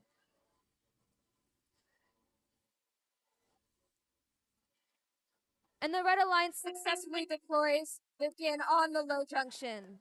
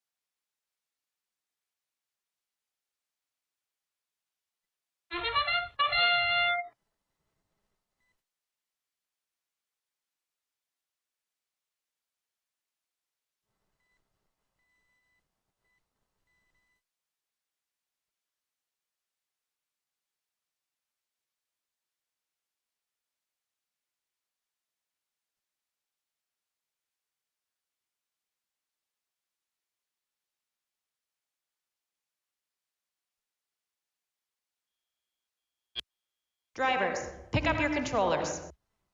3, 2, 1.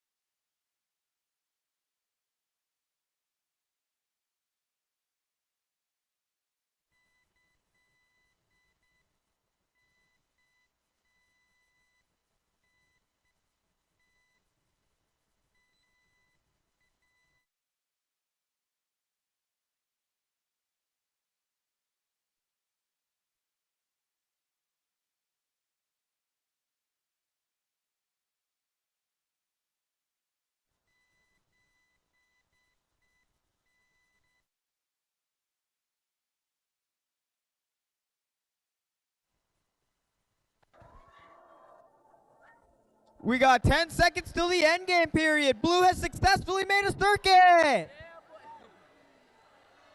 3 seconds till end game. End game period has started and Blue has one circuit. Both alliances continue to score points.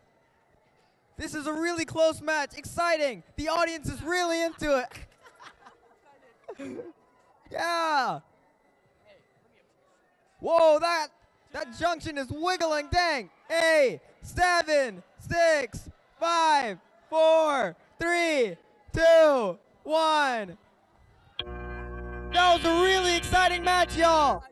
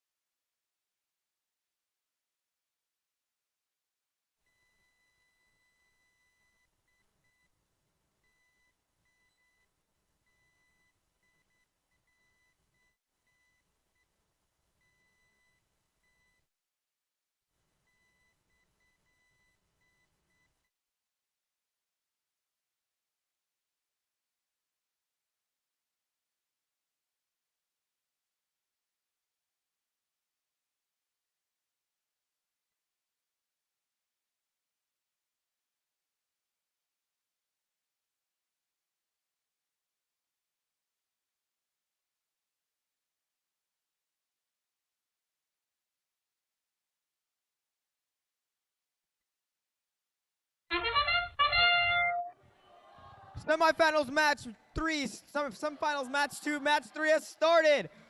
Red Alliance has started in autonomous. They are scoring on the high junction. 13072 is successfully scoring cones. Oh, they missed. 2 other robots have been situated in the field. Cones are being scored in autonomous. 1 second till off. Drivers, pick up your controllers. 3, 2, 1. Belly up has started. All 4 teams going to score cones on the high junction, the medium junction, the low junctions. Circuits are being made. 13072 is scoring on the high junction, cycling at a fast rate while their partner is going for circuits. Blue has successfully scored in the terminal, while the other alliance is grabbing cones off the cone stack, successfully cycling. Both teams on Blue Alliance are going for circuits. 13072 is fast cycling. Uh-oh. Uh-oh. Flags have been thrown. Blue Alliance has scored on the medium junction. Continues to cycle. The audience is really getting into it. Who's gonna win? Yeah.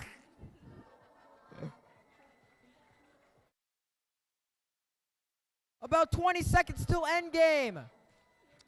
All teams are successfully cycling. This is one of the most exciting matches we've had so far. 16472 is scoring. Oh, it looks like they have a cone on the low junction. 14. End game has started. Will the beacons get on onto the field?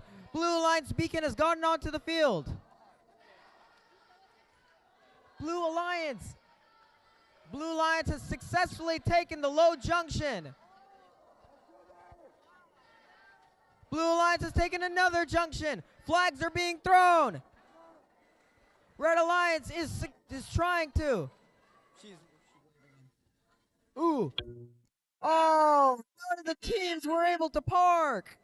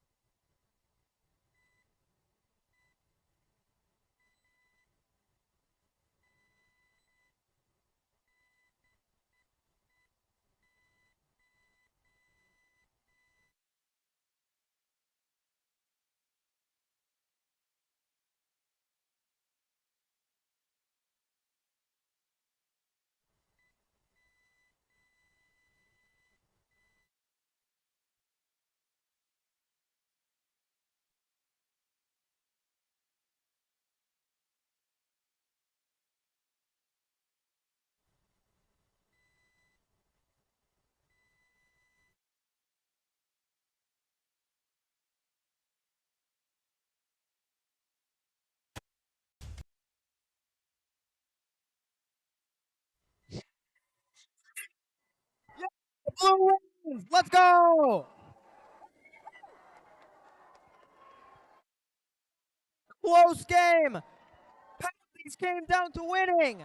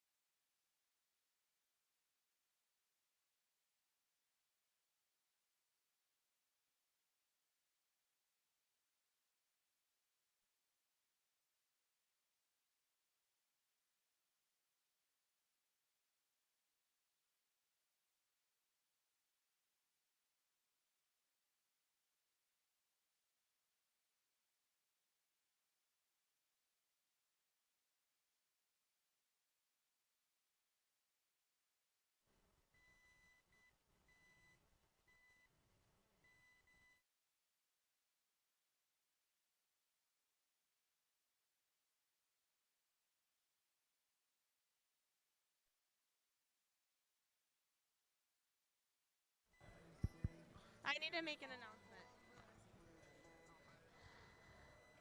Alito, I was promised breakdown crew by Kyle. If I could get some Alito team members to come help break down this field, I would very much appreciate it. Please walk around and do not jump over.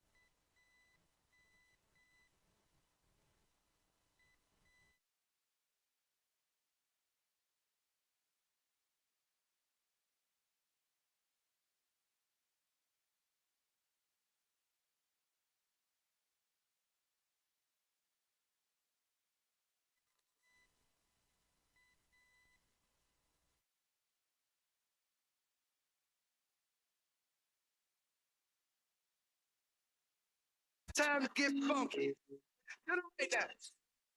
To the left. Take it back now, y'all. One hop this time. One hop this time. Right foot, 2 stumps. Left foot, 2 stumps. Slide to the left. Slide Come to on, the right. audience. Crisscross. Everybody up. Crisscross. Cha-cha, real smooth. Let's go to work. To the left. Take it back now, y'all. 2 hops this time. 2 hops this time. Right foot, 2 stumps. Left foot, 2 stumps. Hands on your knees. Hands on your knees. Hey, they always say that FRC events are more fun. Let's prove them wrong. Everyone in the audience, right now, get up and do it.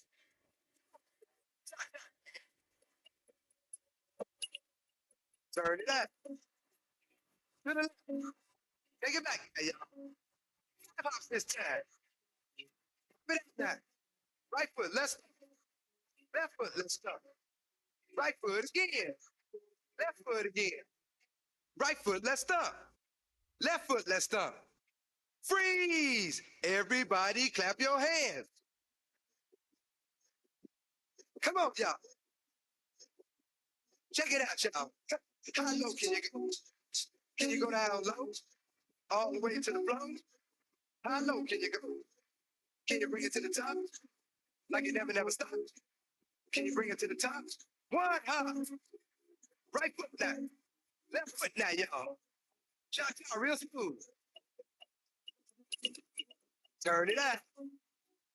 To the left. Take it back now, y'all. One hop this time. One hop this time. Remember.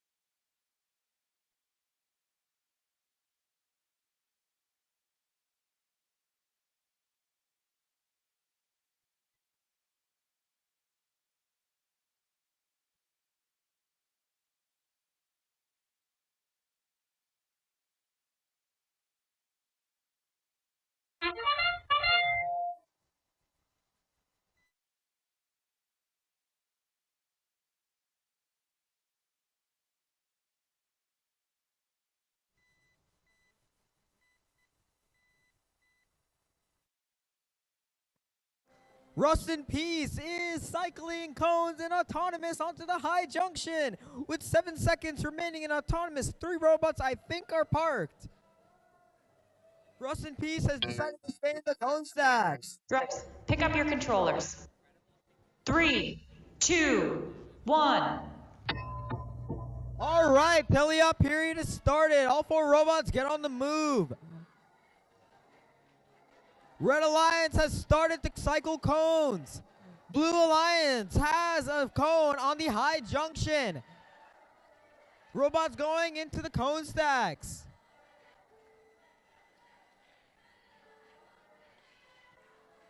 Audience, who do you think is gonna win? Yeah, there is your answer. Red Alliance continues to score on the high junction. 1 cone is on the floor. Blue Alliance attempts to score on the high junction.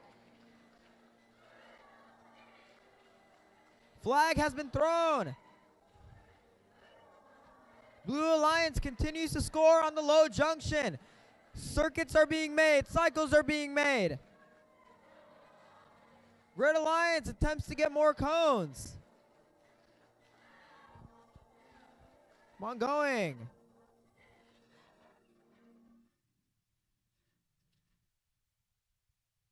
Cones are being stacked.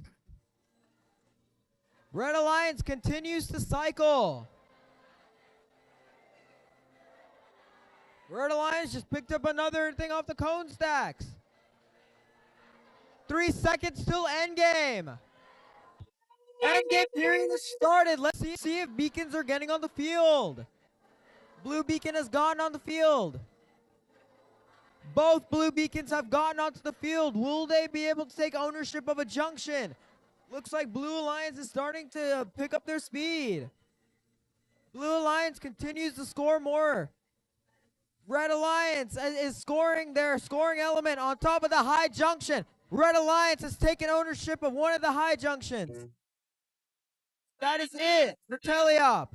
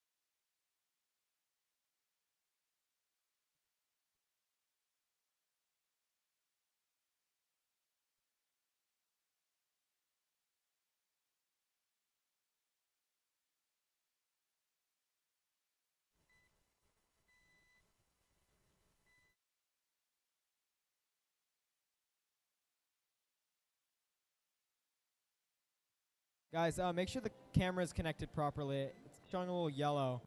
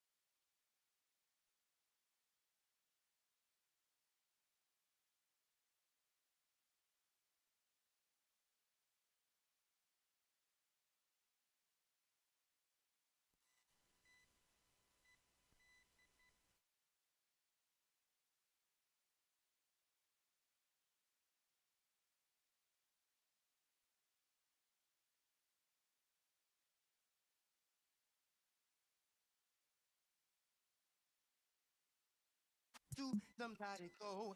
Just let the music come from the stove so all of my people can stay on the floor. They got a brand new dance. You gotta move your muscles. Brand new dance. It's called a Cupid shuffle. It don't matter if you're young or you're old. Here we go. We gonna show you how it goes. To the right, to the right, to the right, to the right, to the left, to the left, to the left, to the left.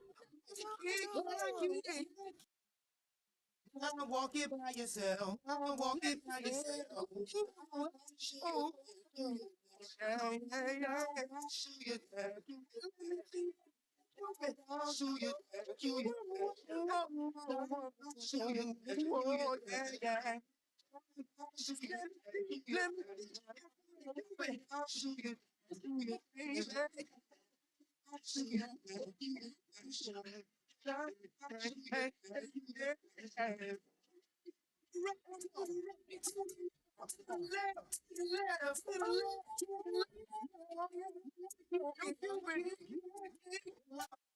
Yourself, walk it by yourself. To the right, to the right, to the right, to the left, to the left, to the left, to the left. Walk it by yourself. Walk it by yourself. Now you see what I'm talking about. Sit for Come on, audience, dance.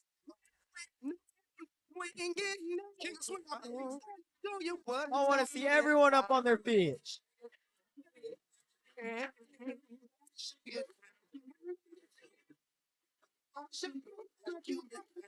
I see you three up there.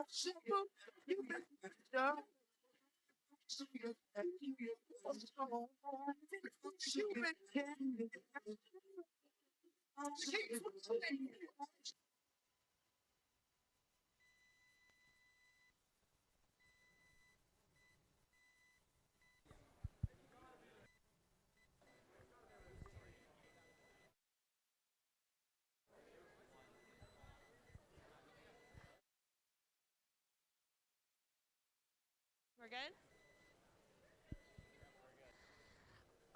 All right, everyone. So this could go one of two ways. We could have Blue Alliance wins again, which would make them the winning alliance and the winners of the day. Or we could have Red Alliance winning, which means we could go to another match. It is first tradition in finals that we have the two teams come around the field and give handshakes before the potential last match of the day. So I want to go ahead and honor that. Do not cross into the field, go around the field.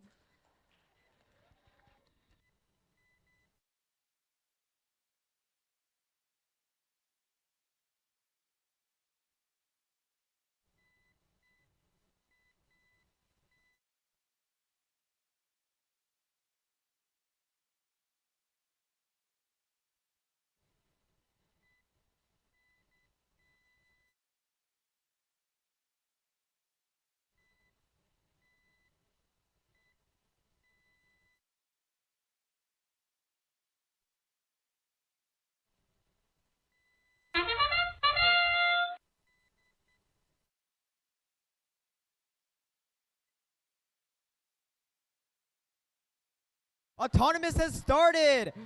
4 bots.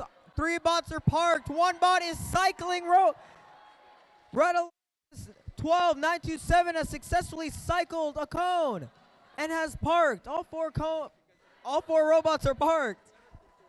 3 seconds till teleop. Drivers, pick up the controllers.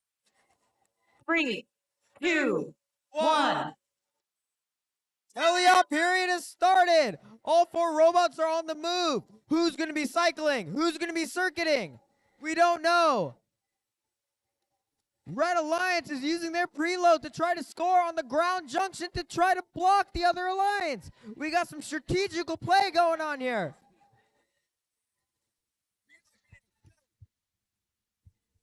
Alrighty, Red Alliance has successfully scored on the ground junction in order to block Blue Alliance from having a clear path to cycle.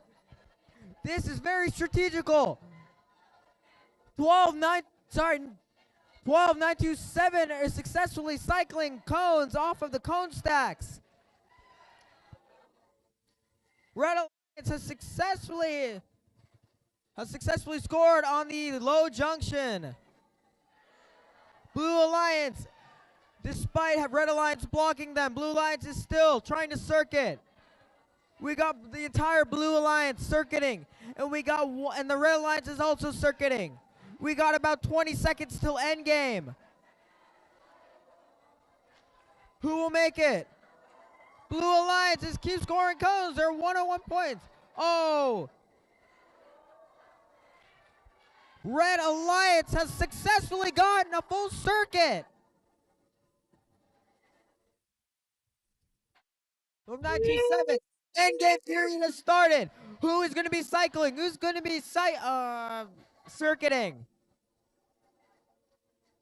Beacons have gotten out on Blue Alliance. Beacons have gotten out on Red Alliance.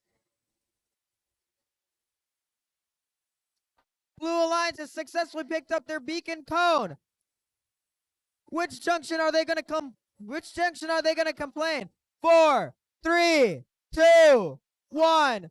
What a match! Blue Alliance in the end has gotten a circuit.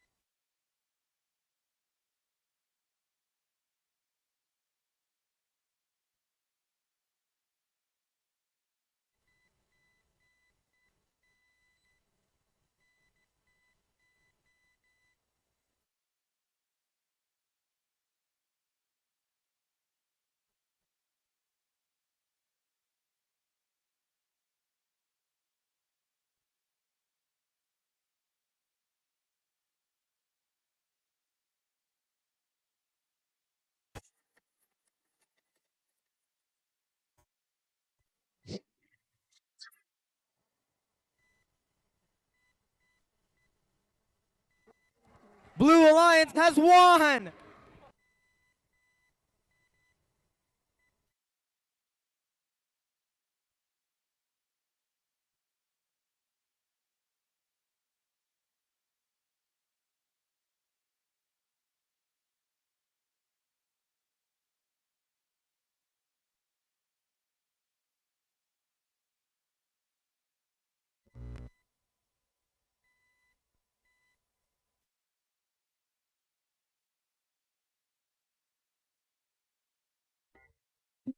Bad mistakes, made a few. I've had my share of kicks.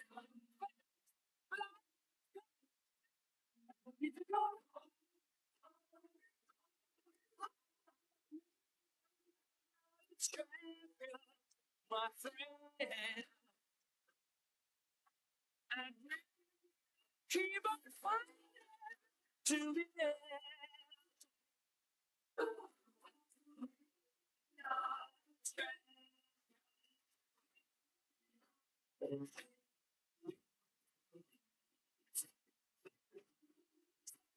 Sweet.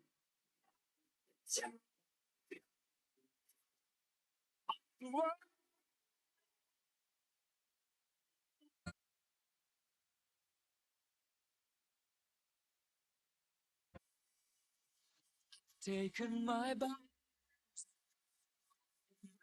curtain call,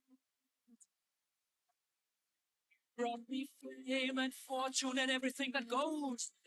I thank you all, but it's been no bed of roses. Pleasure cruise. I consider it a challenge for human race.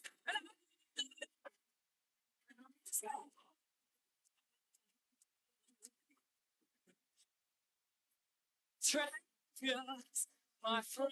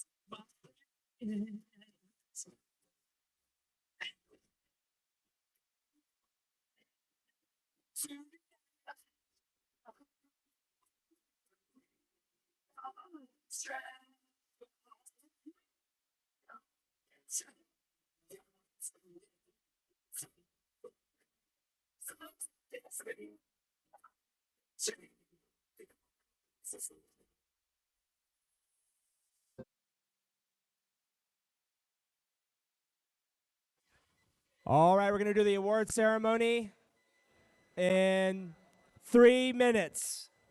Award ceremony in 3 minutes.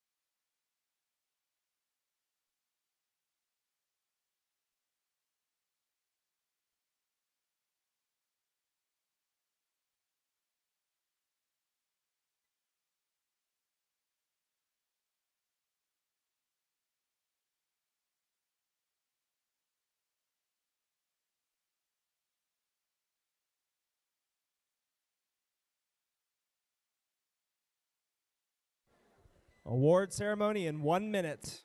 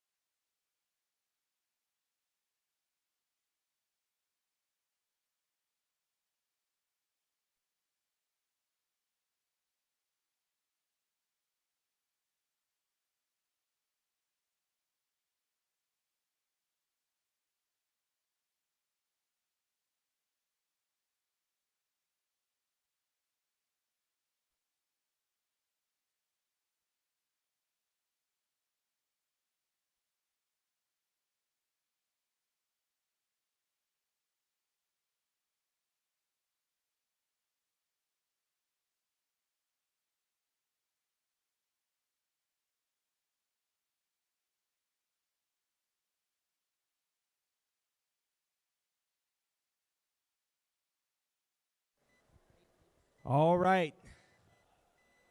And the crowd got quiet.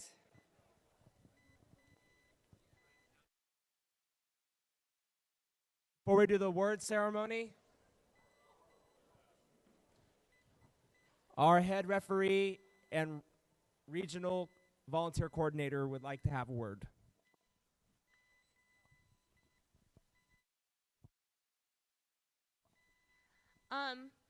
So many of the coaches here, I'm sure, saw all of my very desperate emails in the last couple of weeks. For some context to everyone in the room, on Sunday night of last week, we had 6 volunteers for this event, which is, you've seen how many people are running back. That is not enough volunteers to run an event. So I just want to say a big thank you, one, to all of the wonderful judges and referees that came today. So let's clap for them.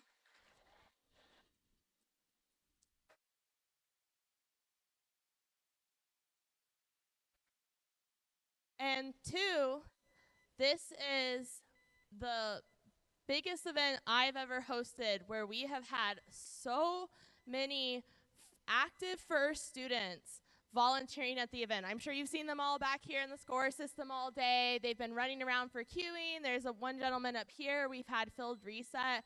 This is more student volunteers than I've ever had, and I can 100% confidently say we would not have run this event without them. So I want to give them all a big shout out for their work.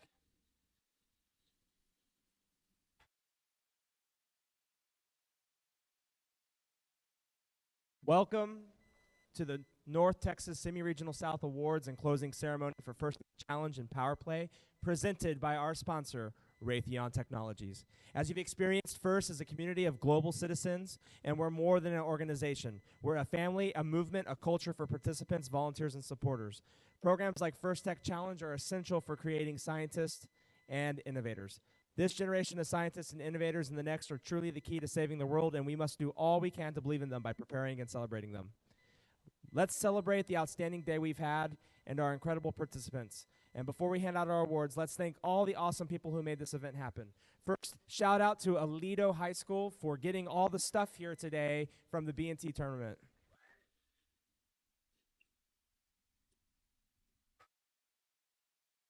And shout out to Lamar High School for letting us use their venue here in Arlington.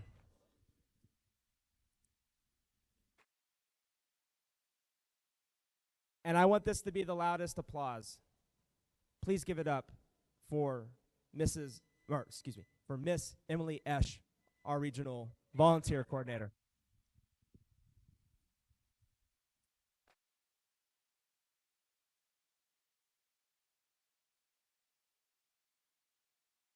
And our event has been sponsored by 2022-2023 First Energized season sponsor Qualcomm. And First Tech Challenge 2022-2023 Power Play sponsor is Raytheon Technologies. We thank these organizations for funding First to have our season. Let's talk about the protocol for getting your award.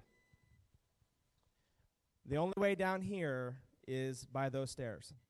So if you are a first place winner, you're going to come down and then get your award from the trophy table. All the volunteers over here are going to help hand out the awards. And so you're going to be recognized here in front of the camera for our stream. And of course, the exception to that is the finalist and the winning alliance. All of them are going to come down. So our first award is the Judged Award.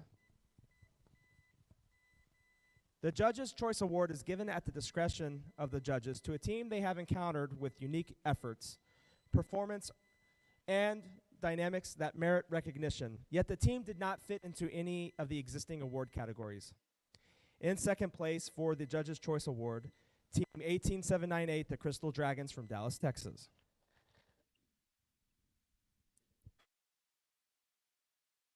And please recognize the winner of the Judge's Choice Award, Team 9626 Hawkabots from Dallas, Texas.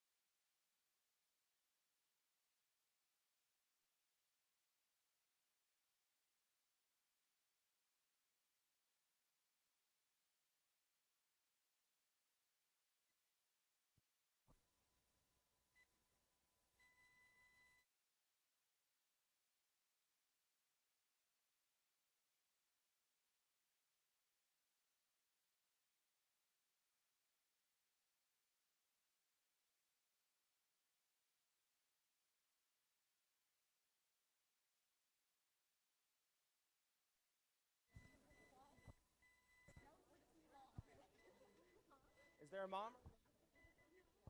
Oh. Team 9626 Hawkabots from Dallas, Texas, everyone.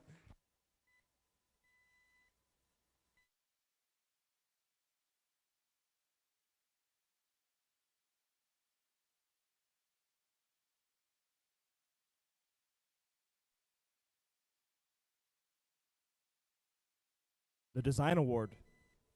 The Design Award expands on this year's challenge, inspiring teams to incorporate industrial design into their robots. These elements can be shown in the simplicity of the design as it applies to the tasks, the look and the feel of the robot, and how the design allows us to think of robots in new ways. The design aspect must serve a function, but should also differentiate the robot in a unique fashion. In third place for the Design Award, 6566 Circuit Breakers from Aledo, Texas. In second place for the Design Award, 14524 Peshbots from Plano, Texas. And at this time, we would like to recognize the winner of the Design Award, 21462 Data Not Found from Henderson, Texas.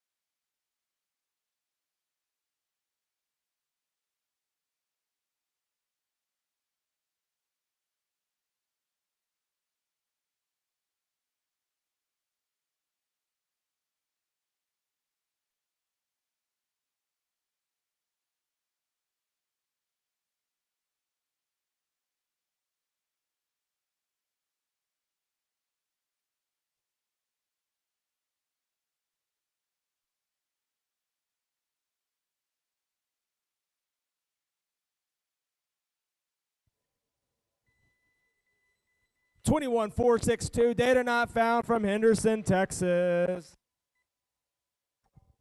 And now it's time for the Motivate Award. The Motivate Award celebrates the culture of first, celebrates a team that receives the Motivate Award, celebrates the culture of first, and clearly shows what it means to be a team. This award celebrates the team that represents the essence of the First Tech Challenge competition through team building, team spirit, and displayed enthusiasm. This is a team who makes a collective effort to make first known throughout their school and community and sparks others to embrace the culture of first. And in third place for the Motivate Award, 22123 Stallion Robotics from Plano, Texas.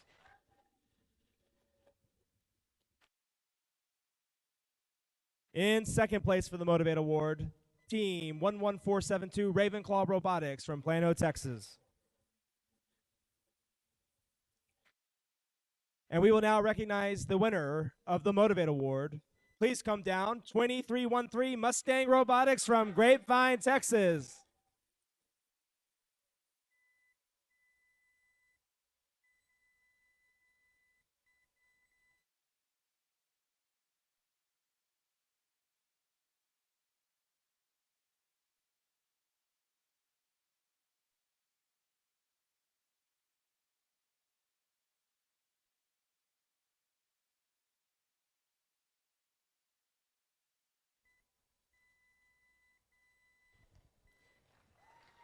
(2313) Mustang Robotics from Grapevine, Texas.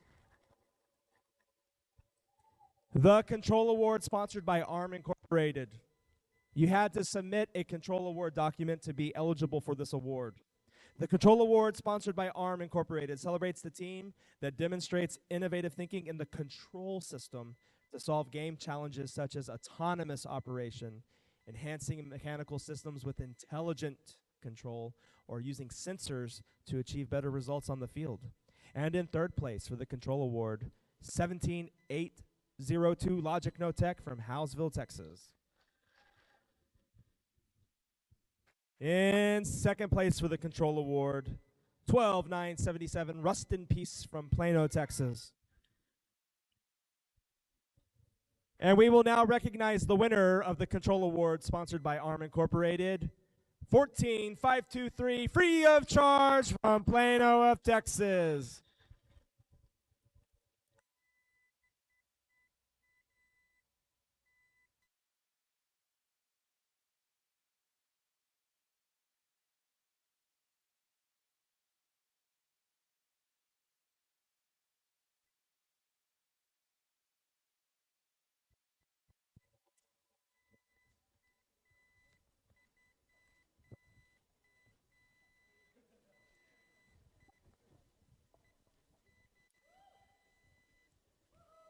Good job.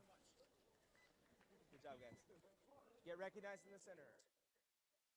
In the center.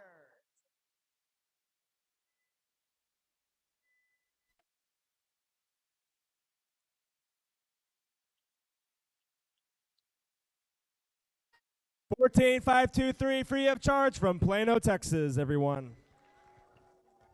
And now it's time for the Innovate Award sponsored by Raytheon Technologies.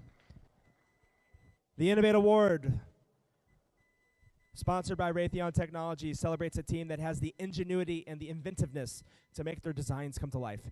This award is given to the team that the judges feel had the most innovative and creative robotic design solution to the First Tech Challenge game. Elements of this award include elegant design, robustness, and out-of-the-box thinking.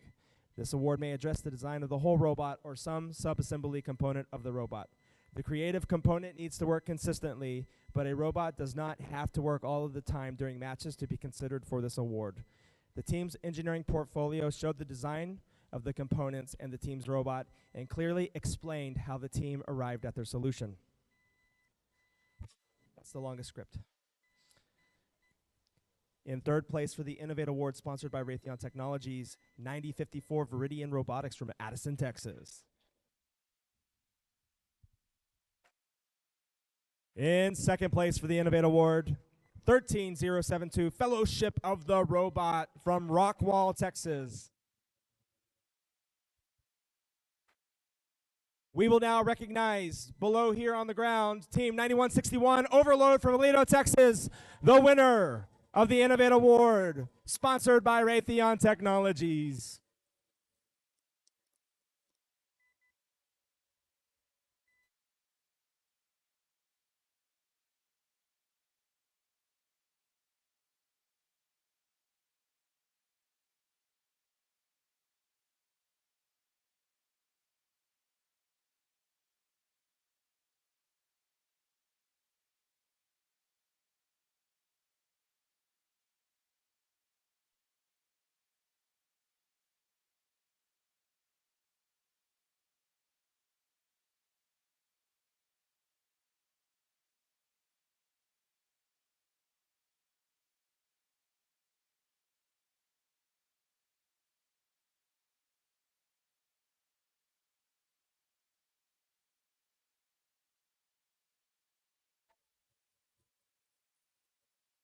9161 overload from Aledo, Texas.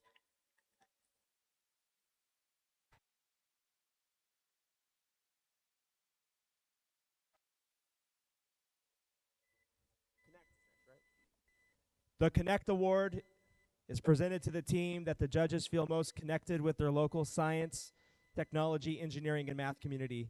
A true first team is more than the sum of its parts and recognizes that engaging their local STEM community plays an essential part in their success. The recipient of this award is recognized for helping the community understand first the First Tech Challenge and the team itself. In addition, this team aggressively seeks and recruits engineers and explores the opportunities available in the world of engineering, science, and technology. In third place for the Connect Award, 14524 Peshbots from Plano, Texas. In second place for the Connect Award, 22123 Stallion Robotics from Plano, Texas.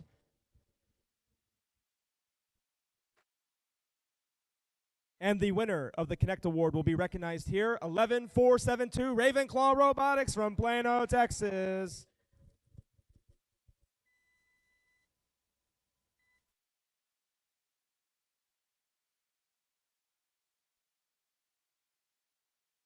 Yeah, let's give it up to him.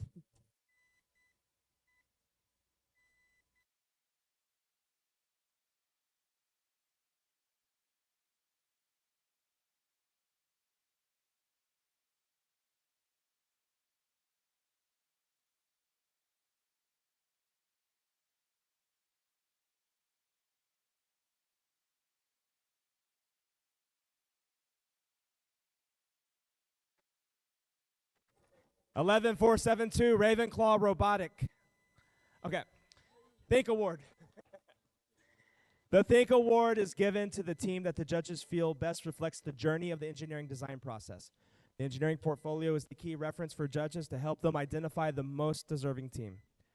The team's engineering portfolio focused on the design and build stage of the team's robot and exemplified their journey as a team and as engineers. And in third place for the Think Award, 14523 free of charge from Plano, Texas. In second place for the Think Award, 12926 Panther Robotics from Plano, Texas.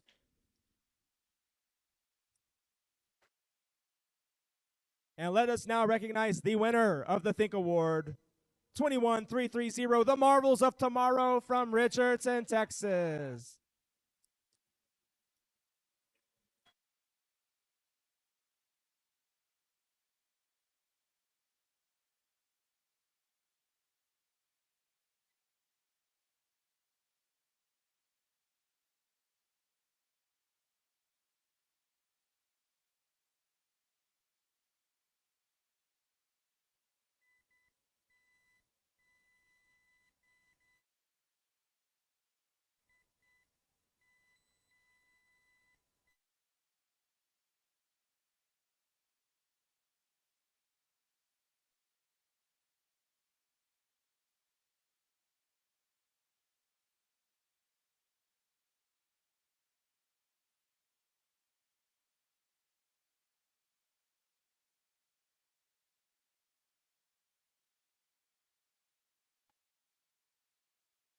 $21,330, The Marvels of Tomorrow from Richardson, Texas.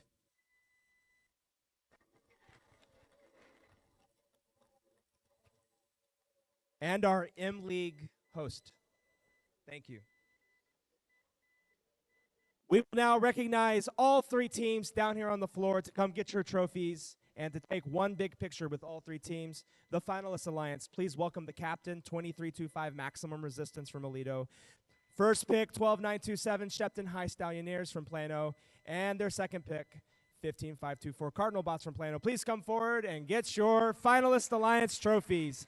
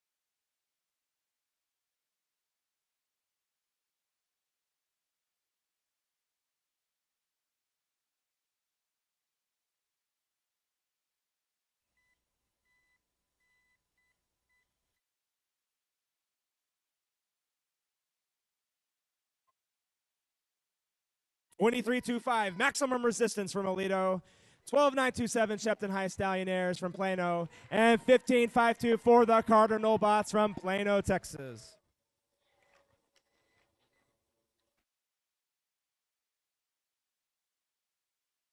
And now we will recognize the winning alliance of Semi-Regional South, the captain of the winning alliance, and our B-League host, 16412 Triad Robotics from North Richland Hills, Texas. Their first pick, 12977 Rust in Peace from Plano, Texas. And their second pick, 10143 Arrow from Fort Worth, Texas. Please present before the winning alliance.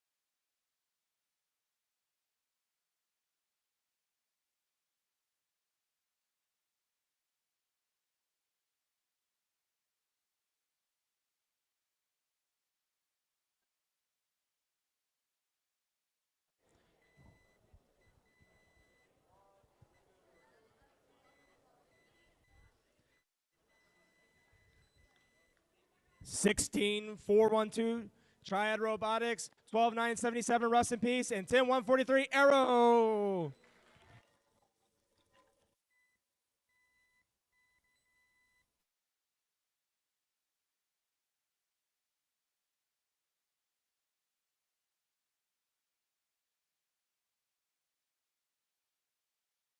And now it's time for the award of the night.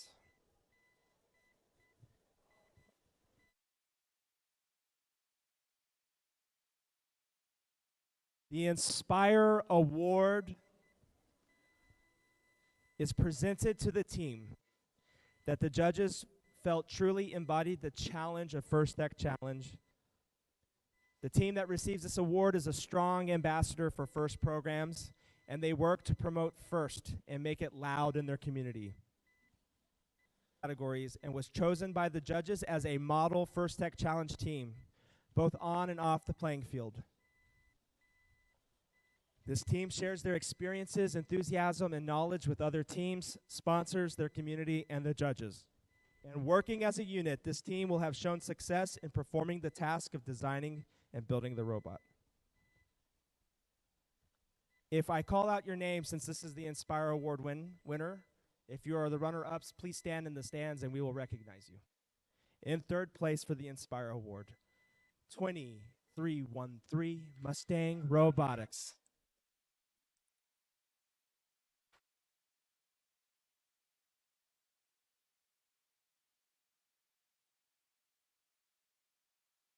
In second place for the Inspire Award, 21330, The Marvels of Tomorrow from Richardson, Texas.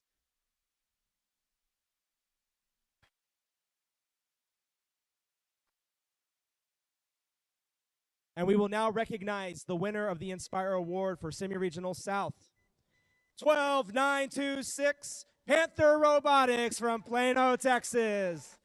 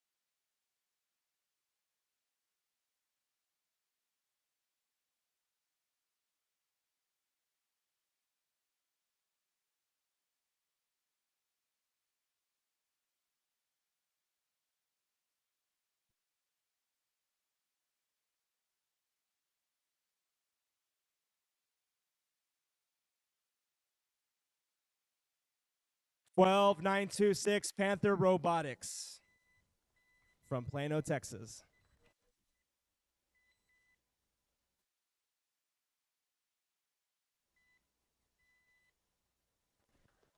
I'm going to now present advancement, but first and foremost, thank you for being a great audience today, bringing your gracious professionalism to this event, and supporting the next generation of innovators and STEM leaders.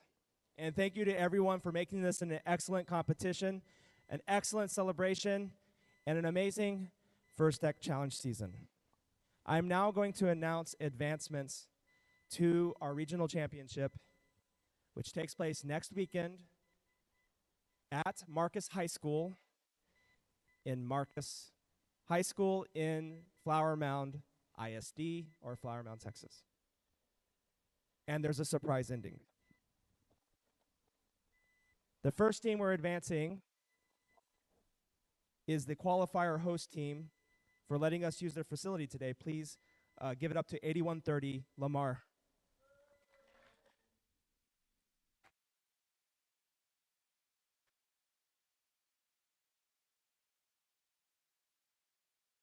The second team advancing is team 12926, Panther Robotics.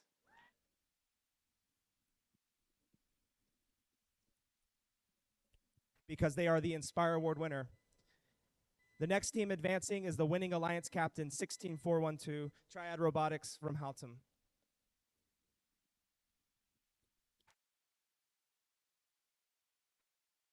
The next team advancing is the Inspire Award second 21330, the Marvels of Tomorrow.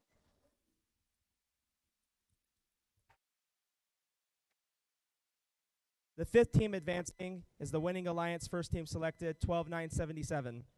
Rest in peace.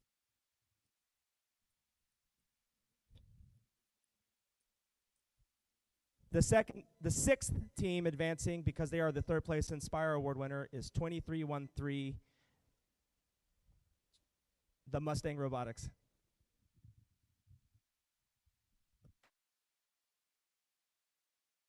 The seventh team advancing today, because they are the second team selected on the winning alliance, 10143 Arrow.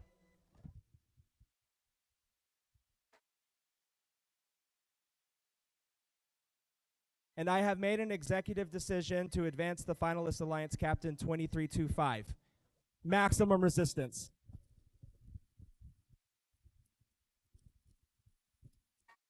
Because they are the finalist alliance captain. At this time, I would like to say thank you very much, and for the rest of the teams, we will look forward to seeing you next season.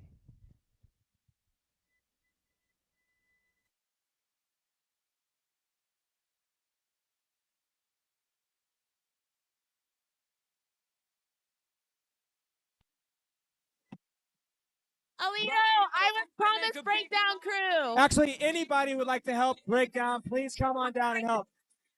Appreciate it. Break it down. All over the place, singing.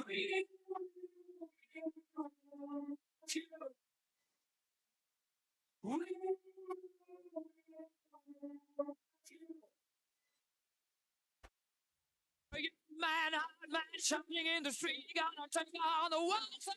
You got blood on your face. A big disgrace. Waving your all over the place. Sing it now.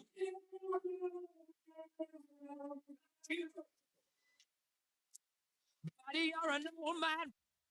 With your eyes gonna make you zombie someday. You got mud on your face. Big disgrace. Somebody better put your bag into your face. Sing it.